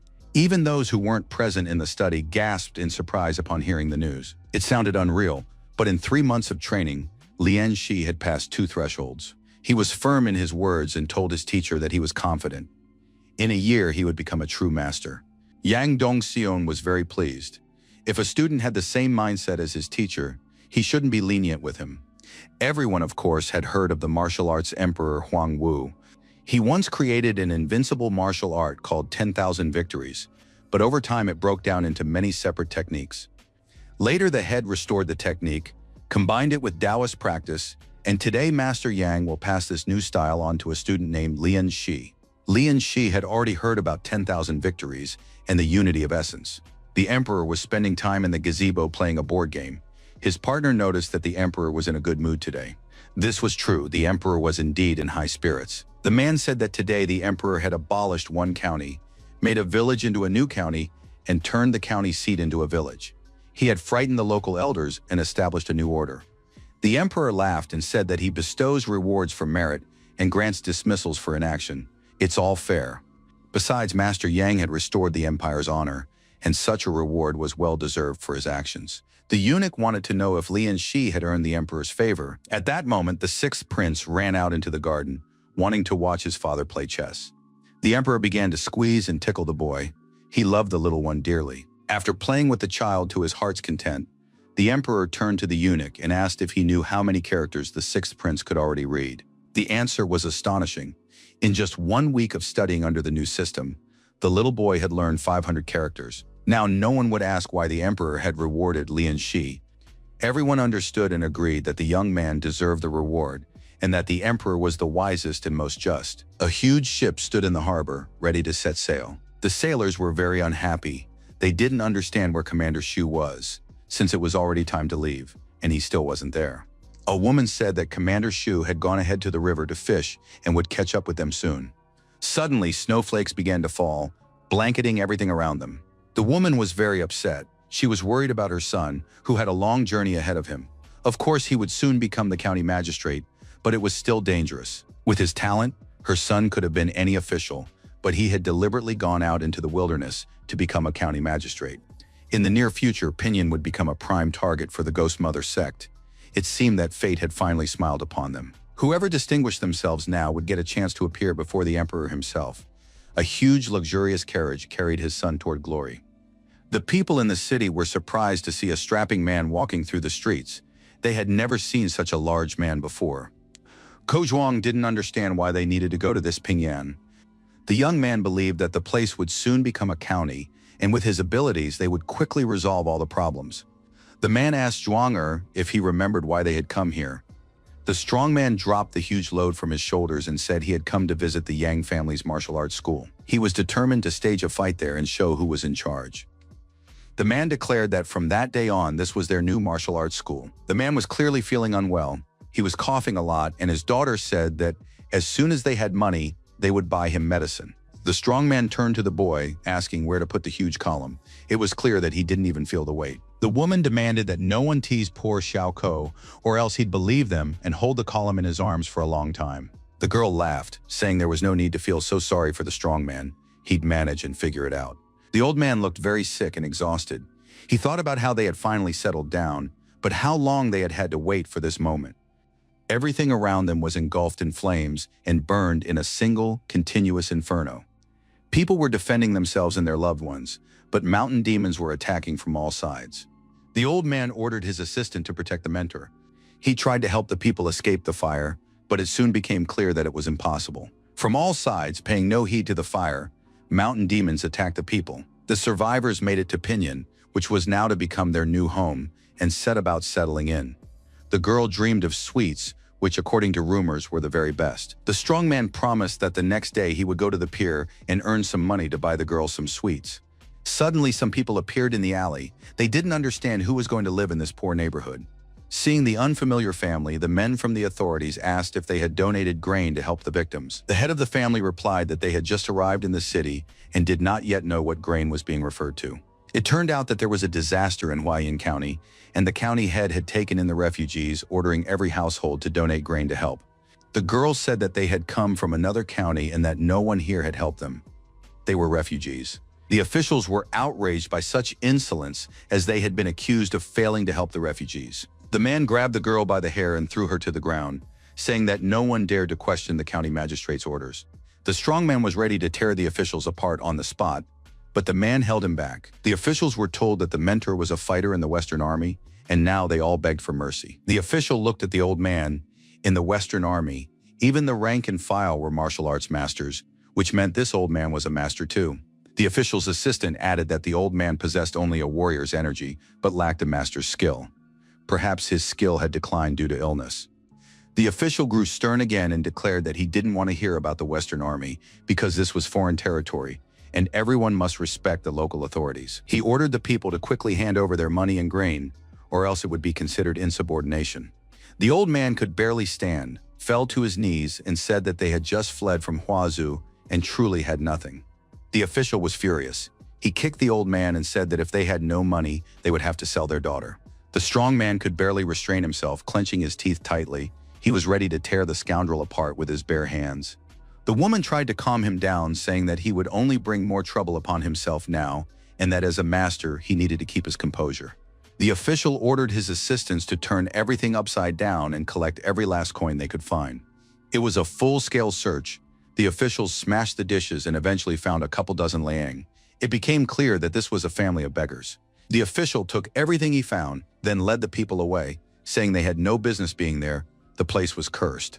He asked the daughter if she had hidden the money. The girl replied that he had nothing to worry about. The strong man barely calmed down and promised to kill that official.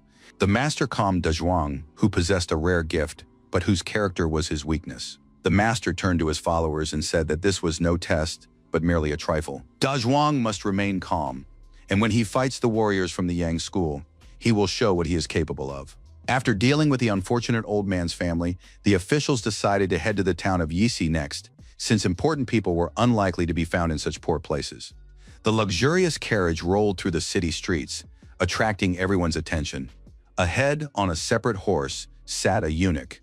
People looked on in amazement at the procession, which looked magnificent. They had no idea what it was or who was traveling in such a lavish procession. It turned out that this was called a yaosh. Such carriages appear only when the emperor personally issues a decree, and dragon and phoenix banners fluttered nearby, symbolizing the Dashan dynasty. It seemed that someone very influential had arrived in Pinyin, if the imperial procession had come to their small town. People watched the carriage go by and realized it was heading down the road toward the Yang family's martial arts school. Lian Shi was meditating when a servant suddenly ran in and reported that Master Yang was asking him to come to the main hall immediately. Lian Shi was thinking about his stats. The bone barrier was fully reinforced. Now he just needed to focus and break through it. Lian Shi was dissatisfied. For the past few days, he had been rushing to improve his stats in order to receive a reward.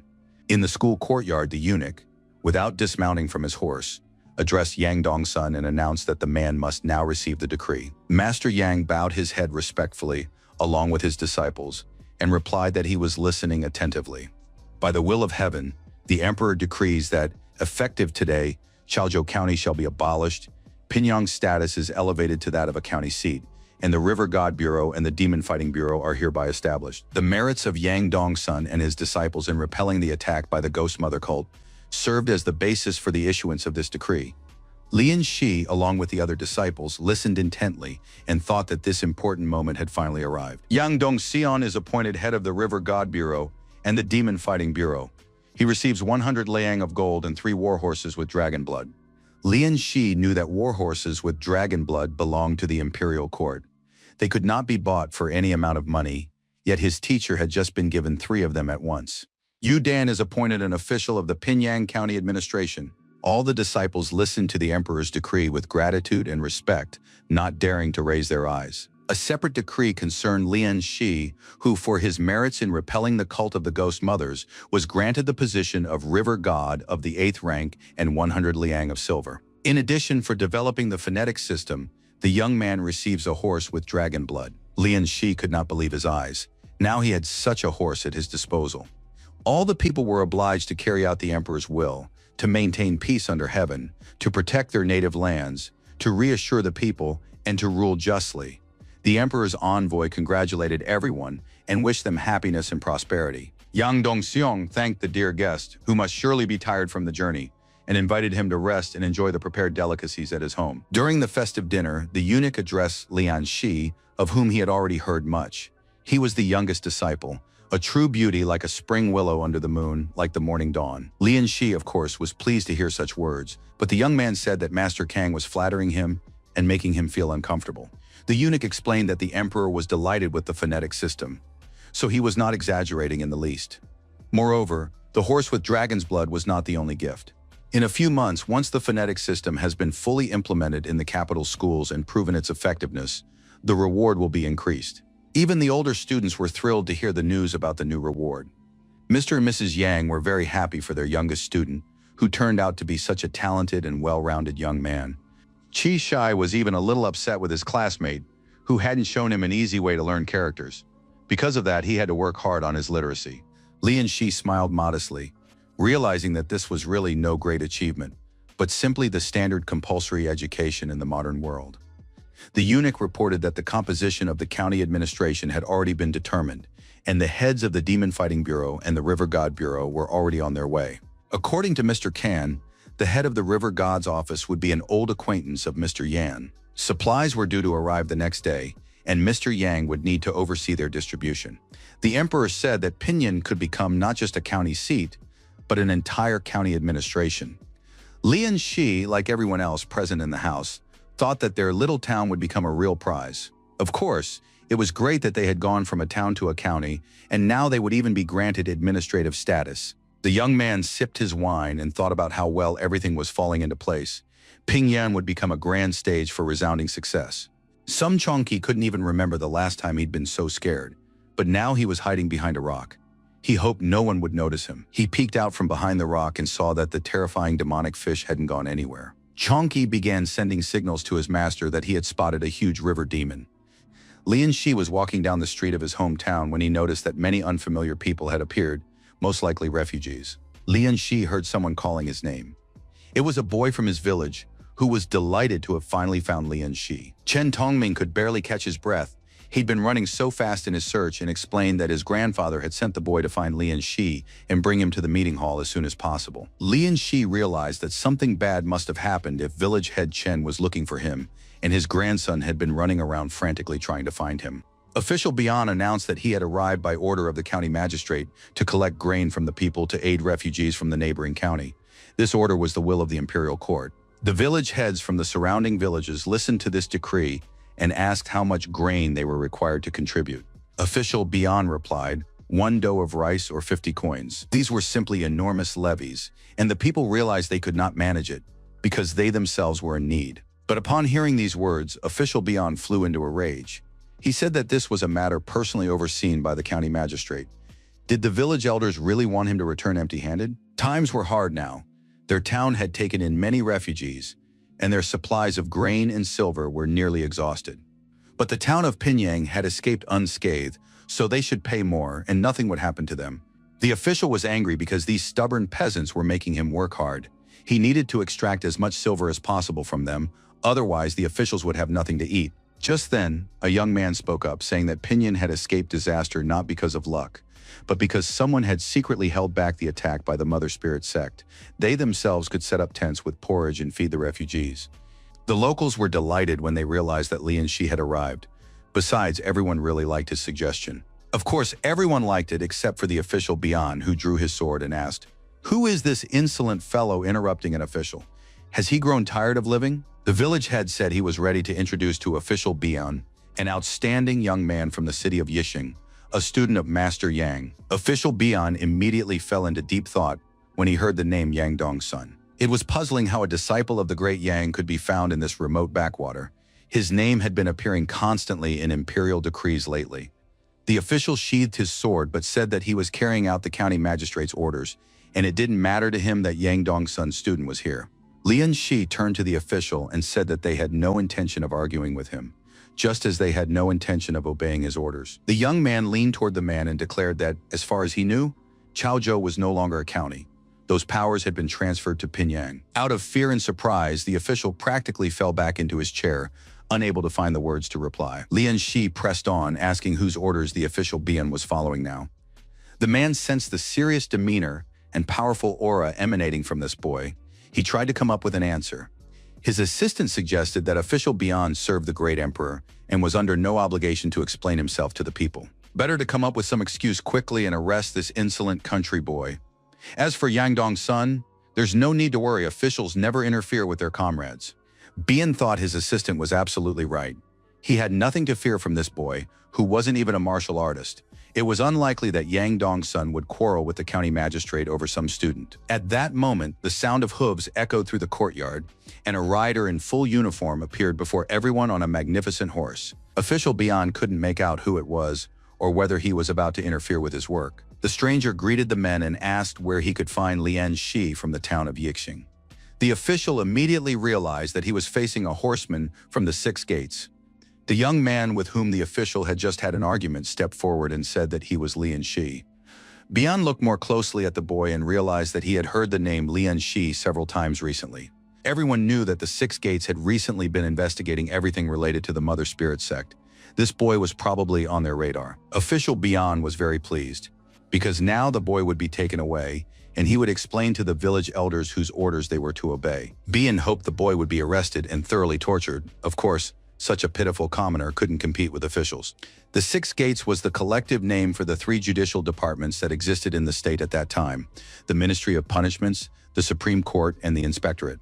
They handled important cases, apprehended criminals, and conducted interrogations. Each department had its own military forces, and these horsemen were an elite unit, comparable in fame to the Imperial Guard.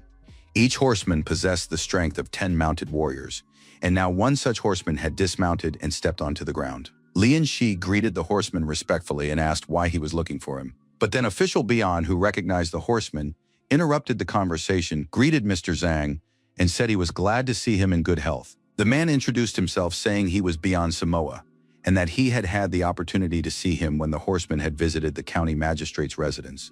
The horseman didn't understand what this sycophant wanted from him. The official had heard that Mr. Zhang had recently been busy with matters related to a cult. As it happened, he had a suspect whom the official could link to this sect. Bian pointed his finger at the young man. Lian Shi immediately realized that this scoundrel wanted to frame him. The official pointed at Lian Shi and said that this man was indeed Master Yang's disciple. But Master Yang had hundreds of disciples.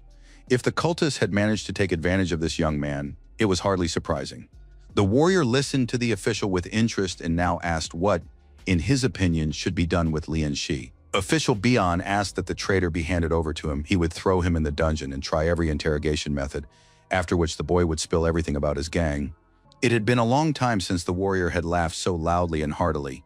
The official looked at him, unsure how to react to such a response to his words. After laughing, the warrior asked the official, did Bian understand what rank he held and who he was speaking to right now? Bian, stammering, began to say that he was merely a junior inspector of the 9th rank, while standing before him was a copper rank hunter and horseman of at least the 7th rank. The warrior gripped the hilt of his sword and asked the official if he realized how his slander would end. Bian, without taking his eyes off the sword, said that accusing a superior of a serious crime was usually punishable by death. But now the official Bian claimed that he had not lied and was telling the plain truth. The warrior asked how, in that case, Bian dared to slander and defame an 8th rank official. The sword was already practically at the liar's throat. Bian was terrified and sweating profusely with fear. He couldn't understand what 8th rank official they were even talking about. And besides, he continued to insist that he hadn't slandered anyone. The warrior declared in a thunderous voice, Bian Samoa attempted to slander an 8th rank official the River Lord Lian Shi. By law, this is punishable by death. The warrior asked Lian Shi whether to execute the slanderer or pardon him, and it turned out that this young man was an 8th-rank river lord. The villagers who had been listening to the entire conversation from the sidelines were pleasantly surprised to learn that their own Lian Shi had become an official. All the officials immediately fell to their knees and began to beg for mercy, for they had not known that Lord Lian was a river lord. They pleaded for their innocence. Finally, the junior official remembered that Lian Shi was Master Yang's 9th personal disciple. He was no ordinary disciple. Moreover, this young man was the very one whom the emperor had personally rewarded. Lian Shi confirmed that according to the law, these men were to be put to death. The junior clerk fell to his knees and began to say that he was a wretched devil who had failed to recognize the nobleman, but that it was all the doing of his superior Beyond Samoa. Official Beyond jumped up and grabbed his subordinate by the hair, saying that he was the one who had incited him, and now he was trying to pin everything on his master. Soon the two were at each other's throats, accusing one another and listing all the misdeeds they had already committed. Lian Shi didn't want to listen to this hysteria. He kicked out, knocking both officials out instantly. After that, the young man announced that the two had forged the county magistrate's order and illegally appropriated grain intended for the poor. They must go with Master Zhang and tell the whole truth. Lian Shi was thinking, of course, how much he wanted to kill these liars right on the spot. But with the horsemen present, it was better to act according to the law. Lian Shi finally turned to Mr. Zhang and asked why he had been looking for him. The warrior named Zhang sheathed his sword and said he had almost forgotten why he had come in the first place. Zhang Jiyun, a copper catcher with the 3 judicial departments, had come on orders from his superiors with a question. The young man took out a gold badge and asked if Brother Lian would like to join the 3 judicial departments. Lian Shi was sailing in his boat, reflecting on how the stronger one becomes, the easier it is to lose oneself in the power of one's own strength. As a man of the modern world, the young man understood perfectly well that even a hero can break the law, believing in his own might. But what path in life did he really want to choose? The young man decided he could no longer take on new positions. The hunter said that with his talent, Lian Shi could easily join the ranks of elite warriors in just a year. Why wouldn't he want to try? But Lian Shi was resolute and apologized to Master Zhang. All the villagers were in shock. How could anyone turn down such a position?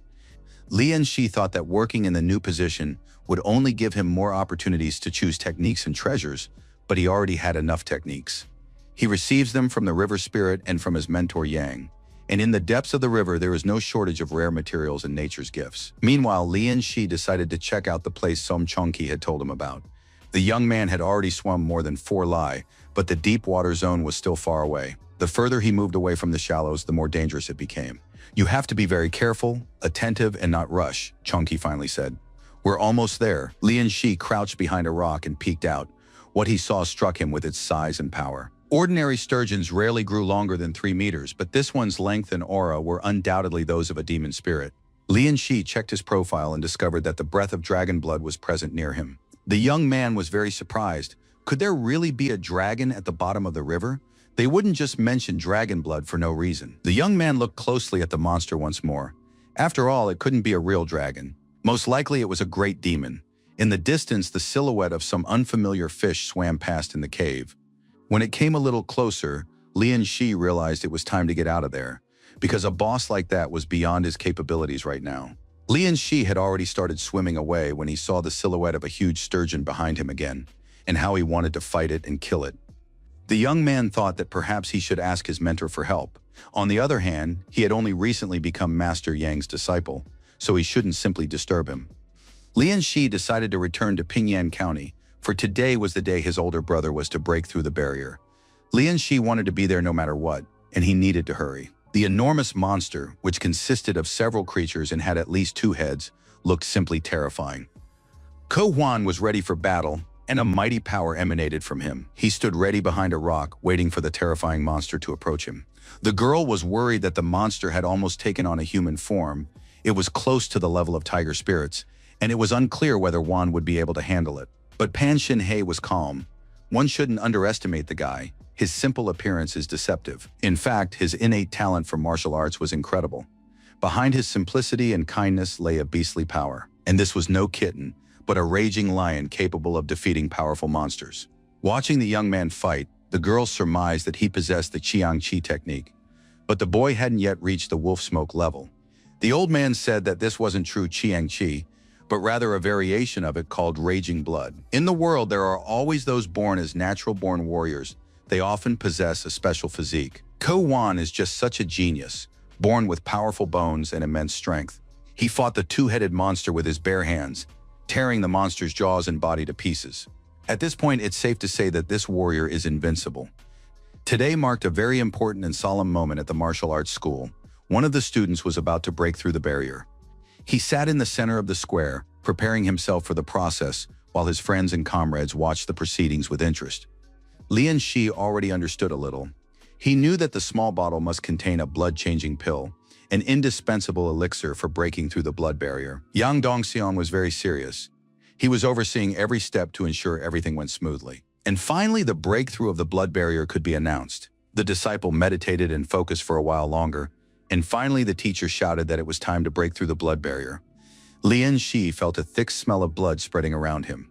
This scent came from his older brother, who was currently going through the process of breaking through the blood barrier.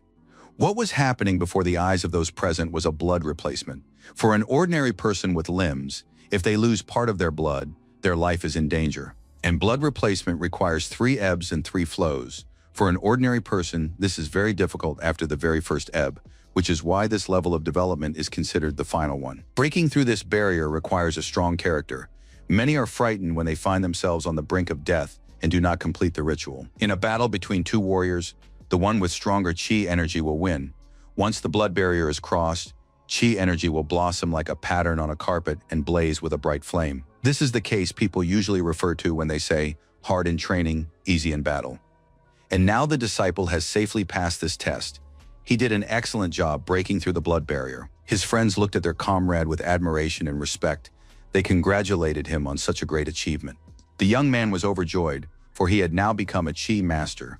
Shai advised his friend to calm down, go wash up and eat, since he hadn't eaten all day. Lian Shi knew that the blood barrier was the most dangerous of the 4 barriers. His time would come someday, and he hoped everything would go just as smoothly. People had been lining up since early morning. Everyone waited calmly, without arguing or pushing. The men in line were chatting among themselves. They believed that the Yang clan was the coolest. The rest weren't even fit to lick its boots. Everyone had heard of Master Lian Shi, who used to be a simple fisherman, but as soon as he joined the clan, his talent blossomed. After just a week of training, he single-handedly defeated 7 senior disciples. After that, Lian Shi wiped out the Demon Mother sect, bringing peace to all the lands. The guys didn't even want to look at other clans. If they were going to join any, it would only be the Yang clan.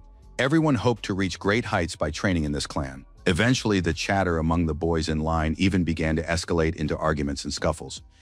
Lan Tai watched these lines and asked her master when there would be a festival on their street. The old man smoked his pipe and said honestly that just 3 days ago he hadn't been sure they'd succeed. But after Wan managed to break through the bone barrier, it became clear that their clan would soon emerge from obscurity as well. Meanwhile, the young man was regaining his strength, devouring another serving of rice. Having finally polished off a huge amount of rice, he set down his chopsticks and told his master that he was ready. Lian Shi was meditating. He was deeply focused and concentrated, and it seemed as though steam was even billowing out from him in all directions. But the attempt was unsuccessful. The young man coughed, and it seemed he had been so close to breaking through the bone barrier. Of course, if he had eaten that huge sturgeon, he would have easily reached the blood barrier, and then he would still need silver to buy a blood replacement pill. If it came to that, he would have to ask the master for help. Lian Shi stepped out into the school courtyard and saw a commotion and a crowd gathered near the gate. A member of the Yang clan sat at a table recording applicants. He was waiting for the next person, and soon a massive figure appeared before him, a large young man who was looking for the Yang clan. The men in line were outraged. This guy didn't know the basic rules of etiquette and had now cut in line. However, the young man said he hadn't come here to sign up. He was Ko Huan of the Pan clan, so he had not come here to sign up, but to challenge the Yang clan. Huan stood in the middle of the arena. Onlookers gathered around, and everyone waited to see what would happen next. The guys didn't understand why some unknown clan would challenge them during such turbulent times. Had they gotten tired of living? Chi Shai was certain that their opponents weren't fools. They had calculated everything carefully. These people aren't fighting the Yang clan disciples head-on. They've decided to stage a duel between the junior disciples. There isn't a single master in their clan, so they don't want to fight head-on. Defeating a youngster isn't difficult, but if it's a well-known youngster from the strongest clan, That's a whole different story. In other words, they don't just need any junior disciple. Qi Shai was certain of his guess. Yu Dan also guessed who had been chosen as the main target. It was the 9th-ranked junior disciple, and now Wan stood in the arena, eager to fight him. The people, the spectators, were discussing the boy and realized that he looked much stronger than an ordinary disciple.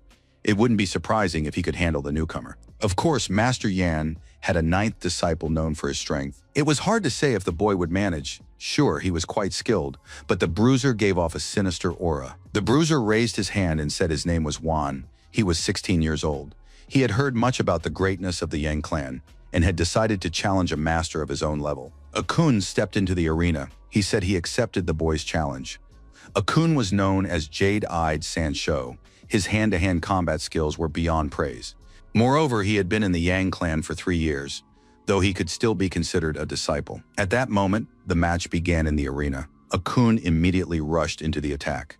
He reached his opponent very quickly and even landed a blow on his shoulder. However, it did no damage. In the next instant, Wan launched a counterattack, and his opponent lay defeated at his feet.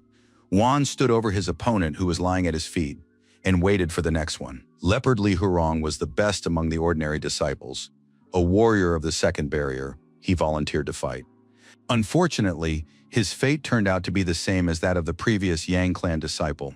Everyone realized they were facing a true powerhouse. He had defeated a second barrier warrior with a single strike. Those present stared in horror at this unfamiliar young man and could not fathom what level he was at. Li Hurong couldn't get up for a long time. He was devastated both mentally and physically. Lian Shi approached him and helped him up. Everyone immediately turned their attention to Master Yang's 9th disciple. Lian Shi understood that now it was his turn to step forward to put an end to the senseless beating of his comrades and defend the honor of the martial arts school. Ko Wan was very pleased. Finally, a rival had appeared before him, the very reason he had started all this in the first place. Lian Shi immediately realized that this guy knew his name and was likely an enemy. After the events involving the Zhao family, it seemed Lian Shi had no enemies left. Zhuang remembered the conversation he'd had the day before with Master Pan Xinghe. In the ring, he had to act rougher than usual to attract the attention of one special person. According to the investigation, Yang Dongsun's 9th disciple is a kind-hearted guy from a family of fishermen. It's impossible to defeat Lian Shi without a specific plan. First and foremost, you must attack his mind, provoke your opponent. That's the first step toward victory. Zhuang declared openly that he had thought the Yang clan was full of brave men, but here there was a shiny exterior and rottenness within.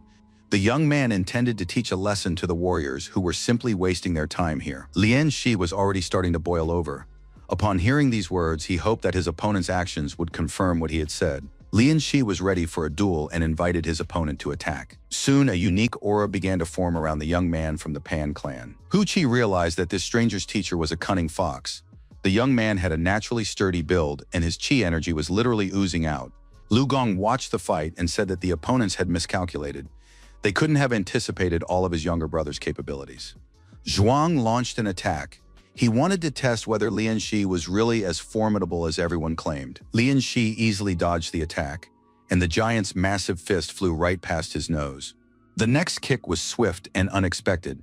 Lian Shi didn't have time to dodge and was knocked aside. Zhuang felt he had figured out his opponent, and now everything would be easy. But it was Lian Shi's turn to attack.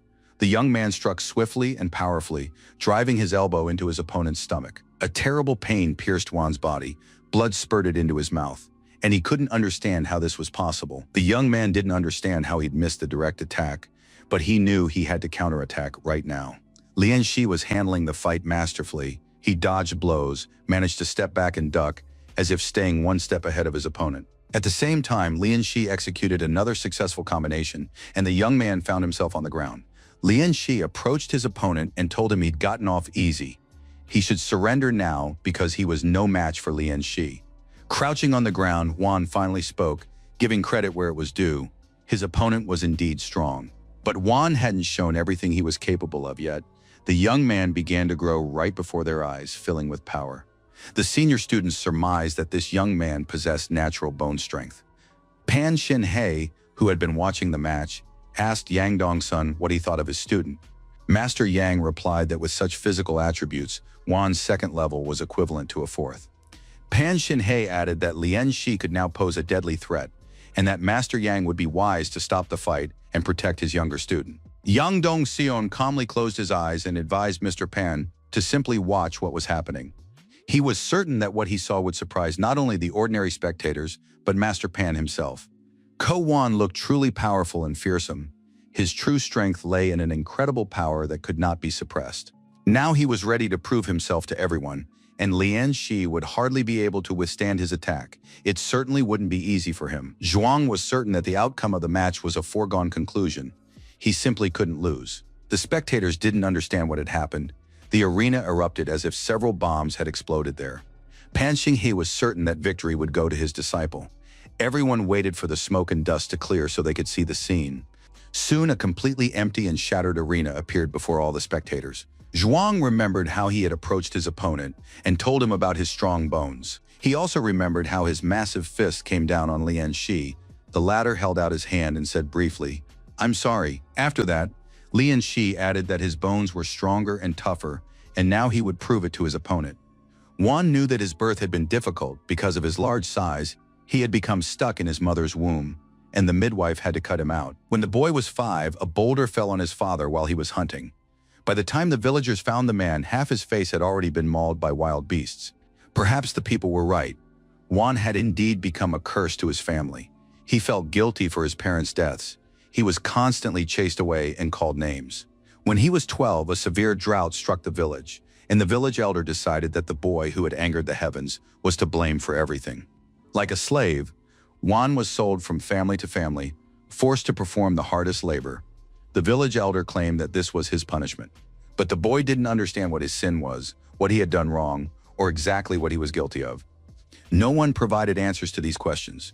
One day, bandits came to the village and killed all the residents. They took this strange, enormous boy, Wan, with them. The bandits believed they could make a lot of money by selling him to the Zhao estate.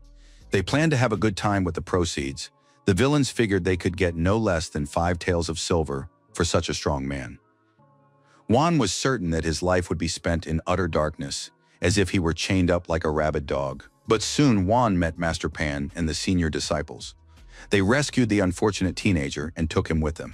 These people removed his chains and spent 2 years convincing him that he was not cursed and was not to blame for anything. The master said that on the contrary, Wan was gifted by the heavens. He had been granted immense strength and abilities. They not only gave him his freedom, but also taught him the martial arts, demonstrating powerful techniques and strikes. They surrounded him with care and attention. They cooked his favorite food and supported him in every way. Before, he had been called a curse, but it was only with these people that he found his true name. Now Wan could not lose. This was a rare chance to do something good for his master and the senior students. Lian Shi was still holding his opponent with one hand, but suddenly felt as if Wan's strength had increased even further. For Lian Shi, this was still not enough. He withstood Wan's attack with a single outstretched arm. The next moment, Lian Shi struck his opponent in the chest with all his might. Wan could not have imagined that anyone could withstand his power. Now he was flying through the air, unable to stay on his feet. All the spectators were in complete awe, seeing just how strong and magnificent their comrade Lian Shi was. But Wan, unwilling to lose, entered a demonic phase. He was certain he had to win. Lan Tai was very worried about her comrade and demanded that he control his emotions. Otherwise, it would end badly. Master Pan Xinghe jumped out of his chair and told Chief Yang that they were giving up. It was clear to everyone that the match had to be stopped. Zhuang wouldn't calm down. He believed he hadn't lost yet and had to bring glory to the Pan clan. He wanted his older sister to be able to afford her favorite buns. That required money. Besides, Master Pan needed medicine and remedies, so Wan couldn't lose. Lian Shi understood. If nothing was done, the boy would die right there in the arena. He had to influence him on a spiritual level. There was simply no other way to calm him down. And Wan had already lunged forward to attack. In his demonic form, he had no control over himself or his body. Lian Shi held up 2 fingers and decided to release a little of his aura. That should be enough to knock Wan out. He knew he couldn't use the full power of his aura. He had to be very careful. It seemed as though Lian Shi, together with the spirit of the river, had enveloped his opponent from all sides and instantly calmed him down. Lian Shi realized he had succeeded and considered himself lucky that everything had gone so smoothly. Friends and allies in the plan rushed to Wan, who was lying there, exhausted. They were all very worried about him. But the warrior himself was the most distressed. He apologized to his master for the defeat. Pan Xinghe tried to calm the young man, saying that nothing terrible had happened. The boy had done everything he could, and now they would simply move to another county. The crowd and spectators were absolutely thrilled. They liked the Pan clan, and everyone applauded the winner, Lian Shi. The losers couldn't believe it when they realized that most of the applause was for them. The poor people were used to being constantly chased away and mistreated. Yang Dong-seon thanked Master Pan for the wonderful match they had just put on for everyone. He said they would be very happy if Pan Shin-hye and his people settled in their county. Master Pan realized that perhaps he had made complicated plans for nothing and had been afraid of being rejected. Perhaps he could have simply come and had an honest conversation with these sincere and decent people. He thanked the entire Yang clan. Lian Shi resumed his training. The last battle had shown that he had not yet unlocked the full potential of his dragon tendons and tiger bones. Zhuang was naturally blessed with an excellent physique and was equal in strength to a fourth barrier warrior. But Lian Shi, with his own attributes, could be even stronger. Thanks to the duel, the young man earned 200 silver lian. Later, he would turn to Brother Liu for help. A maidservant reported that Master Yang was summoning Lian Shi to the stables because a dragon-blooded horse had been brought in. Lian Shi was thrilled. He couldn't wait to see his horse. He immediately got ready and ran to the stables, where he found the master feeding his horse. Yang Dong-seong said that this was a stallion specially chosen for him. The stallion was very spirited, but if Lian Shi handled him correctly, he would become a powerful ally. Lian Shi approached the horse, worried. Would he be able to tame such a spirited animal? He was also curious whether owning such a horse would elevate the young man's own status. The master said that Lian Shi would need to find himself a groom. He wouldn't be able to stay with the horse around the clock. The young man thanked the master for choosing the horse and admitted that he had a small problem. He would like to count on the teacher's help. Lian Shi explained that he had recently discovered a small lake, explored it, and found 3 mystical mackerels guarding the entrance to a grotto from which a golden glow emanated. He had heard legends about a dragon and suspected that this place was connected to a demon.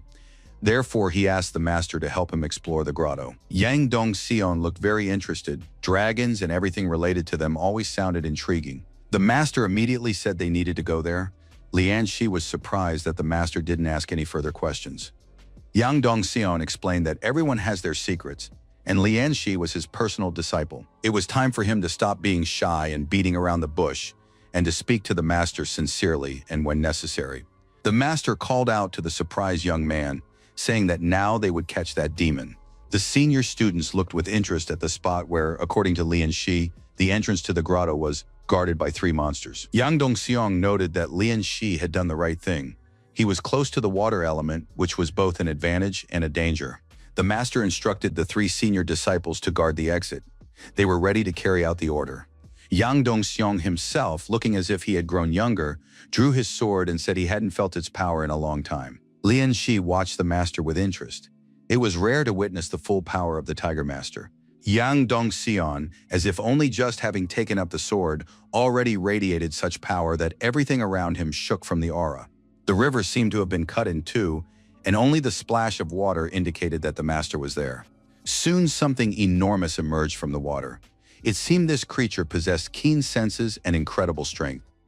The order was given to stop the monster, which had now appeared on the surface. The disciples left to guard the exit, encountered the monster, and began to attack. Each fought in their own style. Soon Master Yang engaged the monster in combat with his sword.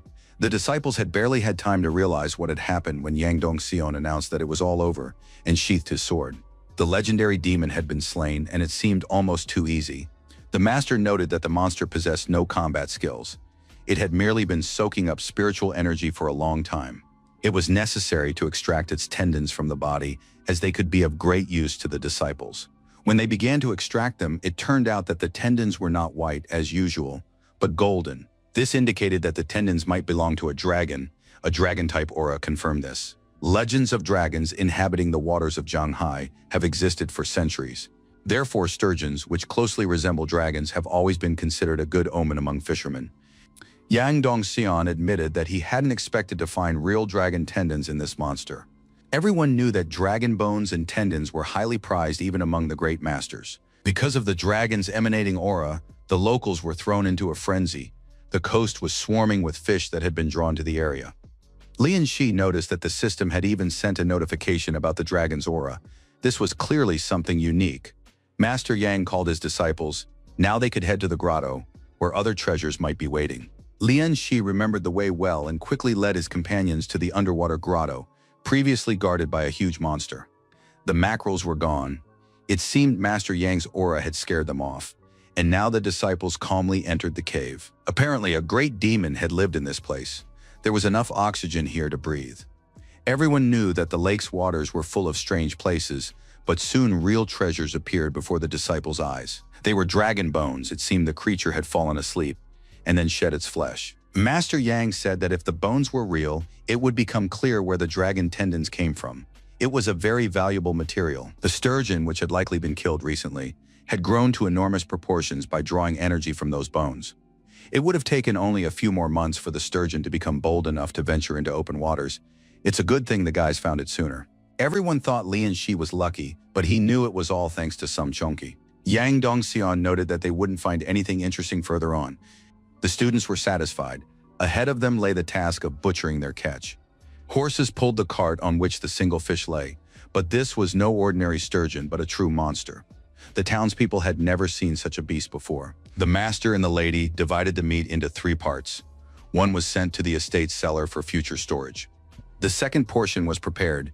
They cooked many delicious dishes and served them to the apprentices. The third part of the enormous fish was sent to harsh regions to help the local residents survive the cold. As for the tendons, Lian Shi received a piece 2 zhonglong, and the master took the rest. The bones were given to Brother Lu Gong so he could improve the disciples' weapons. Lian Shi held the tendon in his hands and watched as the centipede reacted to the dragon's aura. The young man decided to test the effects of the dragon tendons and began to use them. With every bite, Lian Shi's water essence grew stronger. It felt as though his back were burning with fire. He surmised that he had reached the blood barrier. Soon, the system notified him that the dragon aura had been absorbed, and the Yinlong mark appeared on the young man's back. He had heard of the Yinlong mark, but hadn't expected it to appear on him. Suddenly, the mirror he had just been looking into cracked and shattered into tiny pieces. Lian Shi didn't understand what was happening or how to deal with it. Images of various places and events emerged from the shards of the mirror before him. The images changed constantly, appearing and disappearing, transforming the space in a chaotic jumble. The next moment, he found himself on the edge of the roof, not understanding how he had gotten there. At that moment, the system notified him that he had received a significant amount of the river's favor. Lian Shi understood that upon reaching the blood barrier, something would change when he re-entered the river's waters. Chonky the catfish was swimming calmly in the river when he found a toy someone had lost.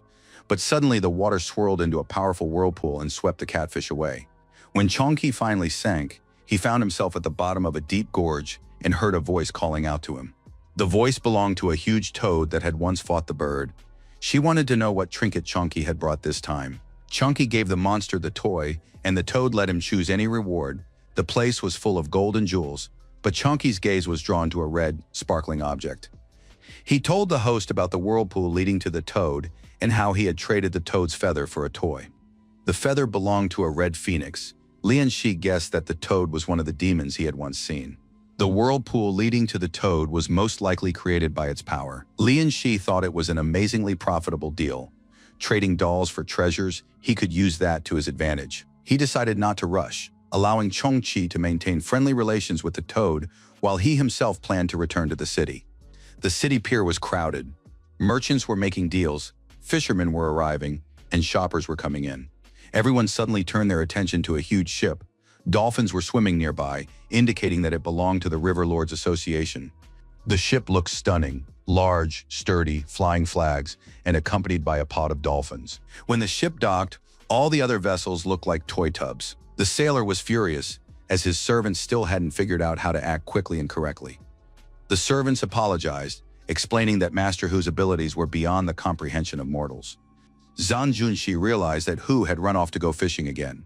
He must feel extremely uncomfortable being near Wei Lin. At that moment, Lian Shi was checking the stats. Thanks to the tendon, his pets had already accumulated more than half the energy needed for their next evolution. Suddenly, Lian Shi heard a voice and turned to see who it was. He didn't yet realize who he had encountered, but he felt unable to move because of the aura emanating from the stranger. The stranger was holding a fishing rod and asked if Lian Shi could tell him where the city of Pinyang was and how far it was from there. Lian Shi couldn't move or open his mouth. Then the man clutched his head and apologized, saying he had blocked his meridians and was now waiting for an answer. After that, the stranger extended 2 fingers and pointed them at Lian Shi's head. The young man was finally able to move, realizing that the man in front of him was incredibly strong. The stranger explained that he loved fishing and had gotten lost, falling behind his group. Now he didn't know how to get to Pinyang. Lian Shi eyed the man suspiciously. He guessed that this was someone important and mustered the courage to ask him to introduce himself. The stranger showed his seal and announced that he was the new deputy head of the Pinyin River Lord Association, named Hu Yulong. Lian Shi realized that he was standing before his immediate superior. The timing coincided with the arrival of people from the association. As a sign of respect, the young man stated his name, introduced himself as a member of the River God Association, and greeted Lord Hu. The man asked if this was really Lian Shi, Uncle Yang's youngest disciple. No one had ever addressed the master that way before. Hu Yulong mentioned his closest relatives, his father and grandfather, for whom Uncle Yang had once risked his life. Lian Shi had called the master that since childhood. Lian Shi understood that this was a coincidence, although the emperor was likely aware of the connection between Master Yang and Mr. Hu, meaning the appointment was no accident. At the same time, it was a subordinate position. Perhaps the emperor had something in mind. Hu Yulong said bluntly that Lian Shi was probably wondering why he, of all people, had been given this position.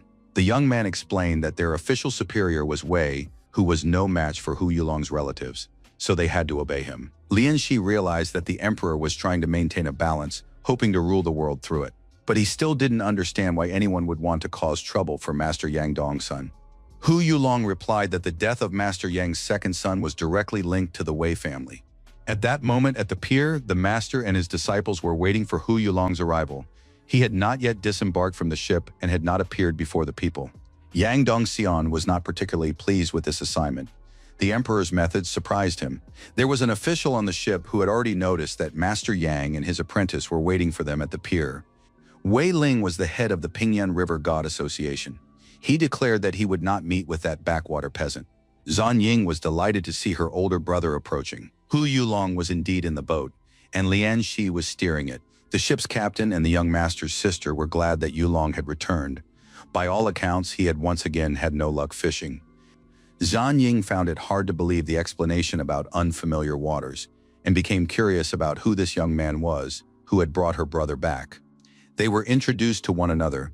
Lian Shi was Uncle Yang's youngest apprentice, while Ran Zongbin and Ran Yin were He Fighting's grandsons. The young man greeted the guests, and it turned out that Ran Zongbin would now be his immediate superior. The girl pressed herself against Lian Shi and said that Uncle Yang's disciple didn't need to be so formal. He could just call her older sister Ran. She also realized that the guy standing before her was the very one who had invented the new phonetic system, and she scrutinized him closely, checking to see if he was a demon in human form. Hu Yulong asked the girl not to be so rude and insolent. He instructed Zhongbin to give Lian Shi a tour. Hu Yulong announced that he was going to visit Uncle Yang and left everyone at the pier. Zhongbin led his subordinate along, saying he would show him everything there. The young man explained that even though the place had only recently been established, the rules of the River City Association remained unchanged. They were not subject to the local government, and all orders came from the association's headquarters. As a low-ranking member of the administration, Lian Shi would now be assigned many tasks. Most of the time, he would patrol the section of the river assigned to him. Zhongbin led the young man to a specific part of the ship and said that the archives were located there. Lian Shi would mainly receive his assignments and collect his pay here. At that moment, several men were working in the archives. They greeted Lord Ran and invited him to sit down, but Lord Ran declined, saying he was busy with the newcomer. The men began whispering among themselves, deciding that this must be a very important newcomer, since Lord Ran himself was giving him a tour. They decided that he was most likely the son of some important person, and that they absolutely had to record everything. Lian Shi and Zhongbin went down to the water. The young lord explained that one could tame a dolphin here. Lian Shi received a rune that was supposed to help him with this. He had to warm the rune with blood, after which he could summon the dolphin. The young man followed the instructions, and a few moments later, a cute dolphin emerged from the water. Zhongbin praised Lian Shi, noting that he was lucky he'd gotten a male. From now on, they would be partners, patrolling the river and protecting it from poachers, demons, and spirits. Zhongbin said that Lian Shi could stay with the dolphin to establish a connection with it.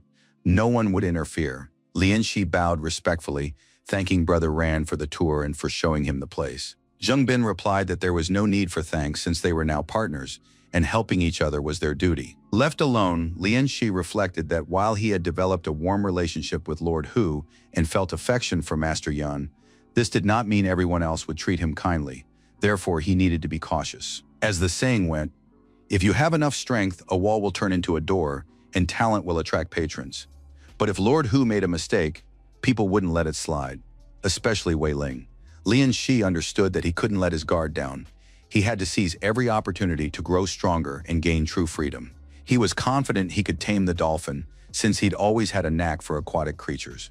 Previously, he had only tamed mystical creatures, but now it was just an ordinary dolphin. He could spend a long time wondering if it would work, or he could just try. Lian Shi activated the blood seal and placed his hand on the dolphin's body.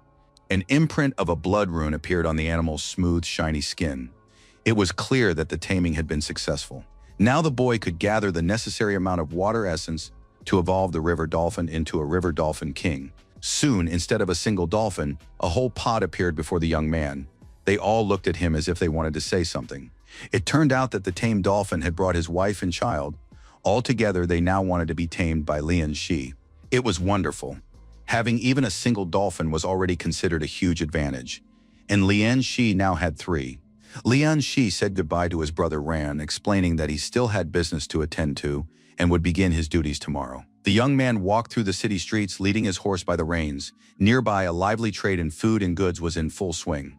Lian Shi, still young, watched with interest as a street magician drew a crowd of onlookers. A passing servant recruiter admired the young man's horse and asked what its name was. Lian Shi was pleasantly surprised by the compliments and said the animal's name was Kishan. He had named the horse a few days earlier. Realizing that the young man was looking for a servant, the man offered to help. Lian Shi confirmed that his new house was finished and that he wanted to hire a stable hand and a cook. The man was curious about where the young man's residence was located, how large it was, and whether the young man would mind sharing servants with other masters. Lian Shi explained that his residence was in Yanxin and consisted of 3 courtyards. He had no intention of sharing servants with anyone. Suddenly, the man realized, repeating to himself the Lian family of Yanxing. He understood that the young man standing before him was Lian Shi. Lian Shi already understood that his fame did not always bring only benefits, and now he was trying to gauge how kind this stranger was to him. The man bowed his head in a deep bow and began to thank his benefactor. He pointed to the girl who was his daughter. 6 months ago, Lian Shi had saved her, and if not for him, the man would have lost his daughter forever long ago. Lian Shi also recognized the old man who had been in the cult's citadel and whom he had managed to save during the brothers' invasion. The young man replied that he didn't need any thanks, for he had merely been doing his job protecting the weak and the innocent. Be that as it may, the man promised to select the very best people from among those at his disposal. They would be the finest workers in the entire district. Suddenly, a cry of admiration rang out in the market square. Here comes an official, he's simply magnificent. People turned to look. Lian Shi noticed the strange horses. The servant recruiter explained that they were Qinzhou horses.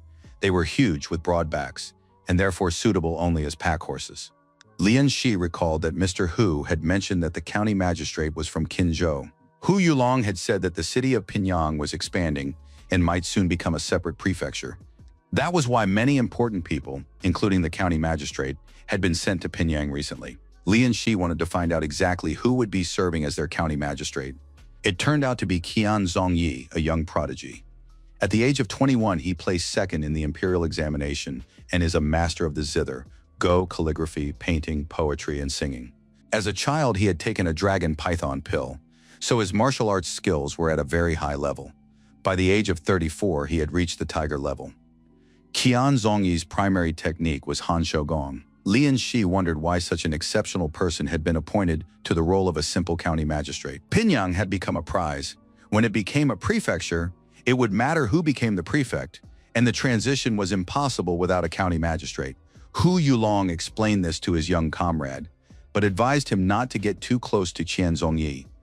Yulong's grandfather had once met this young man in person and described him in a single phrase. Buddha and demon fused into a single twisted being in white robes stained with the blood of the mortal world. Moreover, this genius was an extremely wicked man. At that time, several interesting people were riding in the carriage that had brought the county magistrate. The Lama reported to his master that he had fulfilled his mission. It had taken him 107 days of continuous work to prepare it. The artifact is capable of uniting earth and heaven. After careful polishing, the skull became a truly precious relic, worthy of the title of a flawless relic. The master was busy with beautiful young women, but he still thanked the craftsman for his work. The new county magistrate, Qian Zhongyi, was handsome, strong, and educated. He never denied himself any pleasures, and now several charming creatures were accompanying him on his move. The young man informed the Lama that as the new county magistrate, he had been ordered to deal with the cult of the Mother of Demons, and asked how the Great Mother differed from a Bodhisattva. The Lama listened to the question and said that she did not even come close to his Buddha. The destroying Yin matron was the embodiment of the untamed, poisonous qi created by the followers of the cult of the Mother of Demons. Their pearls of immortality are not meant to cultivate powerful masters, but to nourish the Mother herself. A goddess born of hatred, without form or substance, is by nature inferior to the true enlightened Buddha. Wei Ling was a tyrant, Hu Yulong a slacker, and the demon-hunting division incompetent in naval battles. The county magistrate understood that dealing with them would be difficult. The Lama looked out the carriage window and noticed a young man with a beautiful horse in the crowd. The old man studied his physique closely and noted that it was perfect. Qian Zongyi also looked out the window to see who the master was talking about. The Lama explained that the young man's bones resembled those of a tiger. His skull would make a perfect ritual cup if the county magistrate accepted his teachings. The better the ritual vessel, the more powerful he would become. Moreover, the future ritual vessel had a horse of dragon blood. Qian Zongyi understood that such a horse could only be obtained through an official title or an imperial award. Therefore, one had to be careful with this young man. The Lama smiled predatorily. Nothing is impossible in this world, for his master is the county magistrate. Qian Zongyi remembered that power in this town now belonged to him, and acknowledged that his master was absolutely right. The water prison was used against the huge and terrifying moray eel. Tahawa happily secured it by snapping his teeth across the predator's midsection. Chunky, in his evolved form, used his long whiskers like a lasso and tightly bound the beast. Lian Shi was pleased with how the duel was going and finally saw a real opponent. Now it was time to bring in the tame dolphin and his entire family. The whole group surrounded the moray eel from all sides. It could only scream helplessly, trying to scare off the hunters. Lian Shi brought in his catch, and the locals were once again thrilled. Brother Lialu had no equal when it came to slaying aquatic monsters. Everyone was curious how many aquatic monsters he had caught in a week. Lian Shi modestly replied that it wasn't that many. He reflected on the past week since the association's arrival. He had spent all his time training the dolphin and hunting aquatic creatures, and today there had been plenty of monsters. The men from the archives were absolutely thrilled. Mr. Lian had proven to be very capable. Lian Shi addressed the archive staff and announced that he wanted to exchange his merits. He placed a pile of severed monster heads on the floor. An archive worker showed him the records. Over the past few days, Lian Shi had accumulated 10 minor merits, which could be exchanged for something from his list. The lists included red maple flowers, rooster comb fruit, and many other small items. The archive worker explained that all of this had been specially developed by the Ministry of Agriculture for the River God Association. Rooster comb fruit grows underwater, so the association produces it in large quantities. Unlike the red maple flower, this fruit grows underwater, which means it contains a water essence. Lian Shi realized that this could be doubly beneficial to him. The young man told the archivist that he would take 12 rooster combs. The archivist added that Master Lian could take a look at their techniques while Clerk Han went to the storeroom to fetch the order. Lian Shi glanced through the list of techniques and saw that most of them were low rank and far weaker than those Master Yang had taught him. Besides, he didn't need specialized underwater techniques. Lian Shi snapped the description booklet shut and said he would take only the scallops, leaving the remaining merits for later. The archive clerk handed him his order and told him to return when the need arose. Finally, Lian Shi found himself in the silence and solitude of his boat. He opened the box and now understood why these plants were called rooster combs. Outwardly, they really did resemble rooster heads, and Lian Shi became curious about how much water essence was in each of them. He ate one rooster comb and immediately gained 200 points. This was wonderful since he usually had to eat until he was stuffed to achieve the same effect. Thoughts immediately arose about the amount of essence in high-grade spiritual plants. The young man decided to eat every last crumb. For these scallops, he received over 2,000 water essence points. Lian Shi felt his blood gates expand. If he could get his hands on a blood condensation pill and a blood replacement pill, he would be able to break through the barrier. Lian Shi swam a little longer in the river and decided to head back since he had an exam the next day. It was already late in the evening when the young man walked through the streets of the town studying the map and the street plan. As it turned out, Zhanghai Lake was a vast section of the river's estuary, stretching for tens of thousands of li. The map of this world was many times larger than the one from his past life. The young man realized that, by rough estimates, the planet was about twice the size of Earth. A river of such magnitude could indeed be home to real dragons. Lian Shi looked at the gate of his house and thought again how nice it was to have a private, comfortable home. Lian Shi had almost entered the gate when he heard someone asking him to stop. Standing before him was a priest, his hands clasped in a bow, pleased that Lian Shi had finally returned. The young man thought the man might be in need of money and said he didn't have any on him, but he could go inside and give him a few coins. The priest replied that he was an old monk and wasn't asking for charity from the young man. Lian Shi was at a loss. Why had this monk come in the middle of the night? The man respectfully said that Lian Shi had no spiritual master and perhaps he would like to become his disciple. Lian Shi invited the monk into the house and they sat down at the table to talk. The young man noted that he could not sense the old monk's aura at all. He must be a true master. The monk thanked the host for the meal and said that now they could talk about the main issue. Lian Shi wanted to understand why the master wanted him to become his disciple. He suspected it might be a trap. The monk folded his hands and replied that everything in this life is determined by fate. Lian Shi recalled that in a past life, he had heard these words from a young man selling Buddhist amulets. "This is your destiny." The monk explained that the young man possessed the tendons of a dragon and the bones of a tiger, and that the Vajra Sutra technique, taming the dragon and subduing the tiger, was perfectly suited for Lian Shi. The monk noted that the young man was still too young. He wasn't even 20 yet. By cultivating this technique, by the time he was 30, he would reach a level commonly referred to as that of a saint. Lian Shi listened attentively to the monk and said that he was just an ordinary guy who didn't hope to reach the Zhengxiang level. If it were that easy to become a master, people wouldn't spend their whole lives at it and still end up defeated, he added. Every stage of cultivation is built upon a mountain of enemies' corpses, Lian Shi remarked. He suggested they discuss this later and asked the monk where he had come from. The monk replied that like any monk, he had no home, but he had come from Qinzhou, the hometown of the county magistrate. This made Lian Shi wary. The monk explained that he had seen Lian Shi distributing silver to the people, organizing a soup kitchen, and slaying mountain demons to save the village, so he had a rough idea of his character. Therefore, the monk was ready to take the young man as a disciple from their very first meeting, considering this the best offering to the river god. These words convinced Lian Shi, and he thought that perhaps this was not a trap. Lian Shi apologized for his boldness and asked the monk what level he was at. The monk lowered his eyes and replied that, according to the common folk, he was at the Zhengxiang level. After that, the monk held up a finger, and the water in Lian Shi's cup began to rise. The young man was amazed. This man could control water. The monk smiled and asked again if Lian Shi would like to become his disciple. Lian Shi smiled in response and said that he already had a master and could not choose another. These words angered the old man. He wanted to know what level Lian Shi's master was at. Could he really be stronger than him? It seemed the monk was ready to fight, so the young man suggested they calm down and have some tea instead. The monk replied that he had been right about the young man. For him, honor was not just a word. The old monk had been attacked by another monk, and his core had cracked. He needed a place to recover. The old monk asked permission to stay in the house for 10 days.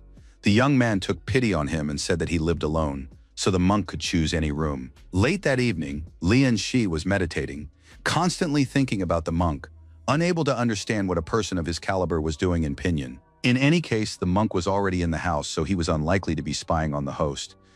Lian Shi decided to enter the realm of spirit fortification that night. The young man performed all the necessary steps, and soon his energy began to shift from one state to another. The rune on the young man's back glowed brightly, and his entire body underwent changes and strengthening. The monk saw the light seeping through the walls of the house and thought that the owner of this house had a great destiny. Lian Shi was naturally endowed with dragon tendons and tiger bones, and was likely now using the technique of the internal method. Most likely, this young man really does have good teachers. It's just a pity that such talented people always have envious rivals. A few hoodlums with their faces covered were standing near Lian Shi's house.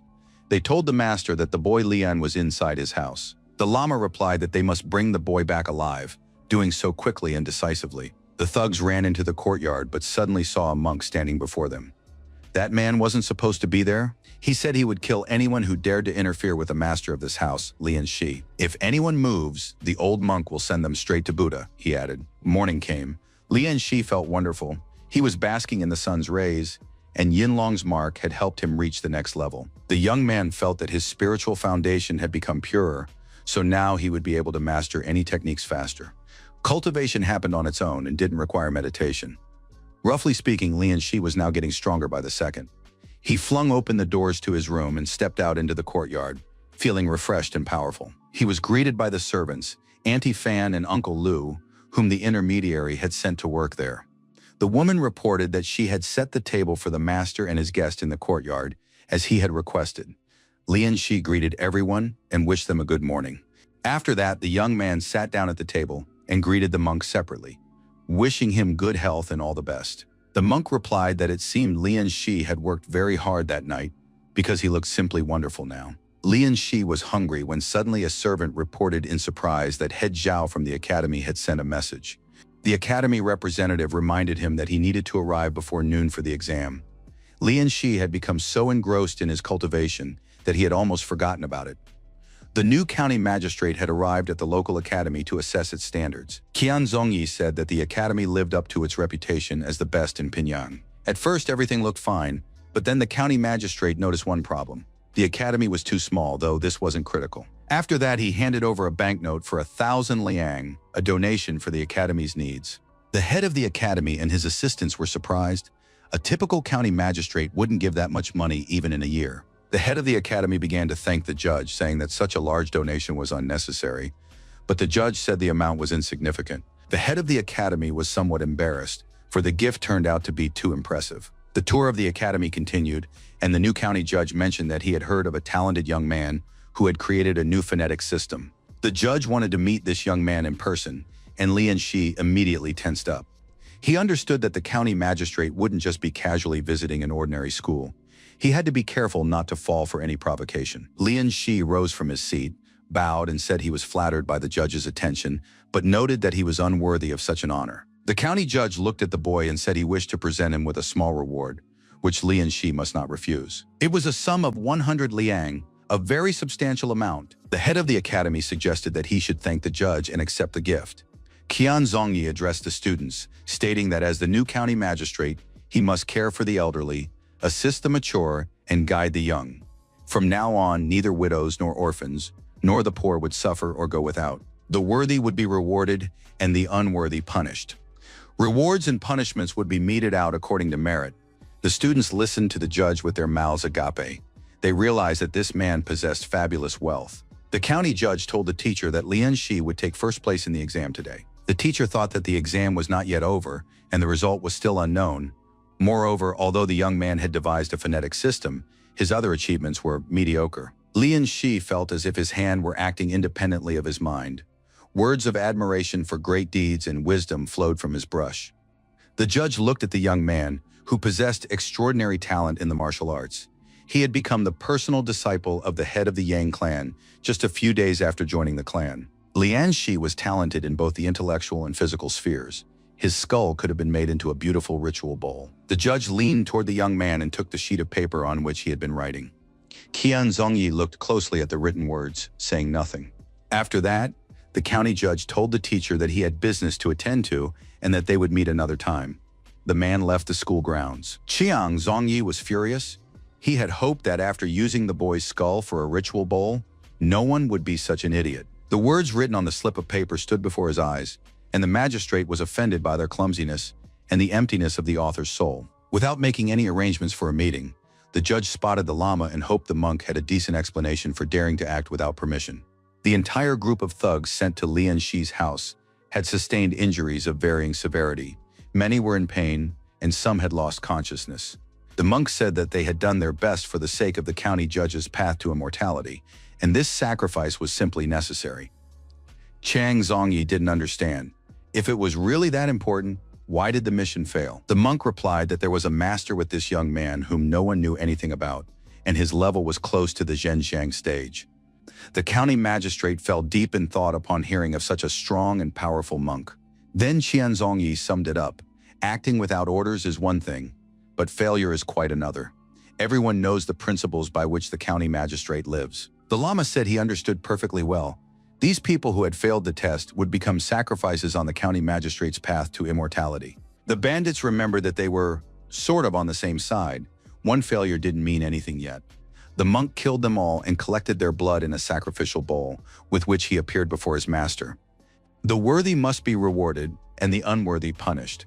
Rewards and punishments will be meted out according to merit, he said. The district judge accepted the chalice containing the blood of the guilty bandits and declared that he had always been just. The young man walked through the water, screaming and sobbing because of the river monster and the beast. Tears streamed down his face. He said that everyone was dead and that he had to save his mother and return to her. Lu Yu, a resident of Wushui village, wanted to reach the River Lords Association to report everything. The man could not calm down and kept repeating, "They're all dead. They're all dead." Lian Shi stretched his leg as he listened to how the Vajra Sutra, which subdues the dragon, is based on 3 aspects: strengthening qi, strengthening the body, and purifying oneself of evil. Strengthening qi energy improves its quality and accelerates cultivation.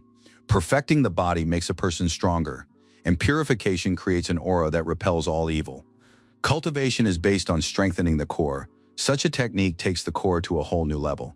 Now the Baoyuan technique strengthened the young man's spirit, while the Vajra Sutra hardened his bones and tendons. The master was right. This technique could be combined with others. Lian Shi soon felt that he had become strong both outwardly and inwardly. Of course, the young man had not yet fully mastered the technique, but he could already sense the approaching breakthrough of the blood barrier. Lian Shi had exchanged his merits for blood condensation and replacement pills, so breaking through the barrier was not far off. A few days ago, Lian Shi was lying down with a book and asked the archivist to prepare a list of items he could trade for. The young man carefully examined the techniques. They were far superior to minor merits, but even they held little value for him at the moment. Suddenly, he noticed high-level items, such as the Crimson Phoenix Peach, whose primary purpose was to extend one's lifespan.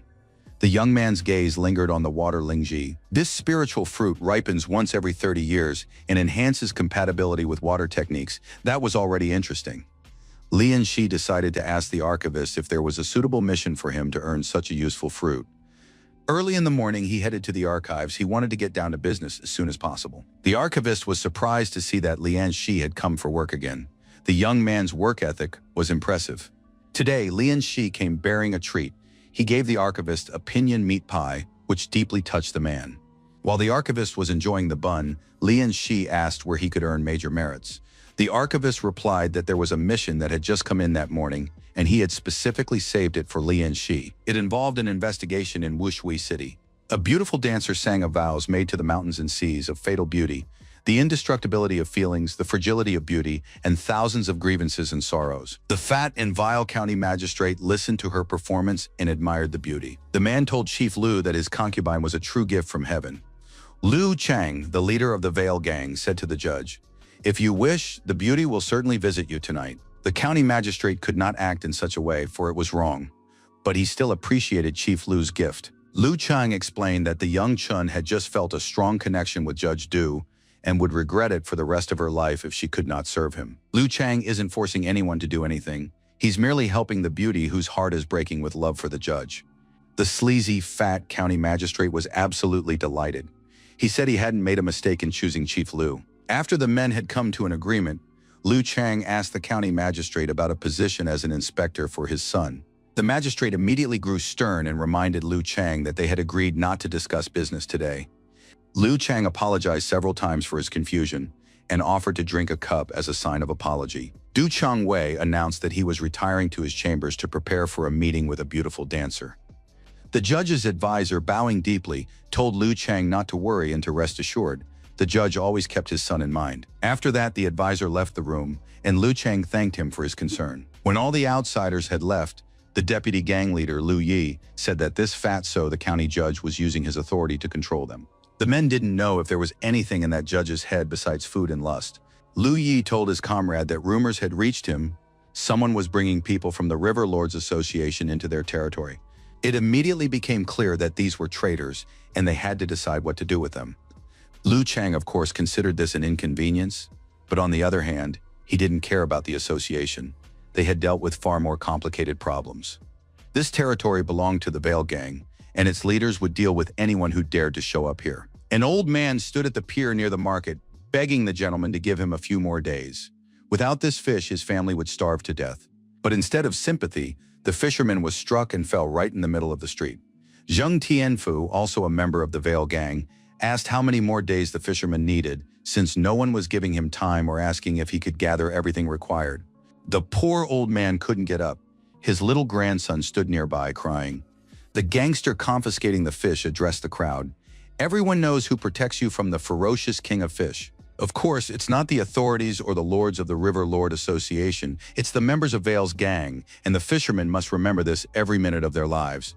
The gangsters risk their lives for the fishermen, so they have the right to ask for payment in return.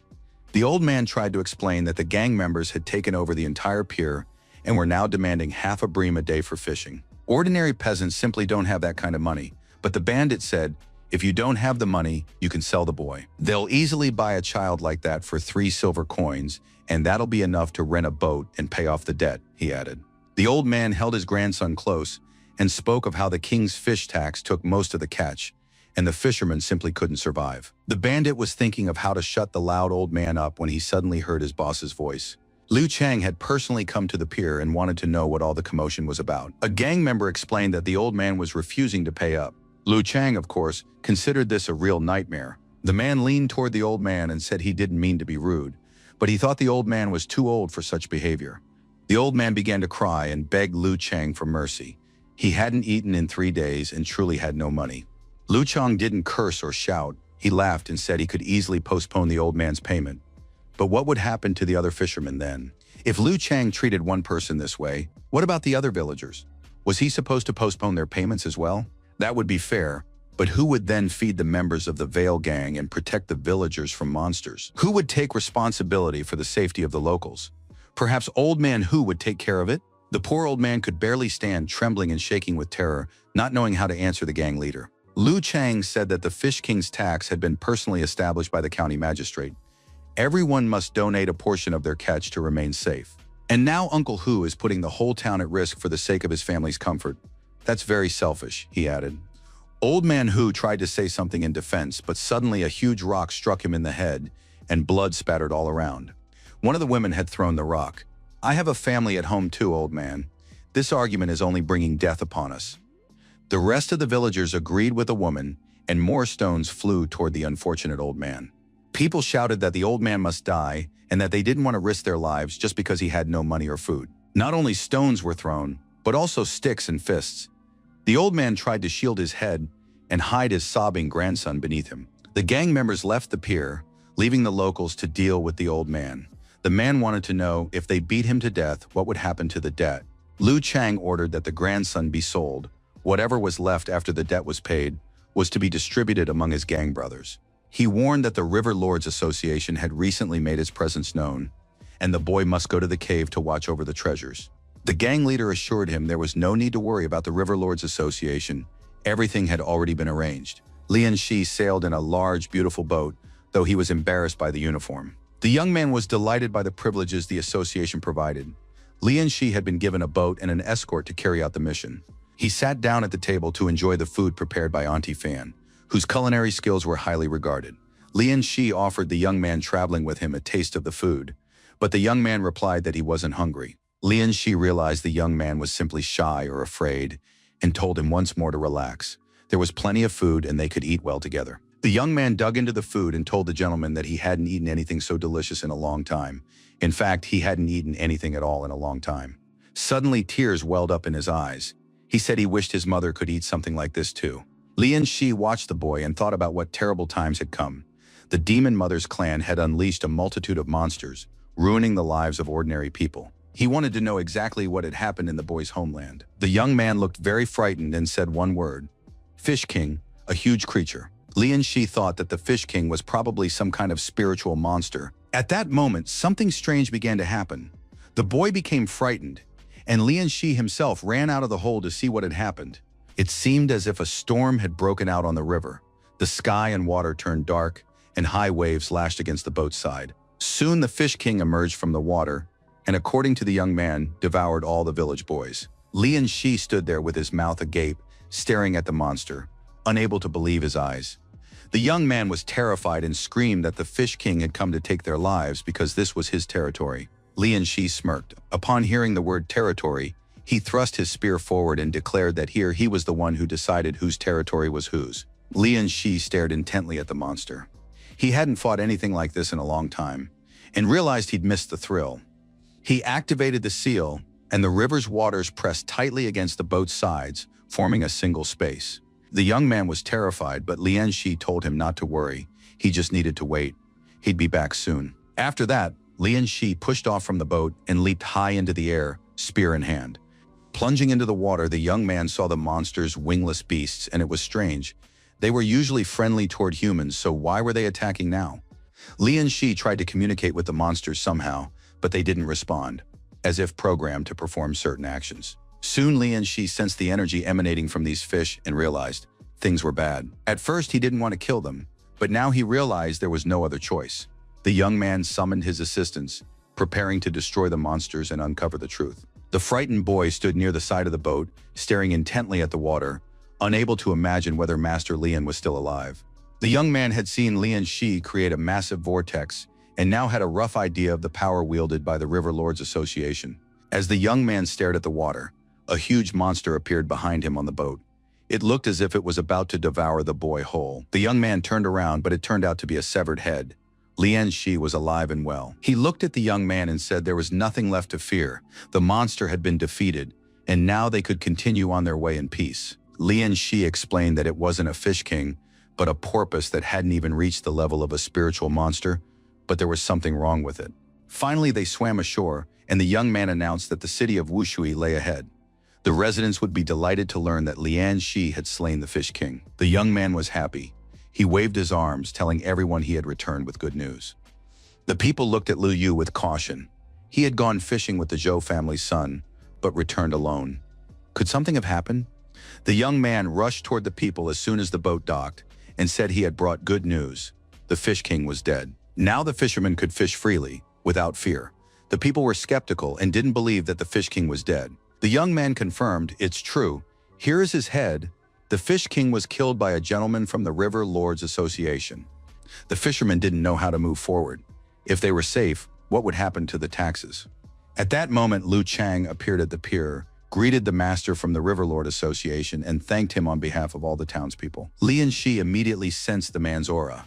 Liu Chang was at least at the tiger level. The man introduced himself as the head of the local fishing guild and explained that lately they had barely been able to manage with their own men. Liu Chang wasn't exaggerating. Lian Shi had saved all their lives. Lian Shi replied that it was his duty and there was no need to thank him, but in his mind he thought that something wasn't right here. Liu Chang had taken it all too calmly. It seemed as though Liu Chang had known everything in advance. Now he was telling the residents that the city of Wushui had been saved thanks to the River Lord Association. The tax had been abolished and everyone could fish in peace. The residents were delighted, considering Liu Chang to be generous. The boys hadn't gone into the water in a long time, fearing monsters. Now they were goading each other. Who would be the first to go for a swim?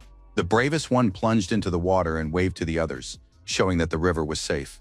His friend dived in too and felt a long-forgotten sensation. It had been a long time since they'd swum in the river. Lian Shi suddenly sensed approaching danger and immediately shouted for the boys to get out of the water. At that moment, one of the swimmers disappeared under the water, leaving only his hand above the surface. The men rushed out of the water onto the bank and saw blood spreading across the river, realizing that the Fish King had returned. Liu Yu couldn't understand how this was possible, since he had seen the monster destroyed. Liu Chang was pleased. His plan had worked.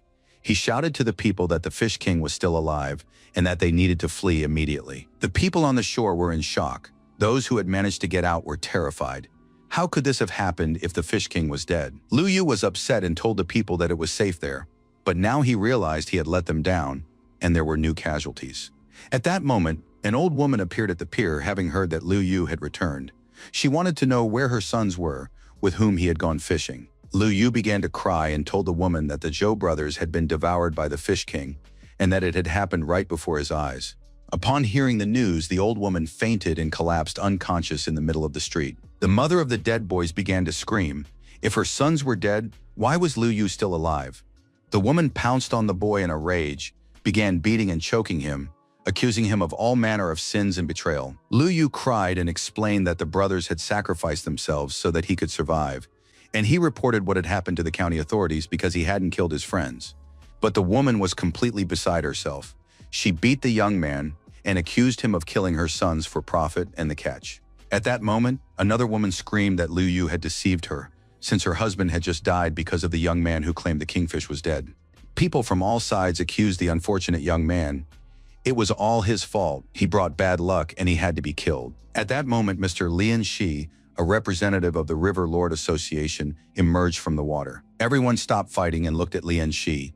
He had brought several more slain monsters and said that now they were definitely finished. Lian Shi thought he had been too reckless and had believed in success too easily. There's no smoke without fire.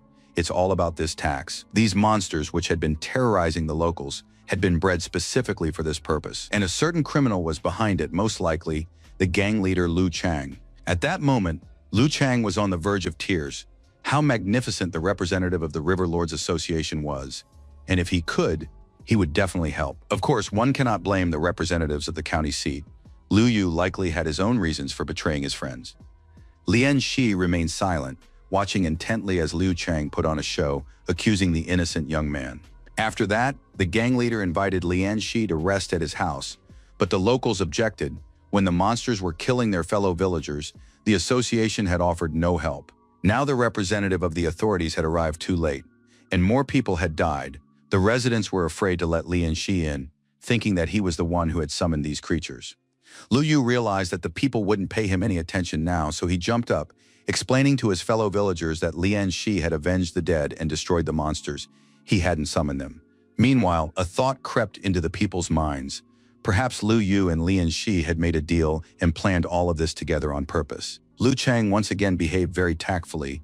He asked the villagers to calm down, since the master might have had his own reasons and they needed to show understanding. The woman wept, her face streaming with tears. She couldn't show understanding. Her son was dead, and that understanding meant nothing to her. God knows Lian Shi had been patient for a long time, watching this whole circus. But even angels run out of patience eventually. Liu Chang immediately realized that the association representative had a bone barrier aura. Lian Shi stepped forward and addressed the locals, saying he would explain everything now. But first, he had to figure out exactly where these creatures had come from. Lian Shi approached Liu Yu and told him to calm down and go home. Once he found out the truth, he would definitely find the boy. As he spoke these words of encouragement, Lian Shi placed a hand on the young man's shoulder, and the centipede slipped unnoticed under Liu Yu's clothes. Liu Chang was glad that everything had ended well. No one was hurt, and everyone was told to go home. Liu Chang apologized to the county guest and said he had important business to attend to, so he wouldn't be able to accompany Lian Shi on the expedition. Lian Shi replied that it didn't matter, but that Master Liu would still be needed later. The men said their goodbyes and went their separate ways. A servant informed Liu Chang that everything had been done according to his orders, that young upstart Lian Shi would find nothing, ever. Besides, everyone was certain that these waters would be Lian Shi's grave. Lian Shi sailed on his boat, noticing how quickly and cunningly the bandits had vanished as soon as the commotion at the pier had ended.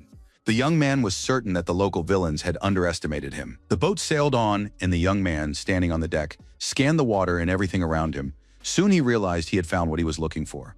His chief aides, his pets, and a pod of trained dolphins were already there, waiting for their master. Lian Shi swam into the bay. He sensed that it had to be somewhere here. The young man was almost certain that someone was controlling these fish, because such precise movements meant that someone was giving them orders. All that remained was to figure out how it was happening. Soon Lian Shi noticed that there was something in the mouth of the huge fish. He pulled the sea creature out. In his hands was a tongue worm. In his past life, the young man had already seen similar creatures. They were parasites that controlled underwater creatures. This was likely how the killer fish were being controlled. Controlling aquatic creatures without the association's permission is already a crime. But using tongue worms to harm people for profit is genocide and punishable by death. The man was holding a disgusting woodlouse, and his friend told him to handle it carefully, since every creature was worth a silver coin. The young man was frightened. His uncle said that if anyone saw him tormenting the woodlouse, trouble would be inevitable. These bandits had already fed a fisherman to the monster for a mistake, but they had to keep going to save up money and cure the boy's mother. The young man asked his uncle if the bandits weren't afraid that everything would soon be exposed. The young man pried open the porpoise's mouth with a metal tool and shoved the tongue-shaped woodlouse down its throat. The man said that the Veil gang couldn't handle the monsters on their own. It was all the work of a master who was far away. But the young man was frightened and told his uncle that the heavens would punish them for their misdeeds. His uncle wouldn't listen. Survival was hard. So worrying about others was foolish. They didn't kill people, they just raised parasites. At that moment, the third leader of the gang appeared near them. He didn't understand why there was such a commotion in the morning. Did they really want to be fish food? The man was very frightened. Upon seeing the third leader, he hoped he hadn't said anything he shouldn't have. The gangster replied that he wasn't obligated to tell the workers where and when to show up. It was none of their business. Suddenly, the third gang leader's expression twisted. He realized the boy had killed a parasite. The thug grabbed the boy and began shaking him back and forth. He said that it seemed this fool had missed everything that had been explained to him before. The man tried to stand up for his nephew, begging the third in command to have mercy on the boy, who didn't even know what he'd done. But the gangster said that the parasites were the gang's property, and he couldn't just let this slide. The man got down on his knees, swearing he would pay for the parasite, begging only that they not kill the boy. The third in command of the gang shoved the young man aside, saying he was lucky to have such an uncle, and now they would discuss compensation. The man was very frightened. He said that the tongue parasite was worth a pound of silver. The gangster confirmed that this was merely the price for the parasite, but added that he shouldn't forget that he had just spared his nephew's life. And since the third gang leader was a noble man, a wallet full of money would be enough for him, and he snatched it from the man's hands. The boy began to say that they had saved this money together with his uncle for his mother's treatment, and the gang leader couldn't take it. The villain stopped in front of the crowd and defiantly asked what the young man was going to do about it, since he had already taken the money for himself. Everyone's patience has its limits. The young man lunged at the gangster with his fists, but the gangster was strong and kicked the boy, knocking the wind out of him. The third gang leader threw the boy into the water, and now it was clear that the monsters would devour the boy. The uncle was very upset. He truly loved his nephew and understood that the boy had acted very foolishly, and now nothing could help him. And the gang leader mocked him, saying that the boy was finished because those creatures would certainly not let him go.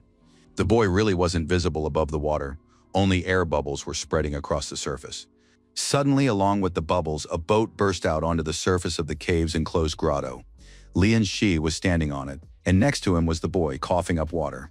The men gaped in surprise. The uncle was overjoyed to see his nephew alive, while the thug couldn't figure out who he was or how he'd appeared. Lian Shi was completely calm. He introduced himself and said he had come from the River Lords Association. Of course, the thug had heard of the association's representatives, but he couldn't figure out how the young man had found this place. Lian Shi had no intention of answering the villain's questions.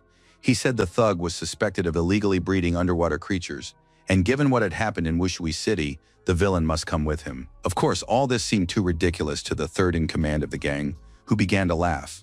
He said that he finally understood. A small time nobody had surfaced before him. This kid wants the gang leader to follow him. He probably doesn't realize whose business he's meddling in. Lian Shi acts as if he were the head of the association himself, but first he needs to try to move the gangster from his spot. And in the next moment, a long spear pierced the villain's shoulder, impaling him like a kebab on a skewer. Lian Shi leaped toward the thug and pinned him down, smashing the structures and everything inside them with his back. The villain was literally in shock. He hadn't even had time to react before the boy had taken him down. But once underwater, the villain began to feel better. He believed that dunking him in the water had been Lian Shi's biggest mistake. A colony of woodlice lived in the villain's throat, through which he could control all the creatures under his command.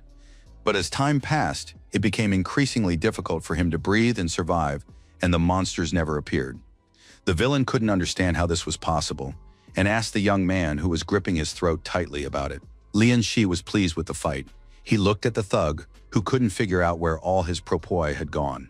Lian Shi lifted his opponent and showed him that all the monsters had been trapped in the water prison he had cast upon them. The villain no longer understood who he was dealing with. Was this young man a human, or was he, after all, a god? Since all the water creatures obeyed him, Lian Shi deliberately demonstrated his power to the villain and said that he would now beat all the nonsense out of the thug, and then ask him a few questions to which he wanted honest answers. Meanwhile, in the city of Luyu, he sat by his sick mother's bedside and confessed that he had let her down, had done foolish things, and that it was his fault that the Zhou brothers had died. The woman comforted her son, saying that she herself was to blame for everything. If she hadn't fallen ill, her son wouldn't have had to shoulder the burden alone. Luyu explained that he had brought in a gentleman from the association to help, and that once the truth came out, he would apologize to the townspeople. After that, he would be able to earn enough money to cure his mother, and the woman believed that it must surely have been a misunderstanding. Shouts rang out in the street. People were yelling that the villain must not be allowed to escape, suggesting they block the doors and punish the scoundrel. Luyu left his mother in bed and ran out into the street, asking the people what they were doing. A group of residents stood in front of the house, angry and convinced that Luyu was to blame for all their troubles. At the head of the group stood Lu Chang, who said he didn't understand how it had come to this, but couldn't go against the will of the people. The young man still didn't understand what was happening and could hardly believe his eyes. These people seemed to have lost their minds. Liu Chang, though he pretended to be decent, took great pleasure in declaring that Liu Yu owed a huge debt to his fallen countrymen. People from all sides shouted, calling the young man a parasite, a villain, a traitor, unworthy of living on this earth. They demanded just punishment, an eye for an eye. Some recalled that their loved ones had died because they had believed Liu Yu's words. Yet before that, they had lived peacefully under the protection of leader Liu, who had shielded them from monsters. People recalled all their misfortunes and now saw this young man as the main source of their misfortunes, holding him responsible for the deaths of the townspeople. Liu Chang looked at the young man with a smirk and said that he needed to explain himself to the townspeople, since people wouldn't just slander a good person for no reason. At the same time, Mr. Liu Chang was certain that the people would never let a bad person go, and that he would receive just punishment for his crimes. Liu Yu couldn't find the words to explain himself, for he was the true victim of the situation. Yet now he was being blamed for all the sins, and no one wanted to listen to him. Moreover, the villagers were convinced that this boy from the association might have colluded with the outsiders for personal gain, or perhaps he wasn't even from the association at all. Liu Yu was terrified. He shouted that none of it was true, and that he had never thought of or intended to deceive his friends, just as Li and Shi had killed the kingfish, which were probably hiding somewhere off to the side. Liu Chang said that the boy didn't believe his own words, wasn't sure of himself, and didn't understand how he expected all the residents to believe his guesses, since there were absolutely no facts to back them up. Soon, a rumor spread among the residents that a real conspiracy was behind all this, and how fortunate they were to have Mr. Liu Chang, who always cared about them and whom they could rely on. A little girl, who had also been dragged here for this special occasion, was crying, pointing at Liu Yu, calling him a bad man, and begging for her daddy back. Liu Chang addressed the crowd and said that they had all witnessed the monster's ferocity, so now they needed to perform the Fish King ritual to appease their wrath. Liu Yu fell to his knees before the villagers and said that he would catch the fish himself to offer it to the monster on behalf of everyone in the town. But Liu Chang said that this time, a single fish would not be enough, and such a sacrifice would not protect them. In the current situation, the fish monster's wrath was so intense that Liu Yu himself must be the offering. The young man fell to the ground in fear. He couldn't believe his ears. Did these people really want to kill him? The door of the house swung open, and a sick woman appeared in the doorway. She demanded that they not touch her son. If they needed a human sacrifice, let them use her, because she was a sick and useless old woman. Liu Yu wouldn't even listen to such words. He told his mother to go back inside quickly, because this had nothing to do with her at all. Now the people didn't know what to do, because in principle they could take the woman. It didn't matter to the fish which person they ate. But then the instigators shouted that all this was very wrong. Someone in every family had died, and Liu Yu might get off scot-free. Perhaps the Fish King had chosen him, and if they didn't sacrifice the young man, peaceful times would never come. And once again, the people were ready to sacrifice the young man, because they too had no relatives. No mothers, fathers, brothers, or sisters, and no one would bring them back. The people continued to discuss it, and eventually decided to seize the boy. They had to appease the Fish King's wrath and offer him exactly this sacrifice. The people seized the young man, who had no intention of running away. He was worried that his mother might suffer. The woman looked at her beloved son and shouted that she was fine, and that he should think of himself. And just when it seemed that everything was decided, a centipede jumped out of the young man's clothes and onto the arm of one of the men. Soon it crawled to the ground and began to grow in size. People shouted "monster" and scattered in fear. Liu Chang saw that the boy was holding the monster close, even though he himself had said he hadn't spoken to anyone. At the same time, it was a spiritual being. Liu Yu rushed to his mother, whose face was covered in blood. The young man wept, holding the lifeless body of his beloved, hoping that his mother would wake up soon. One of the men shouted that this scoundrel, Liu Yu, was still pretending, and that he absolutely had to be captured and taken to the King of Fish. But suddenly a calm voice rang out, saying only, "Try doing that." The men immediately recognized the man as Mr. Li and Shi from the River Lord Association. People didn't understand how he had ended up here, since the young man had set out in search of monsters. The man said that the association was concerned with matters of the water, but now they had business on land. Li and Shi held his tongue after listening to this nonsense and calmly told the people that Liu Yu was a valuable witness brought in to assist with the investigation. In other words, the young man was under the protection of the River Lords Association, and if anyone had any objections, they could voice them now. Several women rushed over to Li and Shi, saying that the gentleman had arrived just in time to stand up for Liu Yu. Liu Chang was right there. He said he trusted Lian Shi and hoped that the association's representative would not disappoint them. Lian Shi announced that he would hold the Fish King's ritual the following day.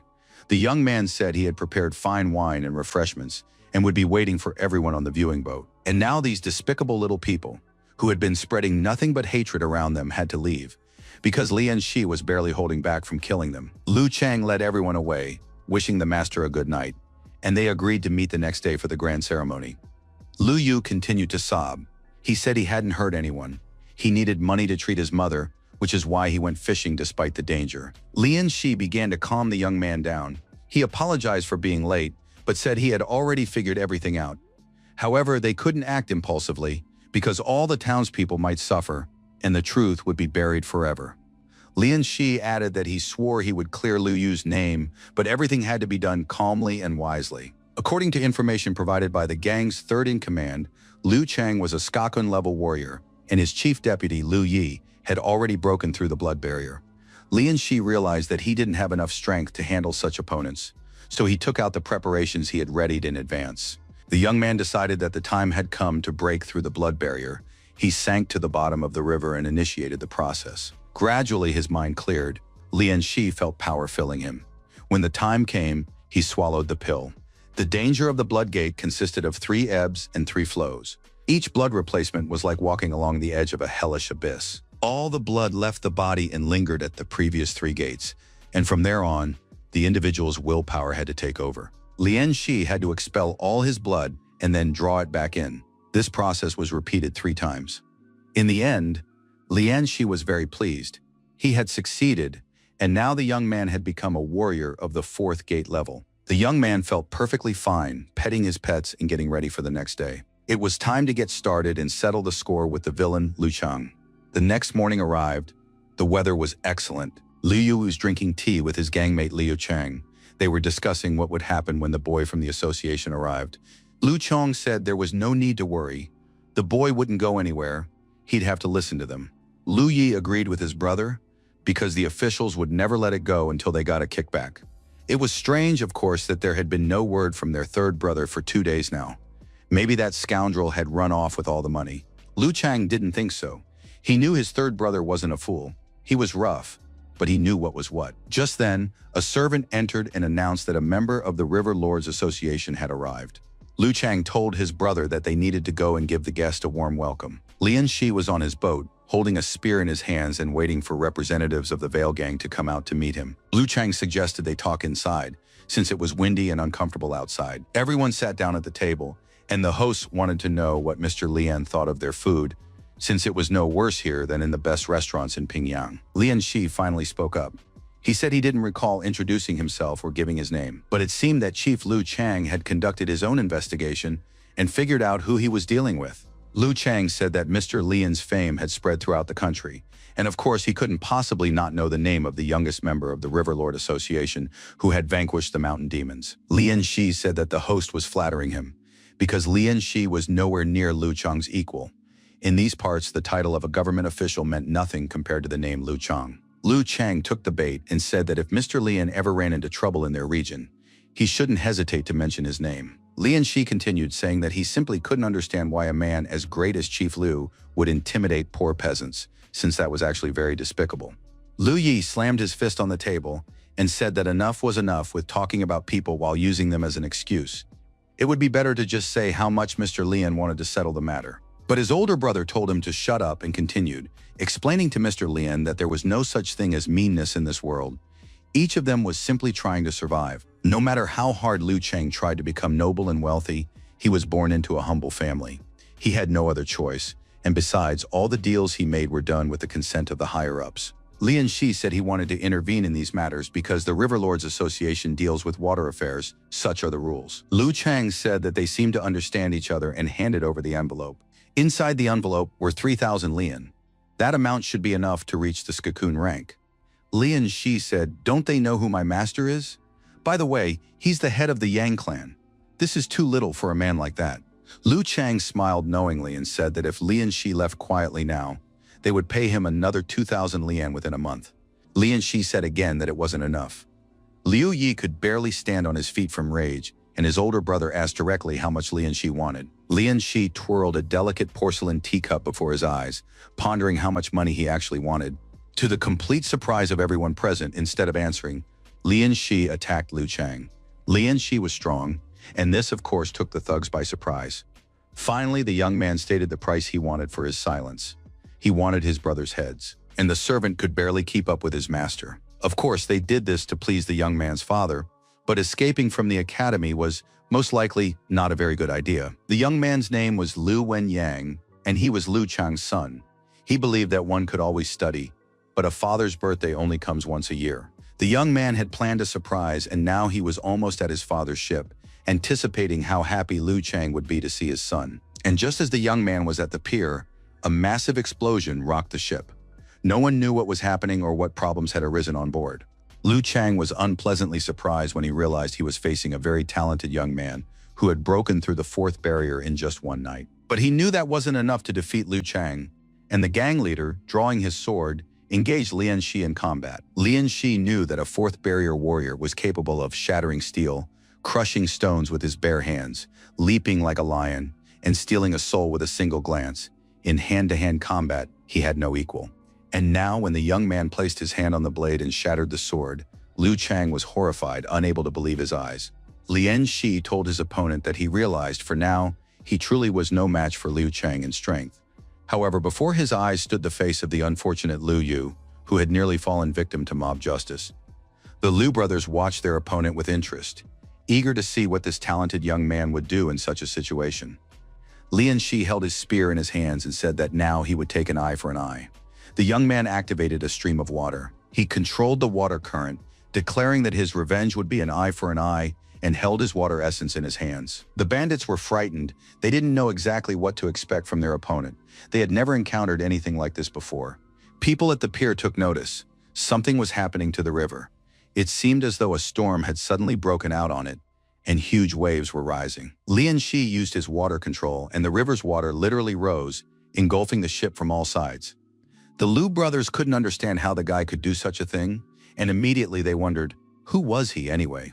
But the water had already practically engulfed and swallowed the ship. Lian Shi announced how he planned to deal with stronger opponents. They would fight in the depths of the water, where he felt much more confident. And now the ship belonging to the gang leader Vale had been swallowed by the river, and it was clear that the river lord himself had had a hand in this. The people at the pier believed this was the wrath of the Fish King, and Wenyang realized that his father would most likely perish. The Liu brothers sank beneath the water along with the ship. They couldn't use their power underwater, but they were certain their enemy was in the same situation. Liu Chang drew his sword. After all, he was a Skakun-level warrior. Holding his breath for half a day was no problem for him. If he acted cautiously, the advantage would remain his.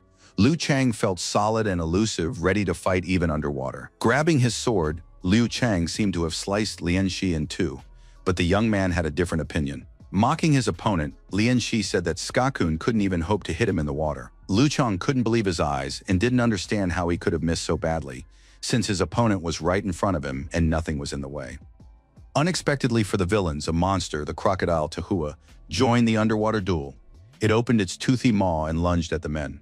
Tahua's tail grazed Liu Chang lightly, but the man was already lying at the bottom of the river, blood flowing from his throat. Liu Yi stared at his brother with horror and fear. The villains realized that Lian Shi could control the underwater monsters. At that moment, his little friend Chongqi appeared beside the boy in a terrifying and menacing form. Liu Yi managed to launch one attack, but Lian Shi's spear blocked it. He had no intention of letting his opponent get close. Liu Yi tried very hard to break through the defense, but he realized that the water did not hinder Lian Shi's movements at all, and he remained very fast and agile. Liu Chang was busy fighting the crocodile just as his younger brother lost the battle, and Lian Shi's spear pierced his body. Lian Shi was finishing off his younger brother. Of course, Liu Chang desperately wanted to join in and protect Liu Yi. But at that moment, a water prison was cast upon him. Liu Chang found himself completely immobilized. He reflected on how all forms of martial arts originate within a person, influencing the outside world. At that moment, the spear struck down his younger brother, who died before the eyes of Liu Chang, trapped in the water prison. Lian Shi looked at the elder Liu Chang and said he was next. Liu Chang was of course crushed mentally and emotionally, but he was still a Skaken-level warrior and had no intention of giving up or losing easily. The opponents moved toward each other, and the people on the pier could only see that the river was literally boiling. They assumed that someone was fighting below. It was unknown who could fight Master Lu on equal terms since he was at the Skakun level. Someone in the crowd suggested that it was probably that very gentleman from the River Lord Association who had killed the King of Fish the day before. Lu Wenyang had just arrived in the city and knew nothing about the events unfolding here, nor about the association member. The ruthless Ran Zhongbin was furious when he learned that Lian Shi had been out of town for 7 days, since he was Master Yang's personal disciple, and he had only just found out about it. Archivist Li tried to explain to the enraged gentleman that, as far as he could tell, it had been a perfectly ordinary assignment, and the man had no idea it could take Lian Shi so long. The archive staff reported that the young man had gone to Wushui City in the neighboring prefecture. This assignment had the lowest difficulty level, yet Lian Shi still hadn't returned. Ran Zhongbin explained that according to the association's rules, if a low difficulty task cannot be completed within 3 days, its difficulty level is raised, but a whole week had already passed, and Lian Shi could be considered missing. The men tried to figure out why Archivist Li had given this mission to the young man. The archivist thought for a long time, but then said that Lian Shi's brother looked strong, stronger even than a Skakun-level warrior. That's why he decided Lian Shi would handle it quickly and return. Ran Zhongbin and all the archive workers understood if Hu Yulong found out about this situation, they would all be in big trouble. But a loud, angry voice announced at that moment that he already knew everything. The frightened subordinates turned at the sound of that voice. Hu Yulong was very serious and demanded that the men explain in detail what was going on. He wanted to know every little detail. The underwater fight continued, but suddenly the waves near the pier rose very high, and the people waited in surprise to see what would happen next. When the water receded, everyone present saw the defeated Liu Chang and the young man from the association standing beside him. Lian Shi stood holding a spear in his hands and addressed his opponent, asking, "Does Liu Chang have anything to say to the people?" Liu Chang already knew he had lost and that no one could help him now. He hoped that Lian Shi would pay for everything later. A new brilliant idea came to the villain's mind. He rushed toward the common people and began shouting that this outsider was a corrupt official, a murderer who controlled the Fish Kings and now threatened Liu Chang and intended to kill all the villagers. The people in the crowd were used to trusting their leader Liu and began repeating that they had known all along that this outsider was in fact a bad man. The fishermen said that as long as they were alive, they would defend their leader, Liu Chang. Liu Chang realized that all was not yet lost. He knew how to manipulate people, and no outsider could overthrow him. Lian Shi was completely calm. He said he knew Liu Chang would definitely act this way. Lian Shi called out, and a young man emerged from his boat, the same one who had been raising tongue crickets with his uncle.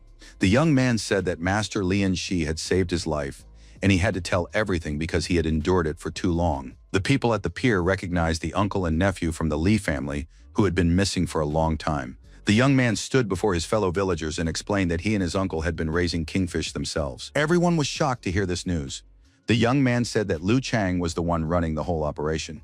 Liu Chang, of course, didn't expect such a turn of events and started shouting that it was pure slander. But according to the young man, Liu Chang and the third leader had secretly raised river dolphins and infected them with parasites, which allowed them to control the animals. They intimidated the villagers into paying them taxes and handing over their catch.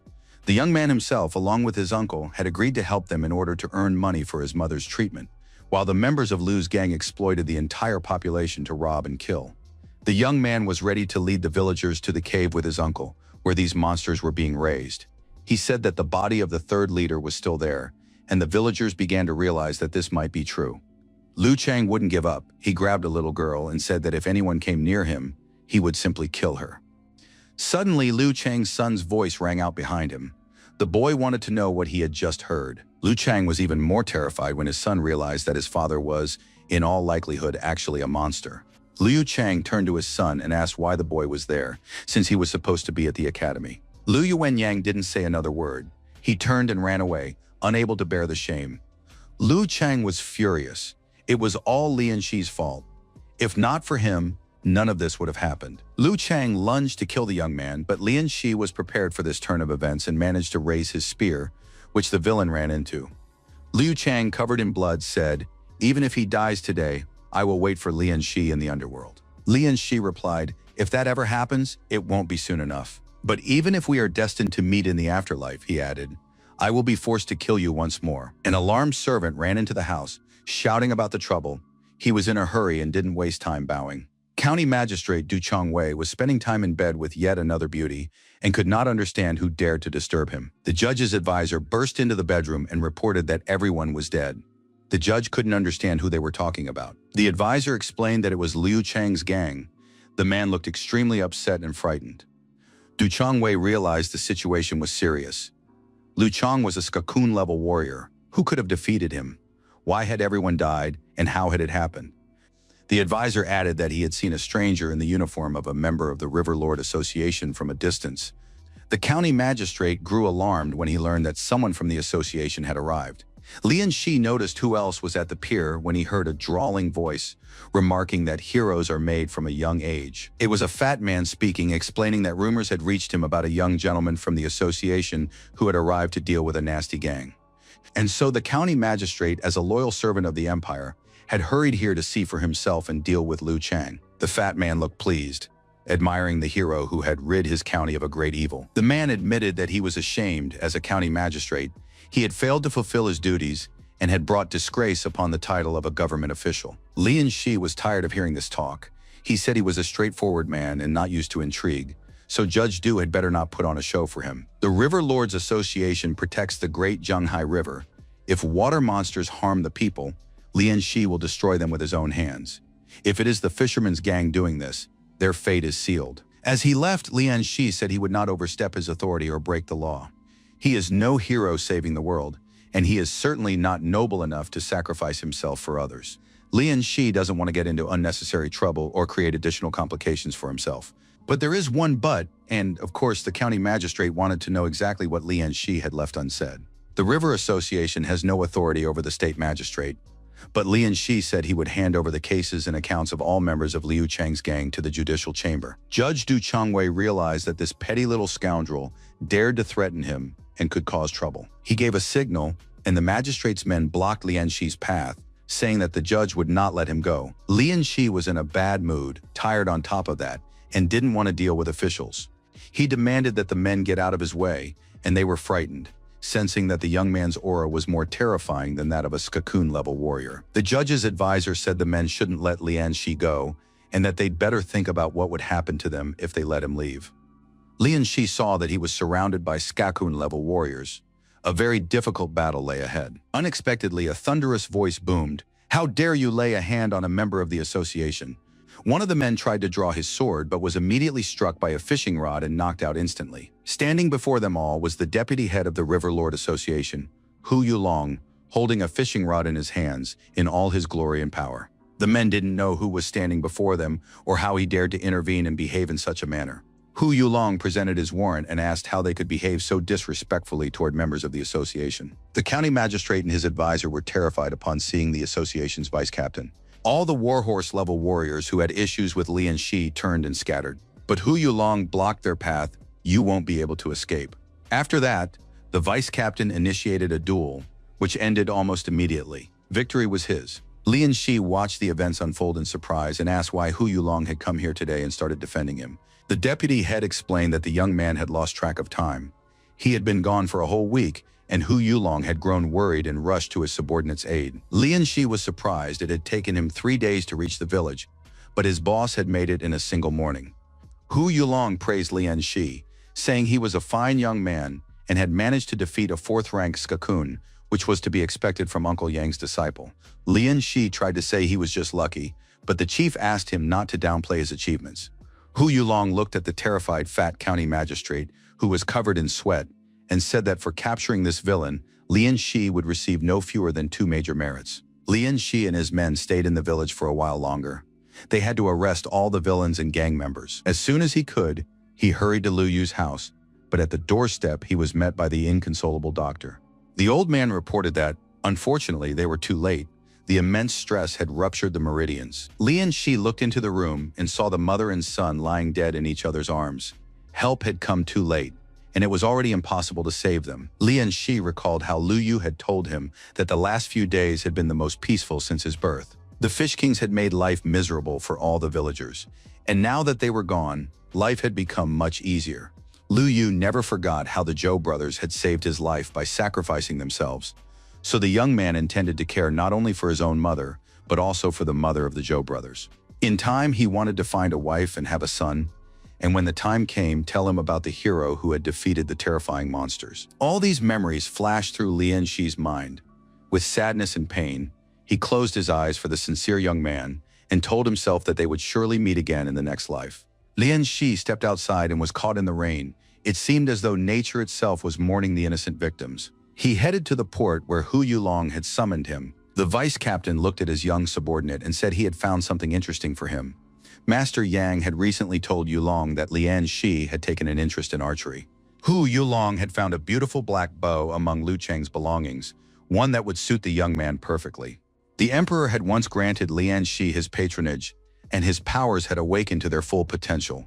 He was rapidly improving in skill, especially with long weapons, so he should have no trouble with a bow either. A crescent-shaped sling swayed from his belt, and a spear with 3 sharp points and a double blade glinted in his hands. A sling is essentially a bow that shoots lead balls instead of arrows. As the saying goes, 100 crossbows and tens of thousands of arrows are nothing without a reliable, sturdy bow. The quality of the weapon is what matters most. Lian Shi had to hold the bowstring taut for at least 3 breaths to make sure he could use the weapon. Hu Yulong watched the young man twirling the gift in his hands and said that not everyone could hold a bow weighing half a ton. Lian Shi was shocked himself. Standard soldiers' bows weigh about 18 kilograms, and he realized he'd been lucky in the underwater fight with Liu Chang. It would have been harder to manage on land. The young man told his commander that it was flattering, but he could only hold the bowstring for a single breath, and there was still a long way to go. Lian Shi was surprised that Hu Yulong wanted to simply hand over the criminal's weapon to him, and then a small trick became apparent. It turned out that the report said nothing about Liu Chang using this bow in battle, which meant that Lian Shi had originally brought it with him, but hadn't used it. Lian Shi was honest and straightforward and thought that this might eventually backfire on them. Hu Yulong confirmed that this was indeed possible, and very easy after all. Appropriating another's property had been a lucrative business since time immemorial. But the vice captain advised the young man not to try to be perfect. It's always okay to have a few harmless sins. There was no need to shoulder all the responsibility, but one shouldn't be indifferent or cruel either, for Lian Shi was, after all, just a man, not a god. The young man hadn't fully processed all the information yet, and stood with his mouth agape when he heard the next question. Hu Yulong asked around and found out about a popular candy shop. Maybe they'd try some together. Tahua and Chongqi had become true friends, and often spent time exploring the riverbed in search of something interesting. Right now, the pets stood frozen, staring at a huge shell of unusual shape and size. The catfish and the crocodile were terribly frightened when the shell spoke, asking what the fat fish wanted from it. But the pets were even more surprised when they saw a little man crawling out of the shell. The old man was groaning and clearing his throat. The old man leaned on his cane and scolded the dim-witted fish Chongqi for waking him from his sweet dreams. Lian Shi walked through the streets of his native village, tired but happy, finally home where he could get some proper rest. For several days, Chongqi the catfish had been sending him messages about some kind of treasure, and Lian Shi had been trying to figure out what it was. He entered the house, but it was silent. Everything was locked up as if no one were there. The servants hadn't come because they didn't know when the master would return. It was unclear where the master had gone. Lian Shi walked over to the pond in the courtyard. During the estate's renovation, it had been discovered that the great river was connected to this place by underground streams. He had set up the pond for his pets, and now they were having a great time, taking advantage of their master's absence. Lian Shi told the animals that he was fine, though it seemed the pets were angry at him for his long absence. He looked around the pond and noticed a large mussel that clearly hadn't been there before. The boy didn't understand where it had come from. A voice shouted that Lian Shi was a real fool. This wasn't a simple mussel, but a giant clam. Lian Shi was in shock. The mollusk was explaining who he was and why he had sent the fat fish to kidnap him. The young man didn't understand what the accusations were or who was making them. He apologized for his pet, who had gotten carried away and insulted the mollusk, and promised to find a suitable place for it the next day. To Lian Shi's surprise, the mollusk acknowledged him as well-mannered and courteous. The young man thought that this world never ceased to amaze him. Even the clams here could talk, which meant they had vocal cords. At that moment, the clam's shells parted slightly, and Lian Shi saw the head of an old man who began sneezing nonstop. The old man crawled completely out of the clam, and looking at the young man, asked his name. Lian Shi had seen a lot in his life, but he was shocked to see the little man who had crawled out of the shell. He quickly realized that it wasn't the mollusk itself speaking, but the old man inside it. Still, the young man didn't understand how this creature could hear and see. It was probably the work of Zhe Ding, By this point, the old man was angry again and demanded to be released, declaring that Lian Shi and the fat fish were two of a kind. Lian Shi surmised that the old man could not survive on his own. The little man replied that he had simply taken on the form of a spirit. To put it mildly, this answer did not clarify the situation, and it remained unclear what it meant. Lian Shi had read before that any object was capable of giving birth to a spirit, that is, of gaining consciousness, but the conditions for this were extremely harsh, and the secrets were hidden. However, there is one object that is certainly capable of awakening consciousness. This object was a spiritual weapon, but it was still unclear how a mollusk, even if a giant one, managed to give birth to a spirit. The crocodile Tahu swam up to his master and nudged his hand with his snout. Then the pet opened its mouth wide and a strange object lay on its tongue. Lian Shi took it. It looked a bit like a silkworm cocoon, but at the same time it was something else. The young man didn't understand what the crocodile was trying to say. The little man from the shell was very surprised. He recognized the object in the young man's hands. It was a mirage beetle. Lian Shi realized that the old man knew what the object was, but didn't want to explain. More precisely, he wanted to be asked. The young man understood the approach and said, "The student humbly asks the elder to help him broaden his horizons." The old man replied that he would not forget the insults inflicted by the fat fish, but he would tell him what he asked for since the young man was so eager for knowledge. According to legend, there are the islands of the immortals. Each of the 3 islands is inhabited by countless strange creatures. Penlai Island is shrouded in a white mist, and this fog gives birth to a unique creature known as the mirage beetle. It can be recognized by its jade-white color and markings on its sides. The smoke it emits causes anyone who inhales it to fall into an endless sleep. Unfortunately, the little guy didn't know how to use the mirage beetle, because it was just a legend and, most likely, useless. Although Lian Shi was a little disappointed, he decided to learn as much as he could about the beetle anyway. However, he would deal with that later. First, he needed to rest. Before parting, the short man reminded the young man not to forget about him under any circumstances. Lian Shi lay down and fell into a deep sleep. It had been too long since he'd been able to rest properly. The mirage beetle lay on the nightstand and began to emit smoke, which gradually enveloped the sleeper. Lian Shi saw himself standing in the rain. It was strange. He thought he was sleeping in his own home. The silhouette of a man appeared behind him and said, "At last we meet again." It was Liu Chang, who had promised the young man that he would wait for him in the underworld. Lian Shi tensed. He had never faced such situations before. Before him stood a dead man who, on top of that, wanted to fight. The young man thought that perhaps there really was something like hell in this world. He looked around. His pets, the centipede, or anyone else wasn't with him. Most likely, they were on one of the streets of Wushui. Could it be that the underworld had twin versions of real cities? It seemed so. And now Liu Chang was going to kill him because he had promised death. Liu Chang looked like a true demon. His eyes glowed with hatred, and his face was contorted with rage. Lian Shi knew there was no way out. He could count on only one thing. The young man unleashed the Emperor's Dragon Strike. He didn't expect it to work, but was surprised when a massive warrior appeared behind him. This summoned spirit of the Emperor was meant to fight alongside Lian Shi to prevent his death. Liu Chang once again couldn't hide his surprise. Who was Lian Shi? A simple village boy with such immense hidden potential. Lian Shi soon realized he was in a dream created by the mirage beetle. His imagination had managed to conjure the Emperor. Despite being a fake, the power was incredible. The young man turned around when he heard a thunderous voice. "Who are you?" The Emperor's spirit began speaking about Lian Shi's body and how the young man had summoned him. The conversation was abruptly cut short. Lian Shi woke up. The boy realized that the Emperor had been real, but the meaning of his words remained unclear. He looked at the mirage beetle on the table. It was to blame for what had happened. Lian Shi knew he was lucky. He had managed to wake up. Next time, he shouldn't summon the Emperor so carelessly. However, this subconscious state turned out to be ideal for training. Lian Shi felt the tension in his muscles after the fight. A servant's voice came from behind the door, asking if the master was awake. Someone had asked to have a package delivered. Lian Shi assumed these were the items he had exchanged for his merits, and sat down on the veranda, ready to open the box. Hu Yulong had advised him to use his merits specifically for these water lotuses. According to the instructions, Lian Shi was supposed to hold a petal in his mouth and concentrate on cultivation, which he began to do. He felt 2 streams of energy spreading through his body, one burning, the other freezing. It was a pleasant sensation. The little spirit and all the pets watched their master, seeing how hard he was trying. The old man said that it all looked beautiful, but was completely impractical. Lian Shi could have asked him for advice, since the old man knew a thing or two about cultivation. The young man felt the water essence in his chest growing and expanding. At that moment, the old man began to shout. He wanted to say something, but suddenly, as if struck on the head, he swore to protect the immortal secret until his dying breath. Lian Shi had barely finished his cultivation process when he saw a little man crawling across his chest. Could it be that the old man was in such a hurry to leave his pond? The old man said that, seeing Lian Shi's persistence in training, he had decided to stay for a few days to teach the young man something interesting. He explained that he had lived for several thousand years and knew many secrets.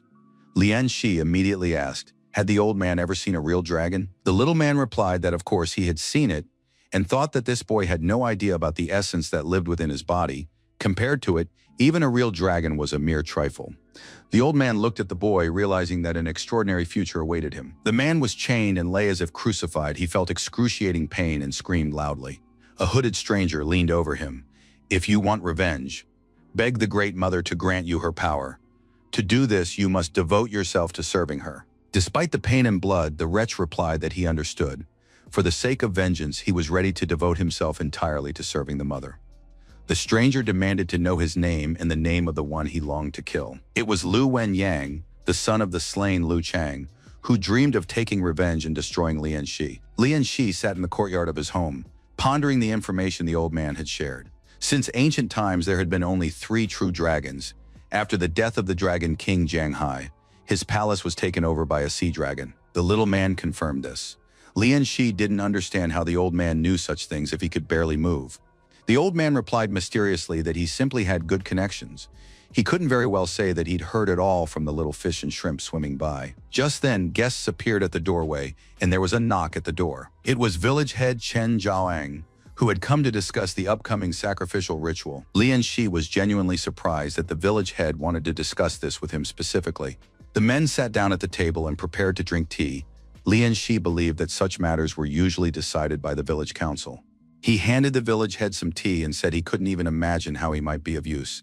The village head admitted frankly, many outsiders had arrived in Yangxing recently, which was complicating the organization of the ritual.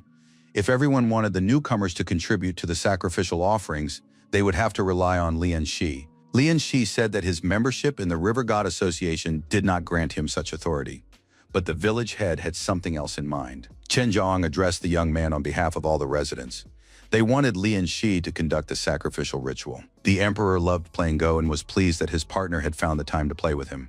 It was interesting that the newly minted Holy Master was in no hurry to announce himself to the world, but instead was hiding in the palace and playing with the emperor. Wei Ninghao asked the emperor not to joke around. If word got out, all the little bugs would hide immediately. And if that happened, the emperor himself would have to deal with it. The emperor said he'd heard the rumor. Wei Ninghao's men had tracked down the yellow branch of the mother cult. The man confirmed the branch had become active in Pinyin, so he had sent people to investigate the situation. Wei Ninghao admitted that he hadn't expected to encounter such audacity in this city.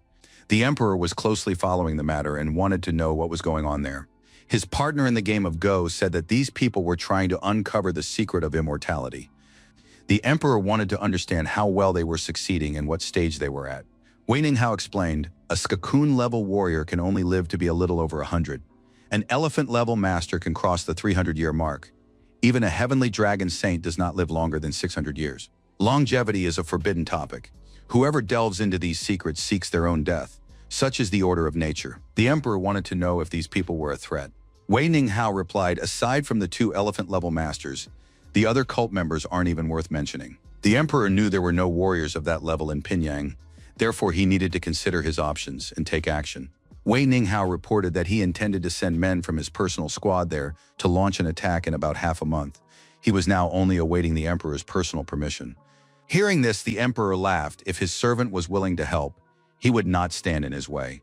The emperor believed that all remnants of the previous dynasty must be destroyed. Wei Ninghao bowed before the emperor and confirmed that he would carry out the order. After that, the emperor left the pavilion where he had been playing a game of Go. No one else was left in the pavilion, and after a while, an ant accidentally crawled onto the board. One of the tiles began to crack under the ant's feet. The cracks quickly spread across the entire stone table where they usually played Go. The huge stone slab crumbled into tiny pieces. A huge ship unfurled its sails, and sailors bustled about the deck. They urgently needed to hoist the sail and raise the anchor. All key crew members were urgently summoned to the control room. Lian Shi was alarmed.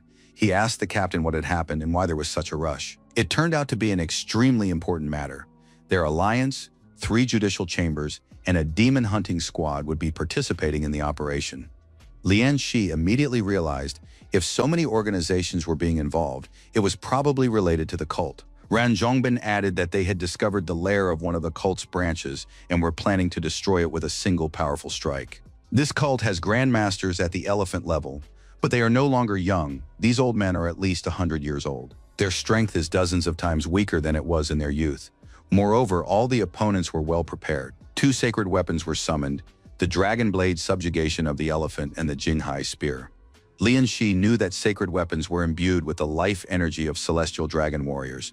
They possessed consciousness and were capable of decapitating an enemy from a distance of 1,000 miles. The young man didn't understand why members of the Chamber of Commerce were present in their army, or what their role was. It seemed that these people could not be of much help on the battlefield, since trade was not usually their direct field of activity. Mr. Rand replied that thanks to the representatives of the Chamber of Commerce, the operation was practically guaranteed to succeed. Their joint mission is the perfect opportunity to demonstrate the Emperor's power and strike fear into the hearts of all other criminals. That is why the mission is fully sponsored by the Tianbao Chamber of Commerce. Even if it is expensive, they will derive commensurate benefits from the event. Lian Shi already understood, collaborating with the authorities on such a large-scale mission would bring the Chamber of Commerce immense popularity, elevating it above its competitors. Now it was clear what the Chamber of Commerce was counting on. At that moment, the young man heard someone call his name. An unfamiliar young man was approaching them, stating that he had recognized Lian Shi from a distance and would like to speak with him. The young man introduced himself. "My name is Wei Xiao. It's a pleasure to meet you." Lian Shi knew that Wei Ling liked to adopt children from all over the world, and perhaps this was one of them. The young man was cautious and didn't understand what this guy wanted. Lian Shi, without moving from his spot, asked, "Why does Mr. Wei need me?" Wei Xiao laughed cheerfully and replied that he had heard how Lian Shi had single-handedly taken down the Wushui City gang, destroyed the cult's stronghold, and saved a bunch of people, so he wanted to meet the hero in person. Lian Shi listened to all this, then asked his companion not to beat around the bush and to speak plainly. Wei Xiao replied that this was fine since Lian Shi didn't like beating around the bush, and began to explain. Historically, the second captain had fewer opportunities than the first. Lian Shi had achieved a great deal and done much good, but Captain Hu Yulong had been unable to reward him appropriately. Wei Xiao offered Lian Shi a chance to work with them. If he agreed, he would receive a yellow dragon pill. It was a very tempting offer. The yellow dragon pill was worth 3 major merits, and these people were willing to give it away for free. Lian Shi smiled and said that as soon as Master Wei gave him the pill, he would immediately start working for him. Wei Xiao realized the boy was mocking him and asked this, barely holding back his anger. Lian Shi smiled sweetly in response and said that they were the ones who started this conversation. Wei Xiao, being no fool, understood everything at once. Captain Hu had found himself a fine subordinate. Lian Shi replied that his companion's father, Wei Ling, had handled the task even better. Wei Xiao said that luck runs out sooner or later. The problem is that many people overestimate themselves and don't know their place. Ran Zhongbin, who had been silent for a long time, couldn't hold back. Did Wei Xiao really come here just to make a fool of himself? He noted that what was happening right now looked exactly like that. By trying to insult someone else, you only dig yourself into a deeper hole. Ran Zhongbin suggested that Lian Shi spar with him, reminding him that the ship didn't belong to Wei Lin. But Wei Xiao really wasn't stupid. He told Lian Shi that he was joking, but the offer of cooperation still stood. If the young man agreed, his career would take off. Otherwise, during the operation with this handsome guy, Lian Shi might get into trouble. Ran Zhongbin was literally seething with rage. Had Wei Xiao really threatened them right there on the ship? Lian Shi placed a hand on his boss's shoulder and said it was a trap. He stepped forward and announced that he would give Wei Xiao a clear and definitive answer. It was impossible to work for him.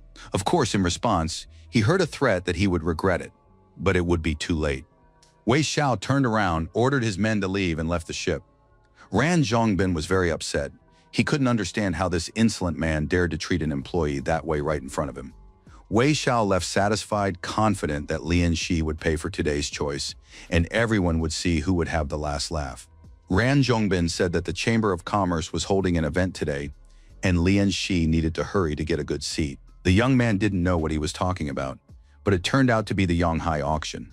That evening, an auction was held on the ship, and all the wealthiest people had gathered. The auction hall was packed, and the event was declared open. Zhu Bingcan, a representative of the Chamber of Commerce, was the auctioneer. He welcomed all the guests and thanked them for coming. The man said there would be no delay, and the auction would begin. The first lot was a jade and rainbow tree, the symbol of the Chamber of Commerce. An assistant brought out a ceramic vase containing this lot. Everyone looked at the jade rainbow tree in amazement. No one knew what kind of plant it was or how valuable it was. Ran Jongbin confirmed that it was indeed a rare plant, but unlike others, it was not nourished by water. The tree's growth relies on the blood of a saint. At that moment, the girl dripped the liquid onto a seed lying inside the box, and immediately, a huge tree grew right before the eyes of the astonished crowd.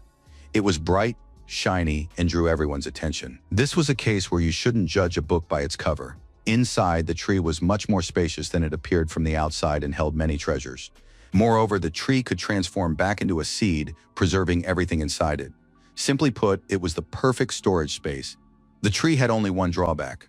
To activate it, the blood of a saint was required, which was extremely difficult to obtain. Everyone understood that this was an extremely useful treasure, but one with a very complex condition for use, almost like a sacred weapon. The auctioneer said that it was a jade birch, and that luck would never cease to smile upon the owner of this marvel. The plant possessed healing properties, and all sorts of remedies could be made from it. The auctioneer announced the starting price, 300 lanas, and asked who would bid higher. The bidding was lively. The price for such a rare item kept rising, and in the end, the tree was sold for 1,400 lian. The lucky winner was Mr. 32 from the River Lord Alliance. After that, the auctioneer addressed the guests and reminded them of the auction rules. According to the rules, if two bidders are competing for a lot and neither is willing to back down, a duel is held. But this is only possible with two competitors. The next lot was a sacred golden disc. Lian Shi was attending such an event for the first time and was in shock. He saw the rich handing out huge sums of money with a single wave of their hand. Ran Jongbin asked the young man if anything had caught his eye. Lian Shi smiled sweetly and said that he hadn't found anything he liked yet. He still had some money left over, though it wasn't much. He might be able to buy something for himself. The auction was coming to a close, and the auctioneer announced the final lot. This item had been acquired by the Chamber of Commerce in the central region of Jianghai. A cart was wheeled onto the stage, carrying an item covered by a cloth. The auctioneer pulled back the cloth, and before everyone's eyes appeared a pair of golden eyes belonging to a fully grown golden-eyed monster. Lian Shi jumped in surprise. He had never seen anything like it. But the strangest thing was that his inner Ji-Ding seemed to respond to those eyes. Could these items be connected in some way? As is well known, a golden-eyed beast can be ridden. It will effortlessly soar through the heavens and seas. Its eyes shine like the sun, capable of distinguishing loyalty from betrayal, dispelling any illusions, and revealing the truth to the world. Now these eyes were being sold in perfect condition. Their essence had not yet been extracted. Lian Shi realized that this was visual cultivation, which grants superhuman power. The young man immediately realized that he desperately needed these eyes and began bidding. However, very soon the price exceeded his means. Wei Xiao offered 1,200 lian for the lot and looked at Lian Shi with a mocking smile. A visual duel began between them, but Lian Shi knew he would most likely run out of money. At that moment, Yang Dongxiang was present at the auction along with his second disciple. Of course, they didn't know that Lian Shi practiced visual techniques. Yang Dongxiang used telepathy to tell his disciple that Lian Shi should not be afraid and should continue bidding. Master Yang would help purchase the item. Wei Ling used telepathy to demand that his adopted son, Wei Xiao, also continue bidding. Now it became clear. This was no longer just the purchase of an interesting item, but a real battle between distant rivals. Wei Xiao kept raising the price, confident that the eyes would under no circumstances go to Lian Shi. Everyone present understood. A rift had formed between these two bidders, and snatching the lot from Wei Xiao's hands would not be easy. The brothers from the martial arts school were also sitting in the hall and suggested there was another method, a duel. Everyone knew that Wei Xiao was a mid-level Skakun tier warrior, while Lian Shi hadn't shown anything special yet. Ran Jongbin advised his assistant to let the bidding go and then ask Hu Yulong about a similar item. But Lian Shi asked Ran's brother not to interfere. He was too focused. Lian Shi stood up and said that his master had taught him, "Honor is the only thing that cannot be taken away from a warrior. A warrior must fight against the heavens, the earth, and all rivals in his path. Above all, he must fight those who try to rob him of his honor and dignity and seek to humiliate him." Lian Shi stepped onto the stage and addressed Wei Xiao. Surprisingly, we both want the same item. The young man proposed a duel to determine who would get the lot. The audience thought he had lost his mind, challenging Skakun. Many had heard that Lian Shi had defeated opponents of this caliber in Wushu, but everyone knew that Wei Xiao was far stronger. Lineage mattered a great deal. Even if Lian Shi was at Skakun's level, their combat skills would certainly be on different levels. The spectators tried to predict the outcome. Wei Xiao addressed the young man. "You've got some guts to dare challenge me. Be glad weapons aren't allowed here, otherwise, we'd have to hold a funeral." Lian Shi knew that just 2 weeks ago, he wouldn't have been able to handle such an opponent, but now he had the Mirage Beetle, and the situation had changed. Every day he fought against Liu Chang and other Skakun-level masters in his dreams, gaining combat experience. By hunting sea creatures, Lian Shi earned merits that could be exchanged for treasures and used to increase his fusion level. Now Lian Shi desperately needed a real fight to understand just how much stronger he had become. The start of the match was announced and Wei Xiao rushed into the attack, hoping to quickly punish the weakling. To everyone's surprise, Lian Shi was ready. He deftly dodged the attacks and prepared to strike back. His very first counterattack succeeded. Blood flowed from Wei Xiao's mouth and the spectators froze, realizing that the young man had managed to knock his opponent back. Wei Xiao realized what a disgrace he had suffered in front of the spectators, and his adoptive father, this greenhorn, had thoroughly infuriated him. Everyone knew that Wei Xiao was about to use the floating step of the water tiger, his signature move. Although it was a mid-level technique, Wei Xiao had perfected it. He was certain Lian Shi would definitely not be able to handle this attack. Lian Shi noticed the water tiger and calmly said that he also had that technique, and something else interesting as well. Wei Xiao launched his attack. It looked powerful, and everyone froze, but the blow was stopped by a single fist from Lian Shi. The second disciple gaped in surprise and looked at Master Yang, who had been trying to say that he didn't have any favorites. But now looking at the ninth disciple, he couldn't help but admit, this guy had enormous potential. Hu Yulong was also pleased with what he saw. What else could one expect from Master Yang's personal disciple? Wei Ling, having learned about the martial arts of the Huangkong Temple, noted that Lian Shi was becoming an increasingly interesting person. Lian Shi addressed his opponent, "You lost, Wei Xiao, but if you want, we can continue." Wei Ling rose from his chair and told his son that he had already disgraced himself enough. After that, he announced that the golden dragon eyes belonged to Lian Shi, who had earned them by right. Lian Shi recognized this man, the current head of the alliance, Captain Wei Lin. The auctioneer congratulated the young gentleman on the final lot. The Chamber of Commerce would prepare it for its new owner. Lian Shi stood next to his purchase, thinking with satisfaction that everything had gone as it should. That same evening, left alone, Lian Shi examined his purchase, pondering how to use the eyes. He took out one eye and thought that perhaps he should just eat it. Lian Shi bit off a piece of the eye and felt his own eyes fill with energy. The young man realized he was right. With just a single glance, he was capable of incredible things. The ships participating in the joint operation had finally reached their destination, and everyone needed to get ready. The crew was told that they had reached the shore. It was time to drop anchor and get ready for battle. Lian Shi looked simply charming in his new uniform, his eyes glowing like a dragon's. Upon landing, they saw a landscape that seemed deserted. Insects and small animals crawled among the grass. Birds fluttered, butterflies fluttered, the atmosphere seemed peaceful. But the men knew they had to stay alert and watch their step. The guardians of the ghostly mother were masters of stealth attacks. The warriors had to keep their eyes open. As they moved deeper into the island, they soon came upon some trees, noticing nothing suspicious. Lian Shi noted that fog was beginning to thicken around them. Ran Zhongbin ordered everyone to keep an eye on their surroundings and stay together. Suddenly, a stranger emerged from the fog. The group stopped, trying to figure out if he was friend or foe. But they couldn't get a good look at him. He was moving very quickly, and visibility in the fog was poor. Thanks to his golden dragon eyes, Lian Shi could see and sense much more, and he immediately understood what the problem was. The young man looked around. His companions had been right there a moment ago, but now he stood alone in the fog. He knew that people didn't just disappear into the fog that quickly, which meant a magical effect was at work. Lian Shi noticed that the enemy was even capable of concealing their aura. Soon his companions were nearby again. They said they'd turned around, but Lian Shi was nowhere to be found. Not a trace, not even an aura. Lian Shi agreed. The fog was very strange. They were moving southeast as Commander Shu had ordered. Ran Zhongbin confirmed the advance was proceeding as ordered. The next moment, Lian Shi's spear painfully scraped Lord Ran's cheek. He cried out, clutched his face, and asked what on earth Lian Shi was doing. Lian Shi replied that he would never call Commander Shu by his first name, but would say Brother Shu. Now he could see clearly, the enemy's disguise was ridiculous and ineffective. The villain had taken on the appearance of Ran Zhongbin, but realized that Lian Shi wasn't a fool. There was no need to use the disguise.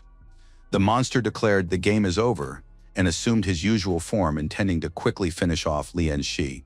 Lian Shi watched the metamorphosis with interest and asked who he actually was, suspecting a relative of one of his enemies. Vlad said he wouldn't waste his breath. He and his 4 friends were just a half step away from C rank and could easily handle Lian Shi. One of the thugs declared he couldn't wait. He wanted to be the first to test what this brat was made of. A powerful punch to the nose stopped the thug in his tracks. The test had gone well, and he understood everything about Lian Shi.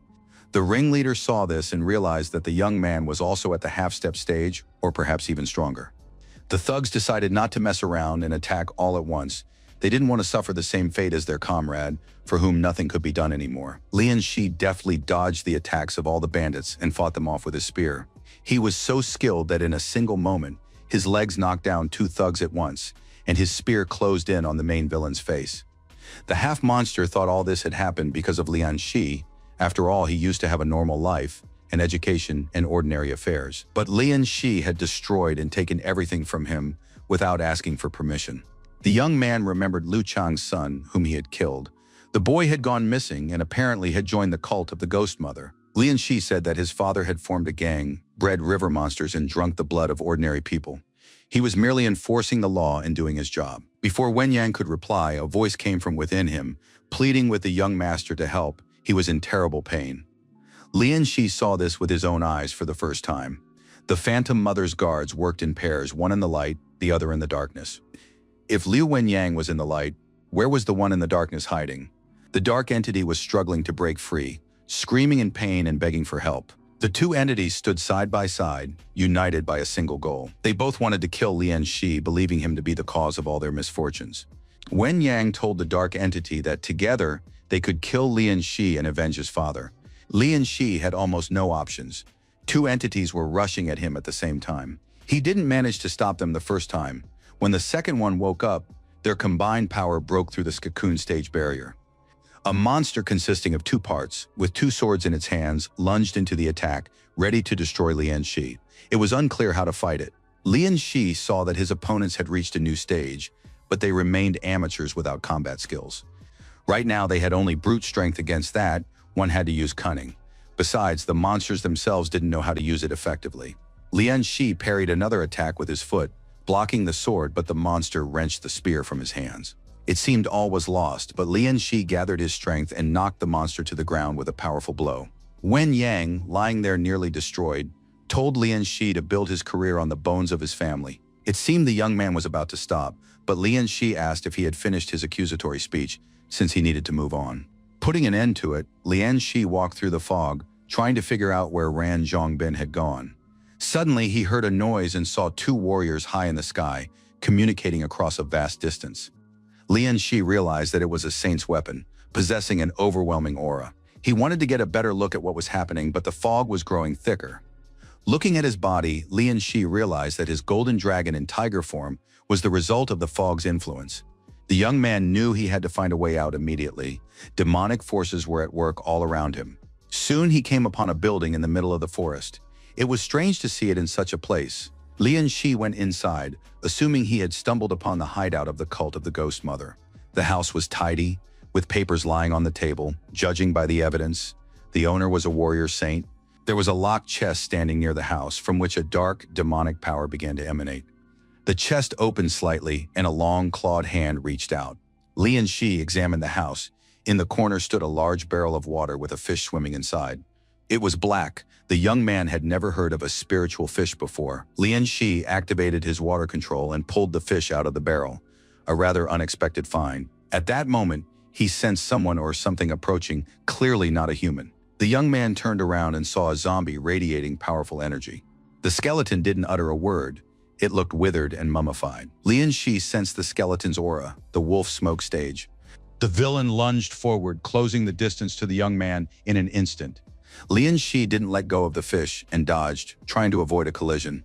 He drew his spear, but the skeleton was strong, and wrenched it from his hands, flinging him into the far corner.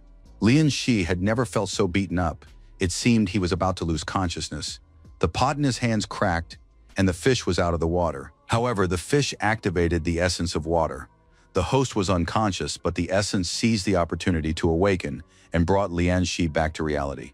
The young man opened his eyes, streams of water flowed around him, and he was sitting against a wall. To his surprise, Lian Shi realized that while he was unconscious, he had managed to level up. Shards of a clay vessel lay on his chest. He guessed that the spirit fish found in the barrel had helped with all of this. Lian Shi checked his new stats and discovered he had acquired the whirlpool skill. Soon he decided to try using it right there in the room.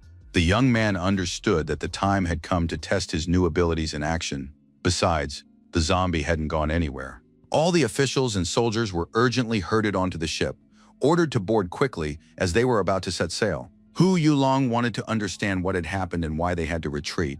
The man was furious. Those old fools had brought trouble upon themselves and set the rest up. On top of that, they had created the Black Mist, the result of their experiments. They had sacrificed 2 warrior saints for the sake of this abomination. The accursed cult of the Ghost Mother must be destroyed. Ran Yin was worried. She didn't want to leave without her brother. Hu Yulong reassured her, since Ran Zhongbin was a master at the wolf smoke stage. Suddenly, Ran Zhongbin burst out of the fog.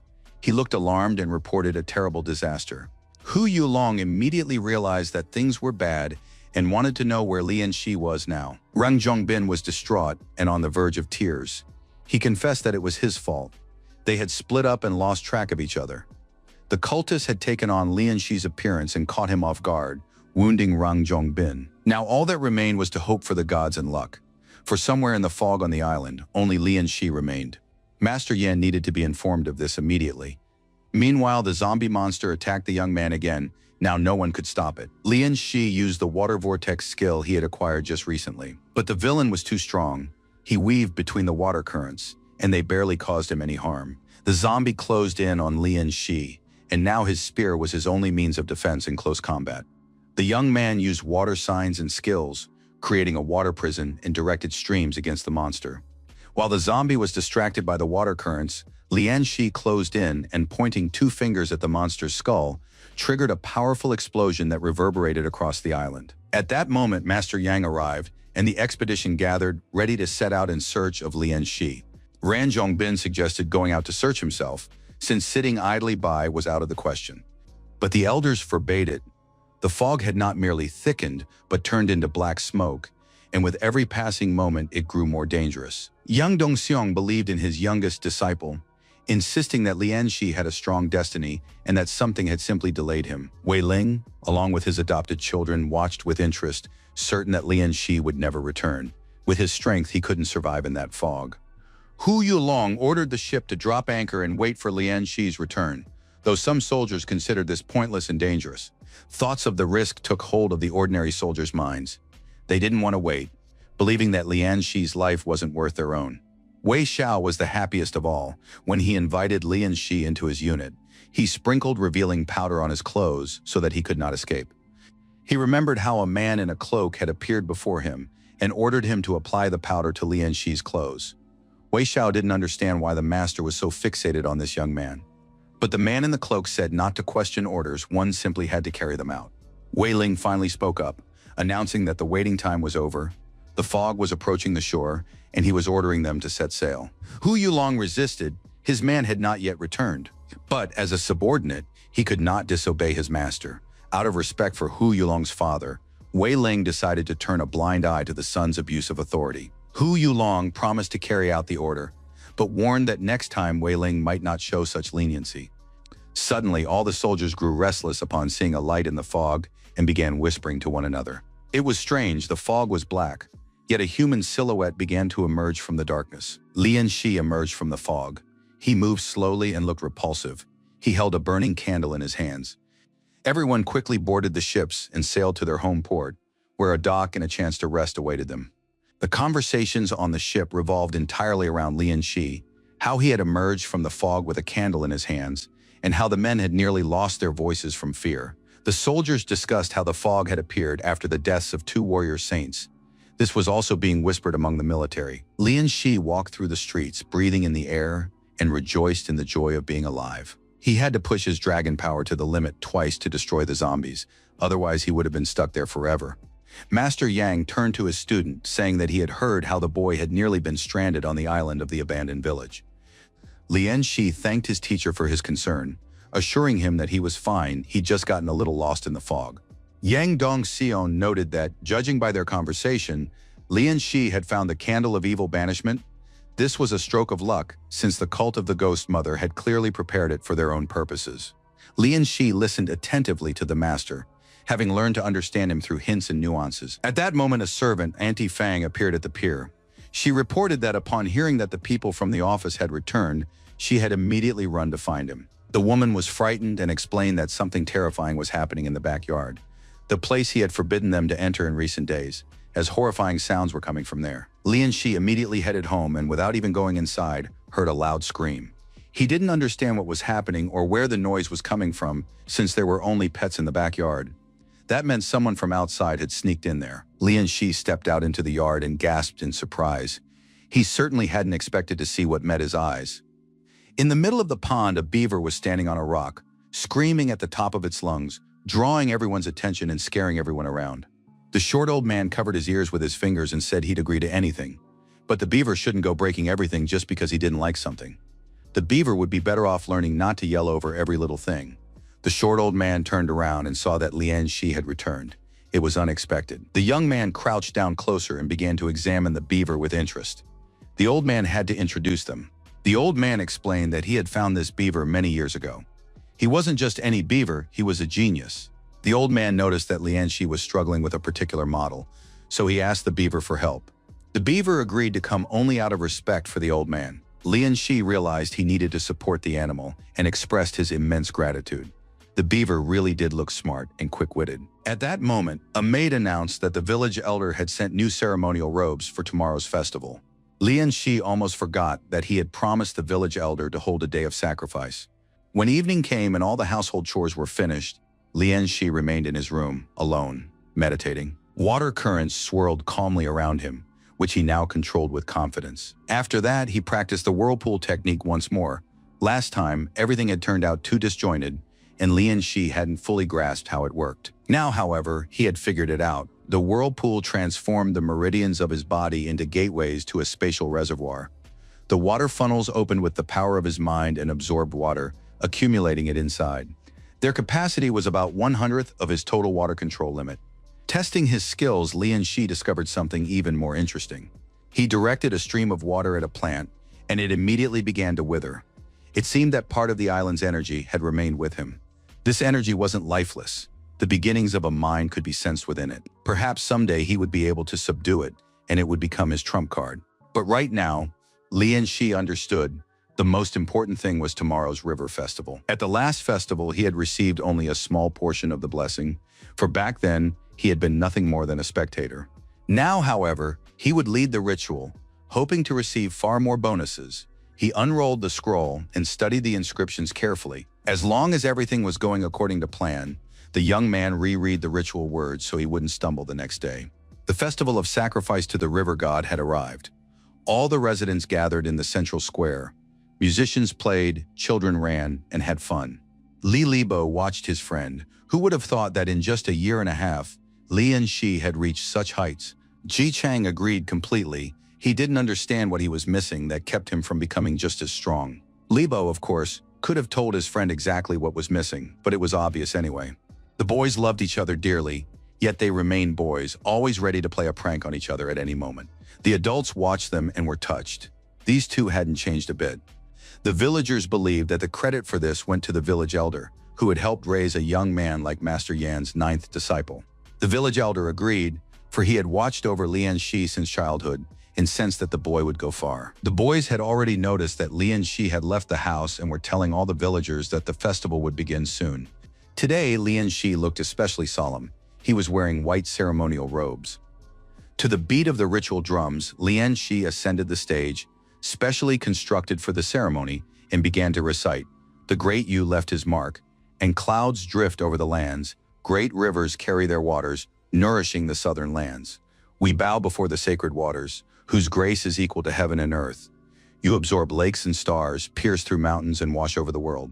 Ancient spirits and dragons hidden within you, grant us good fortune, bestow a peaceful flow so that the people may live in peace. But if the law of the heavens is not upheld, the elements may be unpredictable.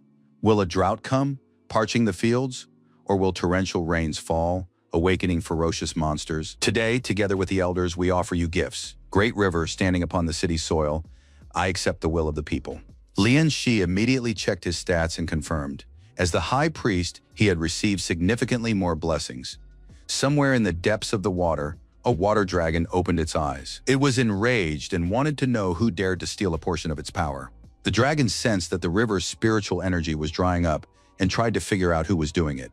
The emperor sat in the throne room looking miserable and dissatisfied. He understood a vile creature had awakened. It was tired of living. Did it really want to start a war? The emperor ordered the dragon to leave, but the dragon insisted that humans were stealing his power. The emperor called it nonsense and ordered the dragon to stay out of the way for the time being. Lian Shi concluded the celebration. Now as the high priest, he had received such a dense blessing from the river that it was visible to the naked eye. But even that was not enough. Golden waves were sweeping over the people. This was the river deity appearing to everyone. In the beginning there was chaos. Then heaven and earth came into being. The sun and moon shone in the sky, and great rivers flowed across the earth. The inhabitants prayed to the river deity to protect their city of Yixing. With every passing moment, the blessing grew stronger, exceeding one. Soon a strange sphere appeared before everyone. It was not just a sphere, but a symbol of home in the earth. Lian Shi noticed that his personal quest, return home, had been activated. Could he ever return again?